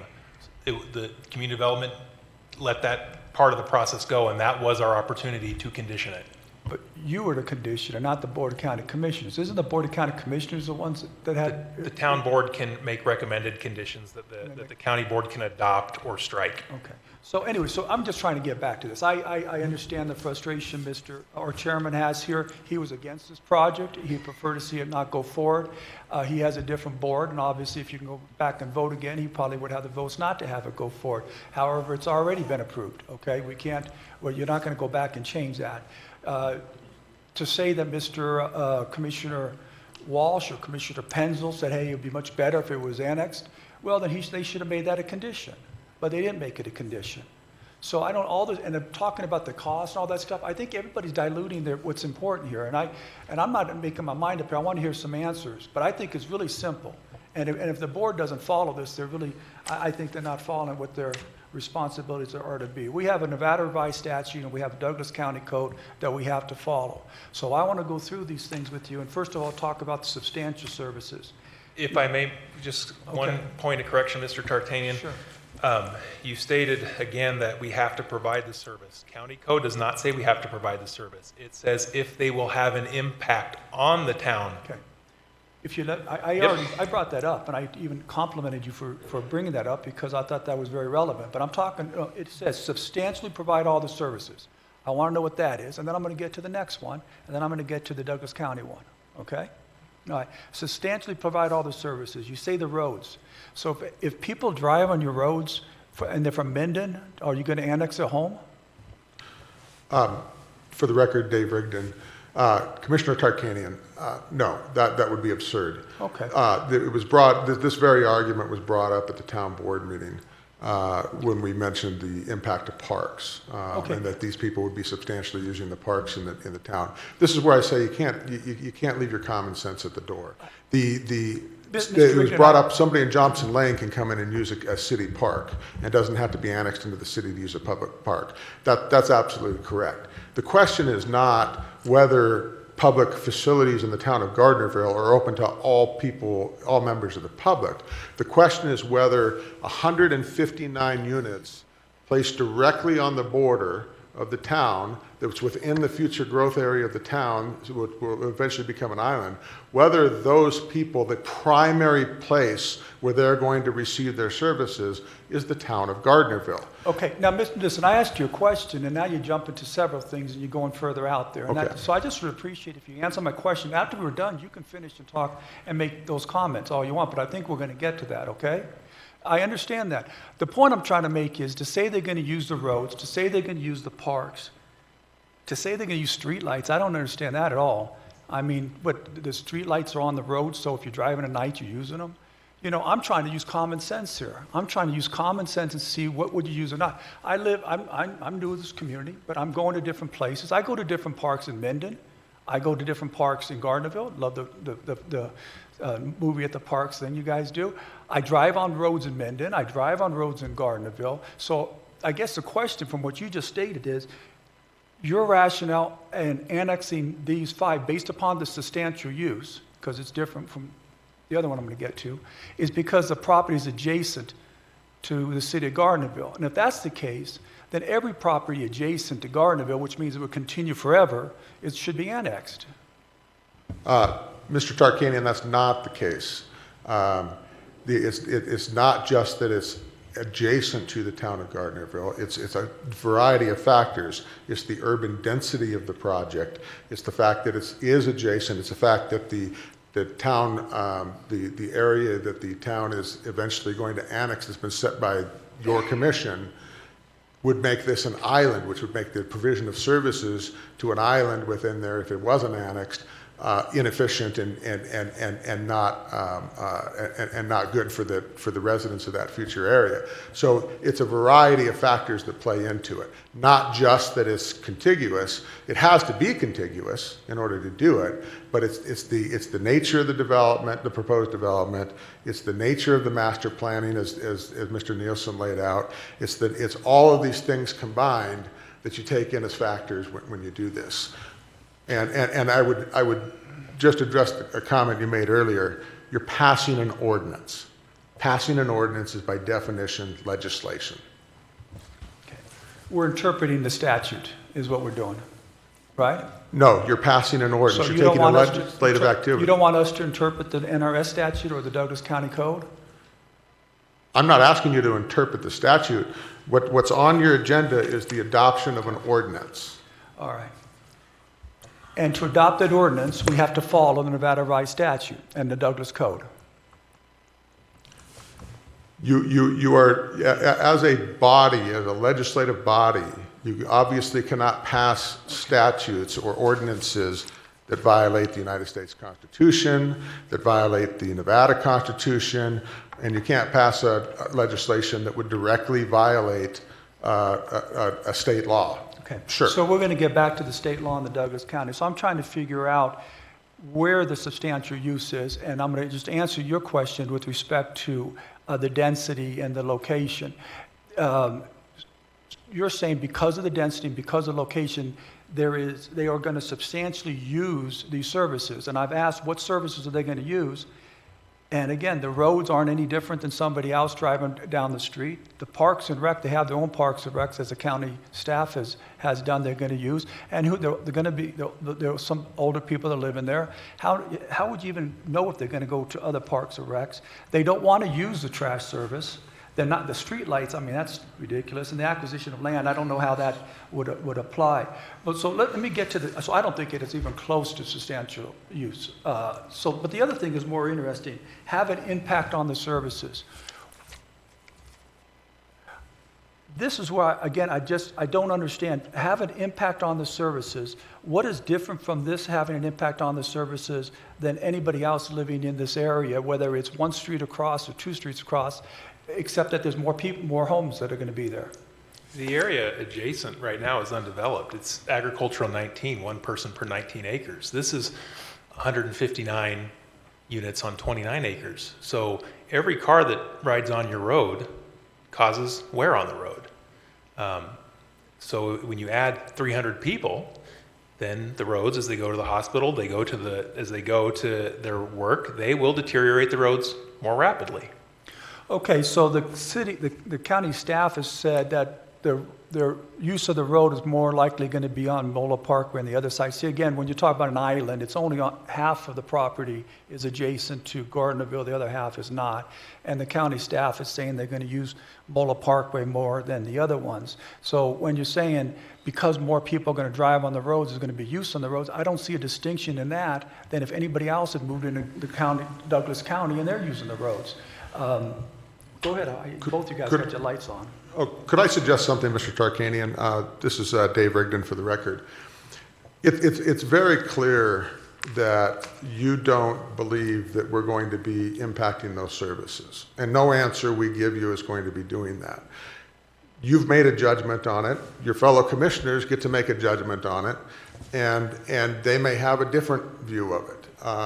That's why we're here. We're here for... I'm sorry, are you here summarizing my questions now? No, I'm not doing that. I'm not done yet. I wanted to go, and I said that I'm going to go through all three of them. So, and as I stated when we got started, I hadn't made my mind up yet. I want to see if I'm missing something. Listen, I'm new. I've been on the commission 5 months. I'm going to learn from this stuff. But I want to get some answers that make sense to me. I'm not going to just say, hey, because you say so, it matters. I really would love for you guys to explain to me what I'm missing. Now, I want to go... No, Mr. Tarkanian, I think that... I'm not going to let him summarize and have my questions ending. I understand. I just think that Mr. Rigdon is just saying that you have a different interpretation than we do, and that's fine. Okay. So let's get to the Nevada, the Douglas County. And maybe this is something for our staff. When it says that the development needs, the need of providing services by the town, is that the need of the developer, or is it that the city needs to provide these services? Does that make sense? I don't think I said that the right way. What is the full statute, the DCC 1801.01, with respect for the need of providing service to the town? It's on page 647 of your board packet, if that helps. No, I don't have it in front of me. I was just going to... Chairman, if I may. Thank you. Doug Ritchie with the Douglas County District Attorney's Office. I believe you're referring to subsection B. The language says, I'll read it in total. Any person owning real property located outside the boundary of the unincorporated town, which is adjacent to or contiguous to the town boundaries, and who wishes to improve, develop, subdivide, or use the real property, which, again, this is a quote, will require the provision of substantially all the town services or have an impact on such services, including but not limited to drainage, fire hydrants, fire protection, street lighting, street maintenance, and garbage or trash collection, must first apply to have the contiguous area annexed to the town. I think... Doug, I'm talking about the Douglas County Code. You just read the NRS. No, I'm reading 18.01.010. Okay. In fact, you bring up a great point, Commissioner Tarkanian. Our code is almost verbatim from the NRS, but somewhere along the line, that language "or have an impact on such services" was added. There was a language that you guys told us when we first got started with this, that there has to be a need of providing the services, and that's the language I'm looking for. That's both in NRS 269.650 and Douglas County Code 18.01.010, Section B. Again, they're almost verbatim, but there's a little, in the county code, there's some added language. It doesn't say benefit, can't remember the original question, was it? It was benefit? Well, I'm just trying to figure this language out. To me, substantially providing all the services or an impact is something different than saying the development needs the services of the town. And there's a difference there. There's a big difference. And if that is a language, and I thought I saw that there, and I went through this once, I did this again. Section A. I just would like to see that if it is, I'm trying to figure out what again, from the city of Gardnerville and its attorney, what services the developer needs, not what may be using, but what needs. If I could follow up. Community development staff pointed me to subsection A, which has the last part of that. Subsection A talks about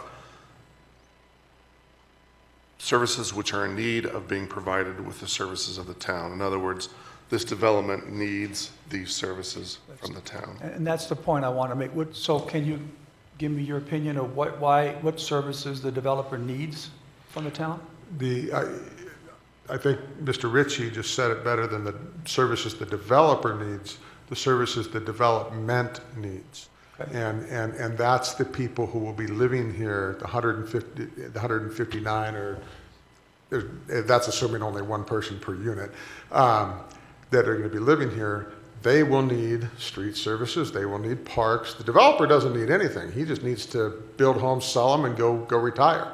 But it's the people who will be living in these places who are the ones who are in need of services. And when you build an urban development of 159 units on a 29-acre parcel, that's going to need urban level services. And the entities that you have designated as a county commission to provide urban level services are the towns and the GIDs. Okay, what I'm trying to understand, which ones? You said the roads, and again, I don't think the fact someone drives on one side of the development's roads as opposed to the other side is in need of the road any more than somebody who lives in Minden. You said the parks and recs. We have no idea if the people moving there are even going to use the parks, let alone if they need them. What do they actually need? They don't need the trash because they have another service they could use.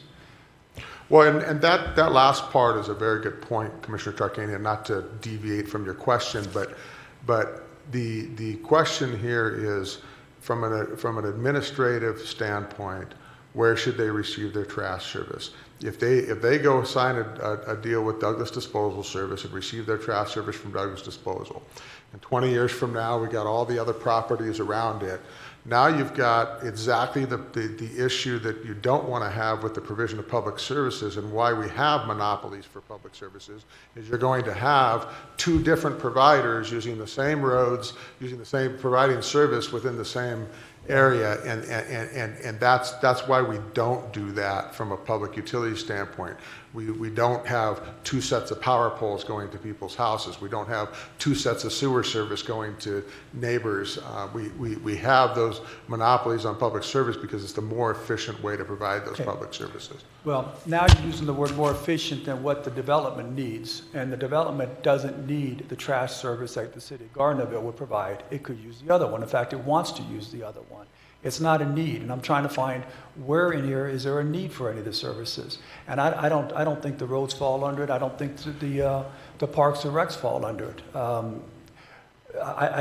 And with respect to the monopoly with the trash, I mean, so anybody that's adjacent to the city of Gardnerville that's coming in should have to use that trash service. I think monopolies are bad to begin with. It's different when you're talking about the power company or something where there's only one. It's a quasi-public deal. But the trash services, when you compete, you get a better product anyways. Commissioner Tarkanian, with all due respect, I would say that the question is not whether they need trash service from the town of Gardnerville. The question is whether they're going to need urban trash service. I think that question is absolutely yes.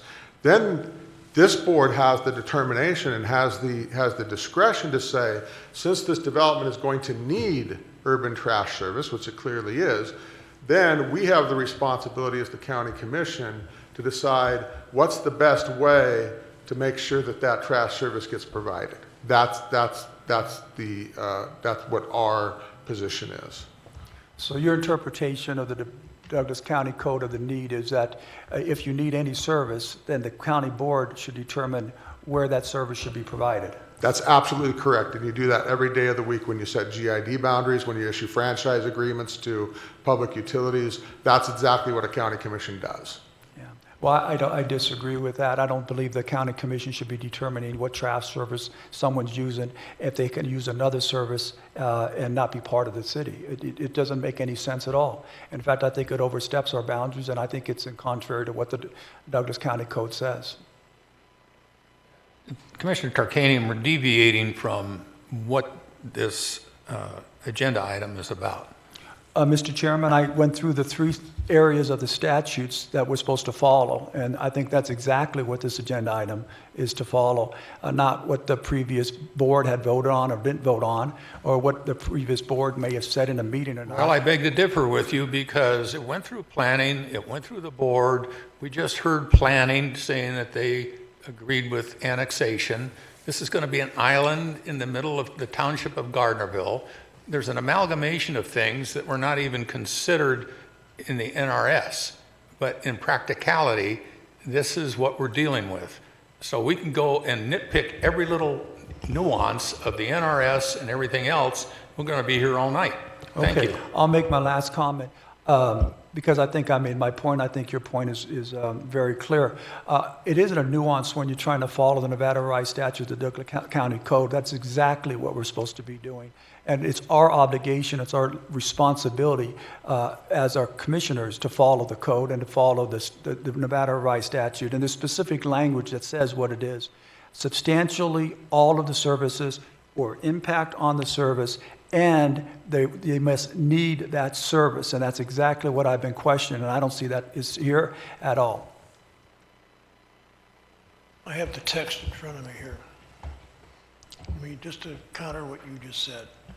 Let me read the whole thing. Any person owning real property located outside the boundaries of the unincorporated town and which is adjacent to or contiguous to the town boundaries who wishes to improve, develop, subdivide, or use the real property for which require the provision of substantially all the town services, or have an impact on such services, including but not limited to drainage, fire hydrants, fire protection, street lighting, street maintenance, and trash or garbage collection, must first apply to have the contiguous area annexed to the town. So yeah, when I moved into Douglas County, I didn't have a choice on my garbage collection. I got Douglas Disposal. That's because the town or Douglas County contracted with them to do that. If Gardnerville is contracted with the same service to take care of their area, you don't have an option of which kind of trash service you want to have. I'm going to break my word and comment again because that was directed towards me. The problem is, Vice Chair Noasad, is this property is not part of Gardnerville. The city of Gardnerville does not have the right to make that determination until there is an annexation of it. So it's not required. And every single item you just mentioned there, every single item that you just mentioned, service, the city of Gardnerville is not providing to the development. Mr. Chairman, I would like to jump in here and just, one of the deciding factors in my mind is the closing comments by our own attorney, Sam Taylor, who says, ultimately, I do not disagree the annexation of the parcel would make sense if the town was providing some services such as road maintenance or trash pickup. However, since the town is not providing any services, I do not see how annexation is justified. That's our own assistant district attorney saying this on page 663 of our packet, and I have to concur with our attorney.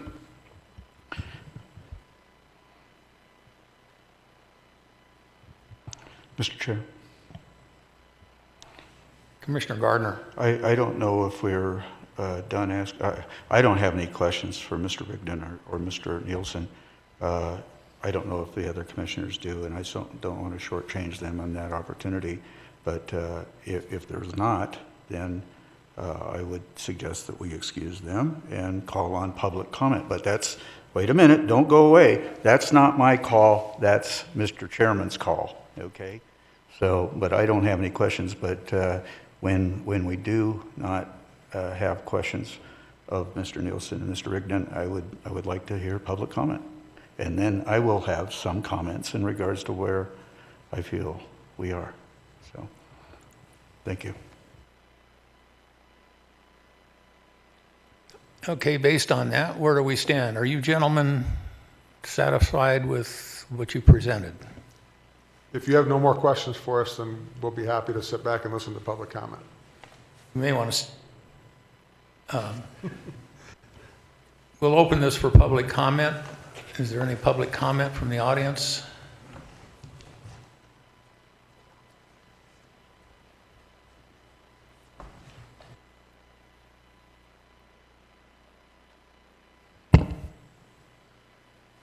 Good afternoon. My name's Tom Delaire, Community Development Director for the record. A couple things that I just wanted to, I guess, clarify as a former town manager of Gardnerville on what was being presented today, that in 2017, when Mr. Hathout came to discuss this with me as a town manager, we did talk about totes. We had the requirement of the 3x3 pad at the driveway. It was a senior housing project for a residential area.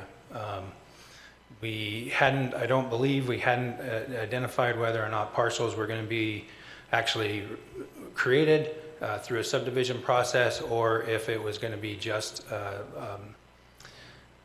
a unit that was identified and sold as real property. And once it turns into real property, it does create, it's not an actual assessor's parcel number, but there is a tracking mechanism that Trent actually is able to, Trent, our assessor, is able to track that individual and that real property and tax it accordingly. So there is a liening mechanism for the town to individually lien those parcels.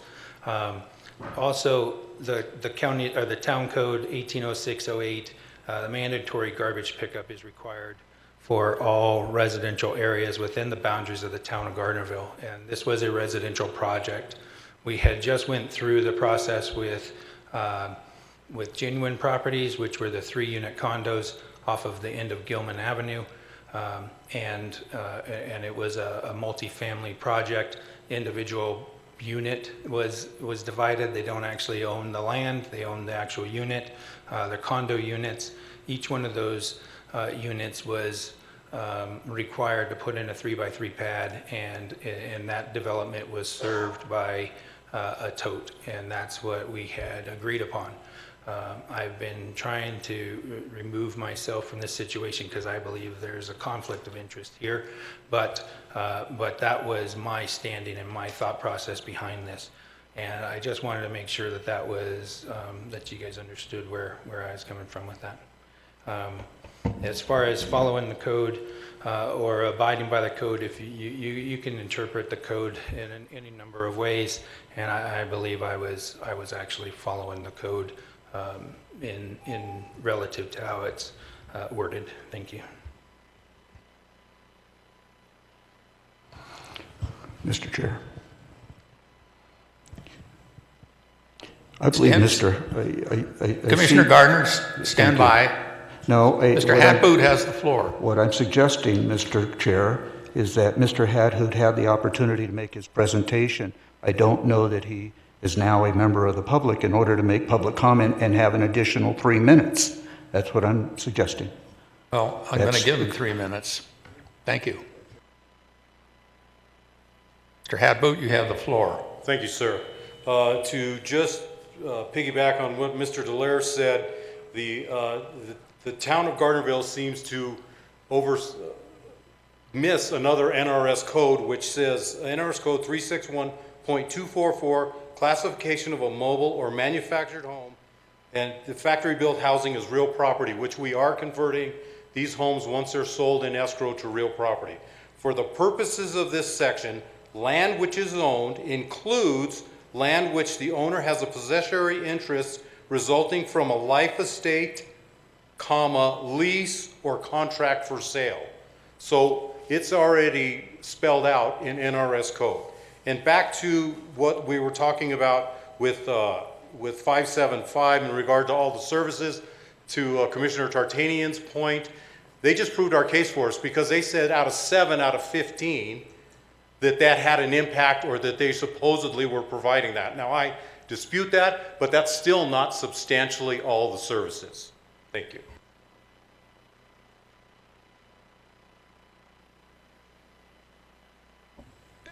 Mr. Hatboot has just changed the parameters of the entire project.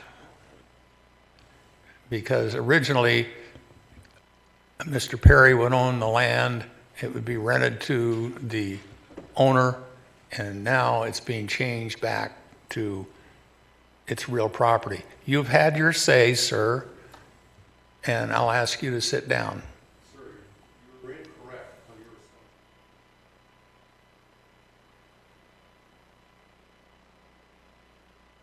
assumption. I'll have you removed if you don't sit down. This whole project went through planning, came before the board. Mr. Chair, I believe you're out of order right now because we are in public comment. Excuse me, Mr. Gardner. I stand to be corrected. Is there any further public comment? Anything online? Natalie Wood, for the record, do we have any public comment through Zoom? Please raise your hand. I have one caller I'll start with.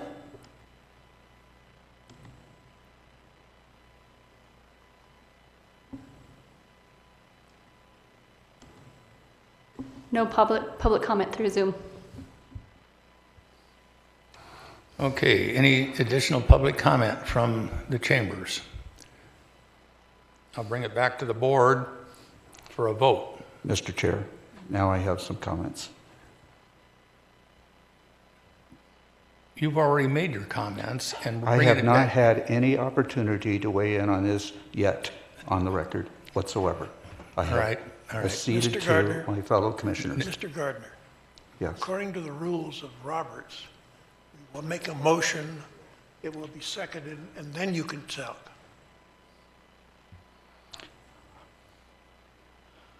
Every commissioner here, Mr. Noah, every commissioner here has had an opportunity to make comments Are you and making ask a questions motion? before making a motion. And I wish to have that opportunity, just as my fellow commissioners have also had, including yourself. We brought it back to the board for questions and comments, and then opened up for the public, and now you want to make comments. And there can be a motion made, and we'll call Mr. for Chair, additional. that's not correct. You didn't bring it back to public, to the board Not yet. after making public comments. Not yet. Mr. Chairman, call That's the what I'd like to question. do. Call for a I point of just said, order. call the question, we need a motion. What question is there on the board, on the floor to be called? Mr. Chair. We're bringing it back for a motion, and once the motion is made, then we'll call for further comment. Sir, I question that because my fellow commissioners have had the opportunity to weigh in on this, and I haven't had that opportunity I'm sorry, before a motion is Commissioner made. Gardner, you're out of order. Okay, then I will make a motion, then to adopt ordinance 2021-1586, amending Douglas County Code Title 18, Appendix C, the Gardnerville town boundary by annexing approximately 29 acres adjacent to the existing boundaries of the town of Gardnerville pursuant to Section 18.01.010. The area to be annexed is APN 1220-11-001-077 and reserve the right to speak on that motion. Thank you. Do I hear a second? I will not second that because you made two motions there. Now, you can take the one to tag off the last line and have to reserve the ability to speak as soon as this is seconded.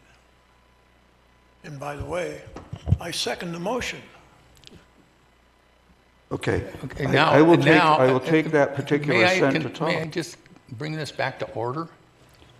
Now, we bring it back to the commission to discuss the motion and the second. Thank you, Mr. Chair. May I have an opportunity to speak to the motion? Thank you. Wow. The reason we have 5 members of this board is for us to interpret the word substantial. That is open to question.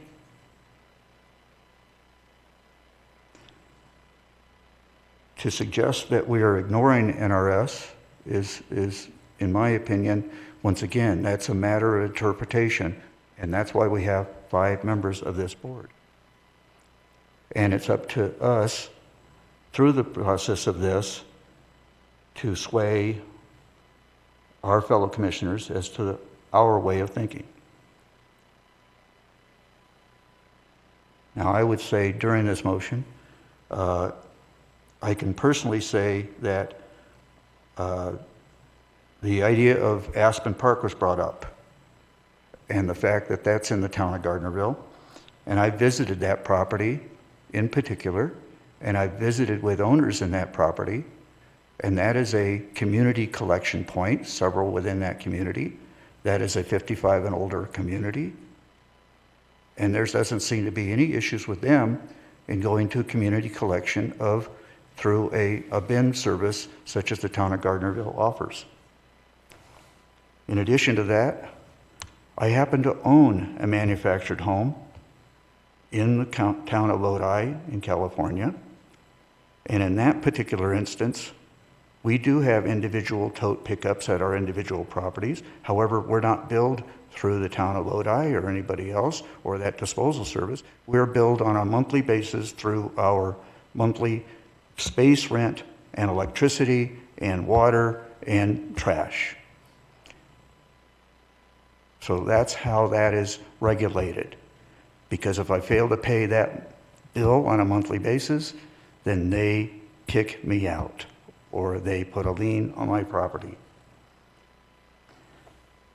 So I don't see that as a big issue for requirement of this annexation. I have to admit that when I was trying to prepare myself for the election to this position, I studied this issue, and I can tell you that I did not agree with the master plan amendment that changed this property. However, that was approved by the then Planning Commission, and it was also approved by then the Board of Commissioners based on the idea and concept that this property would be annexed into the town of Gardnerville, period. Once again, I did not agree with the approval of this. I did not agree with Mr. Walsh. I did not agree with Mr. Pinzel when they approved it. However, they did approve it based on the concept and the thought process that it was in the boundaries and should be annexed, not within the boundaries at that time, but should be annexed into the town of Gardnerville. And I believe the Planning Commission voted to accept that based on that, and this Board of Commissioners, the previous Board of Commissioners, also did so as well. When this project came forward over the last few months, I've watched that process through the Planning Commission, the town of Gardnerville, and this board as well. And each time, the condition pretty much was spoken. The approval of the Planning Commission was for annexation, and the town of Gardnerville was the approval for annexation. I would remind 2 commissioners on this current board that they approved that document 7 months ago in the month of December. In this document, by the way, this is the current master plan update, and between pages 72 and 74, it talks about the plan for prosperity. And it also lists this project within the urban service area boundaries. both of the commissioners that are sitting on this dais now that approve this document without objection and without change. I am not ready as a Board of Commissioner. I am not ready as a commissioner to all of a sudden ignore this document. And this document is, I've heard people say it, the Bible of our county. So therefore, I am requesting my fellow commissioners to join me in approving this motion for the annexation of these 29 acres based on this document and the previous boards and planning commission's desire to see this 29 acres annexed into the town of Gardnerville. Thank you. Mr. Chairman, Commissioner Nosad? directing my comments to Commissioner Gardner. When was that approved? December? And who are the two people on this board who were there then? That would be me and Commissioner Rice, and I approved the both master voted no. plan predicated on this thing had already been approved, this project.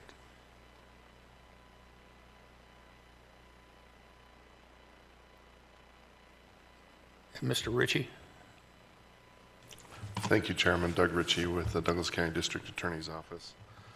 I appreciate very much the discussion that's occurred today. I would like to request respectfully that if the commissioners, when they vote, if they'll explain the basis for their vote, specifically as to the services that are substantially being provided by the town of Gardner or are being impacted by those services.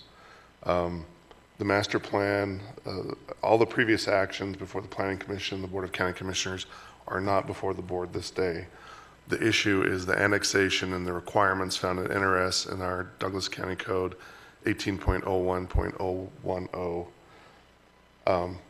This board does have discretion to interpret those rules and to determine what services are being provided. And so it'd be very helpful for the record of each commissioner as they vote would specify what services they believe and whether they feel that's substantial in compliance with NRS and the county code.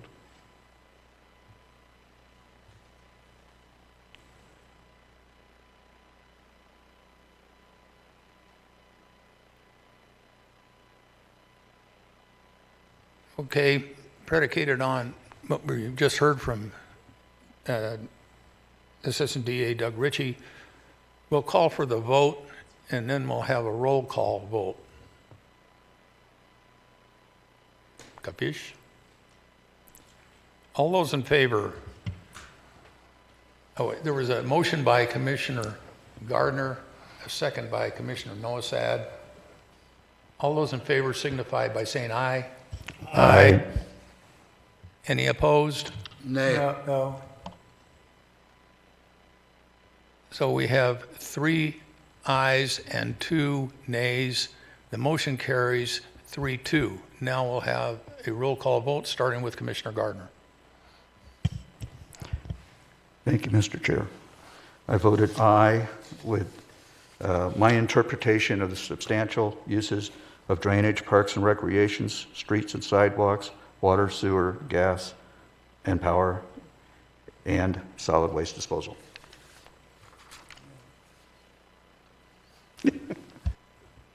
Kanian? Thank you. First of all, I want to say that I would like to see this project annexed into the city of Gardnerville. I wish you guys could have resolved the trash issue and done this more amicably. And although I personally would think it would be appropriate to have it as part of annexed into the city of Gardnerville, I just don't see the services being used. And so that's why I voted no. I just don't see the substantial services or even a significant impact on services. Commissioner Rice? Thank you, sir. I voted nay because it's my belief that the town of Gardnerville is not providing substantially all of the services to the property as required by NRS 269.652 and Douglas County Code 18.01.010A and B. Commissioner Nosad. I voted aye because, number one, I just can't take the idea of there being an island out there. It doesn't make sense. But I also voted yes because of the information that Commissioner Gardner passed on with regard to what happened last December. I voted aye because the Township of Gardnerville is totally capable of providing all of the services that will be needed by this development.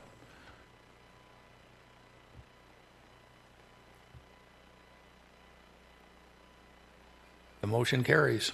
Thank you.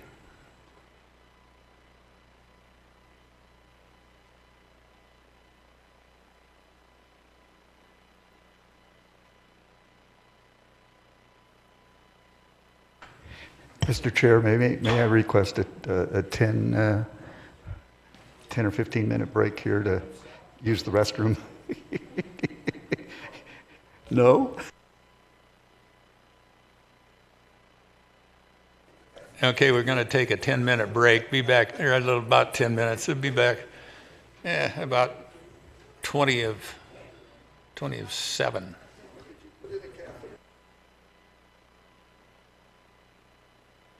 Recording stopped.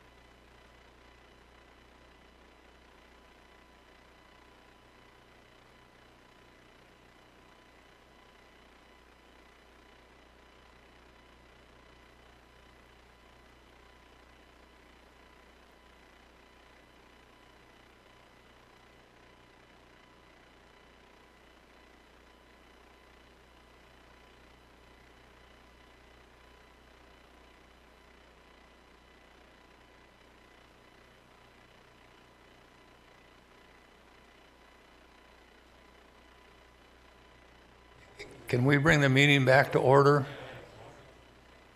Who's missing? Tarkanian, where'd he go?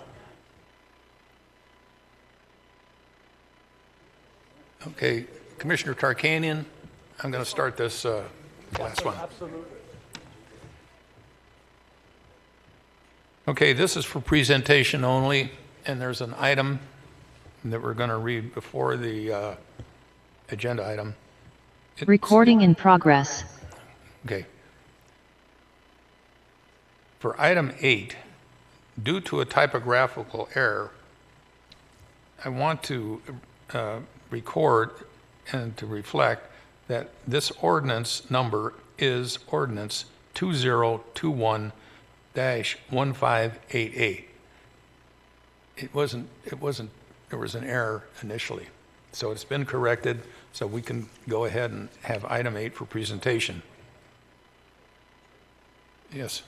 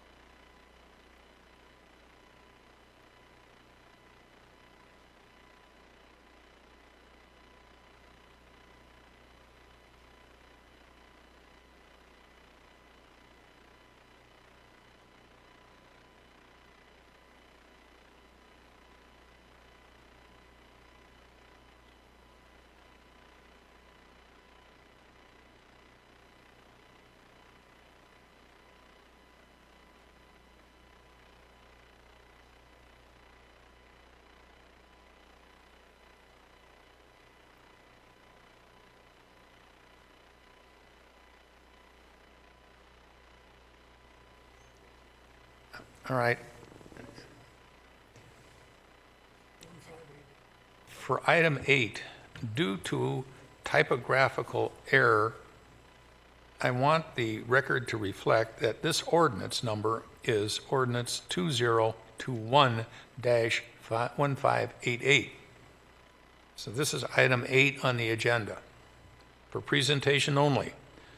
Discussion on the introduction of ordinance 2021-1588 and ordinance amending provisions of chapter 20.622 of the Douglas County Code to eliminate the creation of private cause of action, a violation of chapter 20.622, clarifying sections of the vacation home rental program, including the setting of the occupancy limit at 2 persons per bedroom, the appeal process, the composition of the vacation home rental advisory board, and the process for conducting safety inspections. And final, this is a first reading. Mr. Ritchie, you have the floor. Thank you, Chairman and Commissioners. Doug Ritchie with the Douglas County District Attorney's Office. This is for introduction. After this, it will be published in the newspaper. It's going before the Planning Commission next week. As indicated in the background, the board recently made some modifications to the VHR ordinance, chapter 20.622. There was a federal lawsuit and a temporary restraining order. The Honorable Robert C. Jones ordered that some of the elements of the new ordinance would be suspended. After speaking with opposing counsel and listening to some of the concerns of Judge Jones, there's some proposed revisions to the ordinance that hopefully will clarify it and resolve some of the issues the judge has raised. It's not the intent to rehash the VHR ordinance, but rather to clarify issues and to address some of the concerns that the court has raised. I'm available for any questions. This is not for action, it's for presentation only.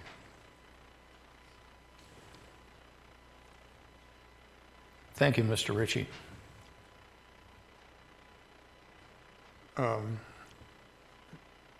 There's no comments. This is for presentation only, so we'll move on to the next item.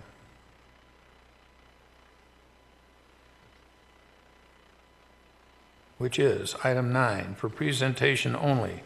Reports, updates from county commissioners, members concerning the various boards and/or commissions that they may be members of, or liaisons to, or meetings and functions they have attended. Do any of the members of the board have any comments? Mr. Chairman, Commissioner Nolasad. no comment. Thank you for the record. Mr. Chairman, Commissioner Rice. I hate to say anything after that. I want to get the heck out of here. I did want to say that the TRPA is now investing some time and money into teaching us how to be good stewards of the land. We had a retreat. To me, it was a team building session. The good news, it was on the beach at the beach right there at Round Hill Pines, and we got to see all the wonderful improvements that they've made down there. The Forest Service has spent a couple $1 million creating a very nice family focused vacation spot, unlike some of the others around here. So you don't have to worry about stepping on a broken beer bottle. So it was a delightful event, and I know where I'm going to bring my family when they come up to visit, and it won't be the other place. Thank you.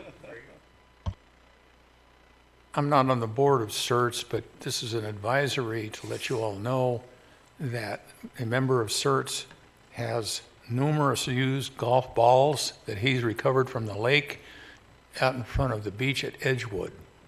So I pass that on. Is there any closing public comment?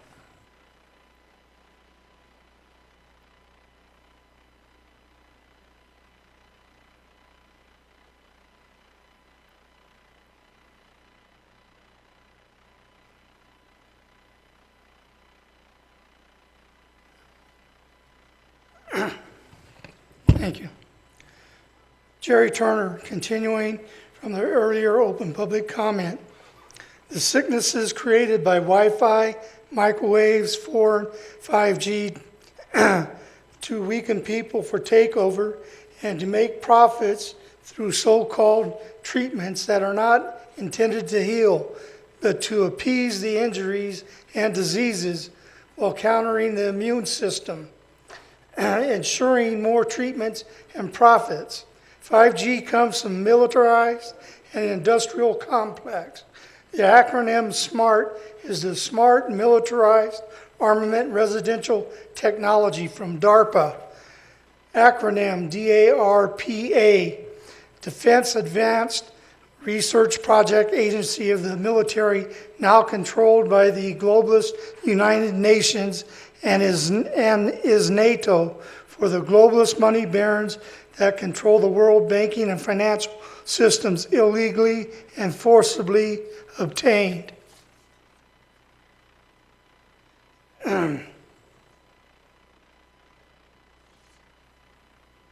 The military and industrial complex required to acquire the computers, notepads, cell phones, etc., enticing the technology into the hands, homes, offices, and businesses of individuals and corporations for secret control and monitoring systems using the back door and computers controlled by e.g. Israel, etc. So the military controlled by the globalist money barons. So the military technology was and is commercialized into the public hands. These technology devices can be turned on secretly and remotely by unknown technicians and hackers to steal information and cause harm.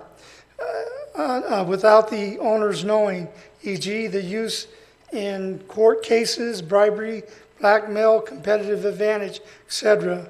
The devices having audio and cameras in them, listening and watching all surroundings. Devices even in children's toys and other. If you use someone else's cell phone, voice and face recognition knows it's you. Then whoever is contacted can be connected to the caller. Wi-Fi, microwaves, 4 and 5G milliwaves within their frequency bands are causes of thousands of diseases and sicknesses through 5G pulsations and LED photons, light energy. The now corrupt World Health Organization has written 365 pages of 4,500 illnesses and diseases caused by 4 and 5G, with 6G coming. Some of them are headaches, dizziness, nausea, nosebleeds, ringing in the ears. Jerry, To be continued to the next public comment. Thank you, Mr. I'd Turner. like to And on allow me another minute and a half. And on that note, this meeting is adjourned. Thank you. Oh, I'm sorry. I apologize, Ms. Murphy. That's all right. I thought you were just here to hear Mr. Turner. To observe. Okay, you have the floor. For the record, thank you, Mr. Chairman and fellow commissioners. For the record, Janet Murphy.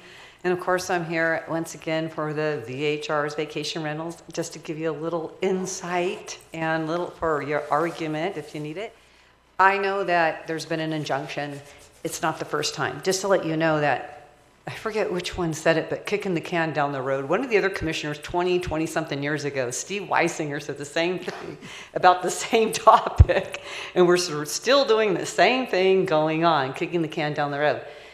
But let me just tell you, legally, this is your argument that you have.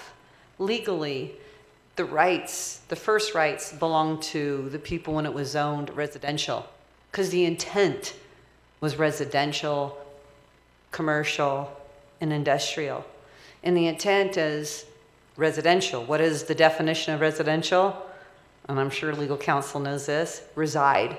What is the definition of, I'm doing this legally, this is your legal argument that you have, or the people that bought into residential originally, because that was the intent, that was the original zoned area. Vacation rentals came later on. So the intent was residential, definition, reside means permanently living there, and means home. What does home mean? The definition of home is where you feel comfortable, secure, and safe. When you have vacation rentals, how do you know who's next to you? When people move into a residential neighborhood, what do they look at? The school districts. What do they also look at? They look at the police. They look at their website to see what? Oh, is there any predators or anybody around in the neighborhood because of your children? I'm stating these things to give you some arguments, because as you see up here, if you read this, read your strategic plan and you'll see what it was all about. It's about the community and the scenery. We don't want population. You get it out of control. They're looking for water in LA because of population. They're looking for water over in Las Vegas. The infrastructure, when it's built between the engineers and the developers, okay, this is residential. What's per capita? What it is today? 3 people per home. That's what it's built upon. That's what it's going to service, not hotels intermixing in residential areas. But when we build, because I build this, when we build in commercial or industrial, you build the infrastructure for that type of planning. That's what you do. The infrastructure is not built for hotels in residential areas.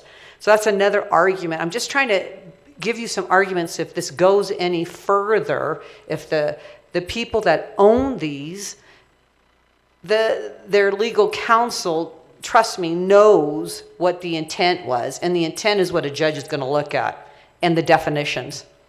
Thank you. Assistant District Attorney Ritchie, did you get all that? Yes, Chairman, so did opposing counsel. Thank you.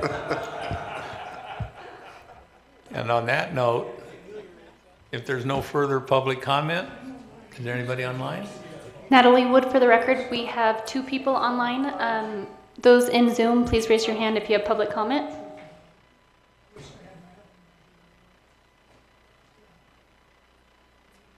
No response, no public comment on Zoom.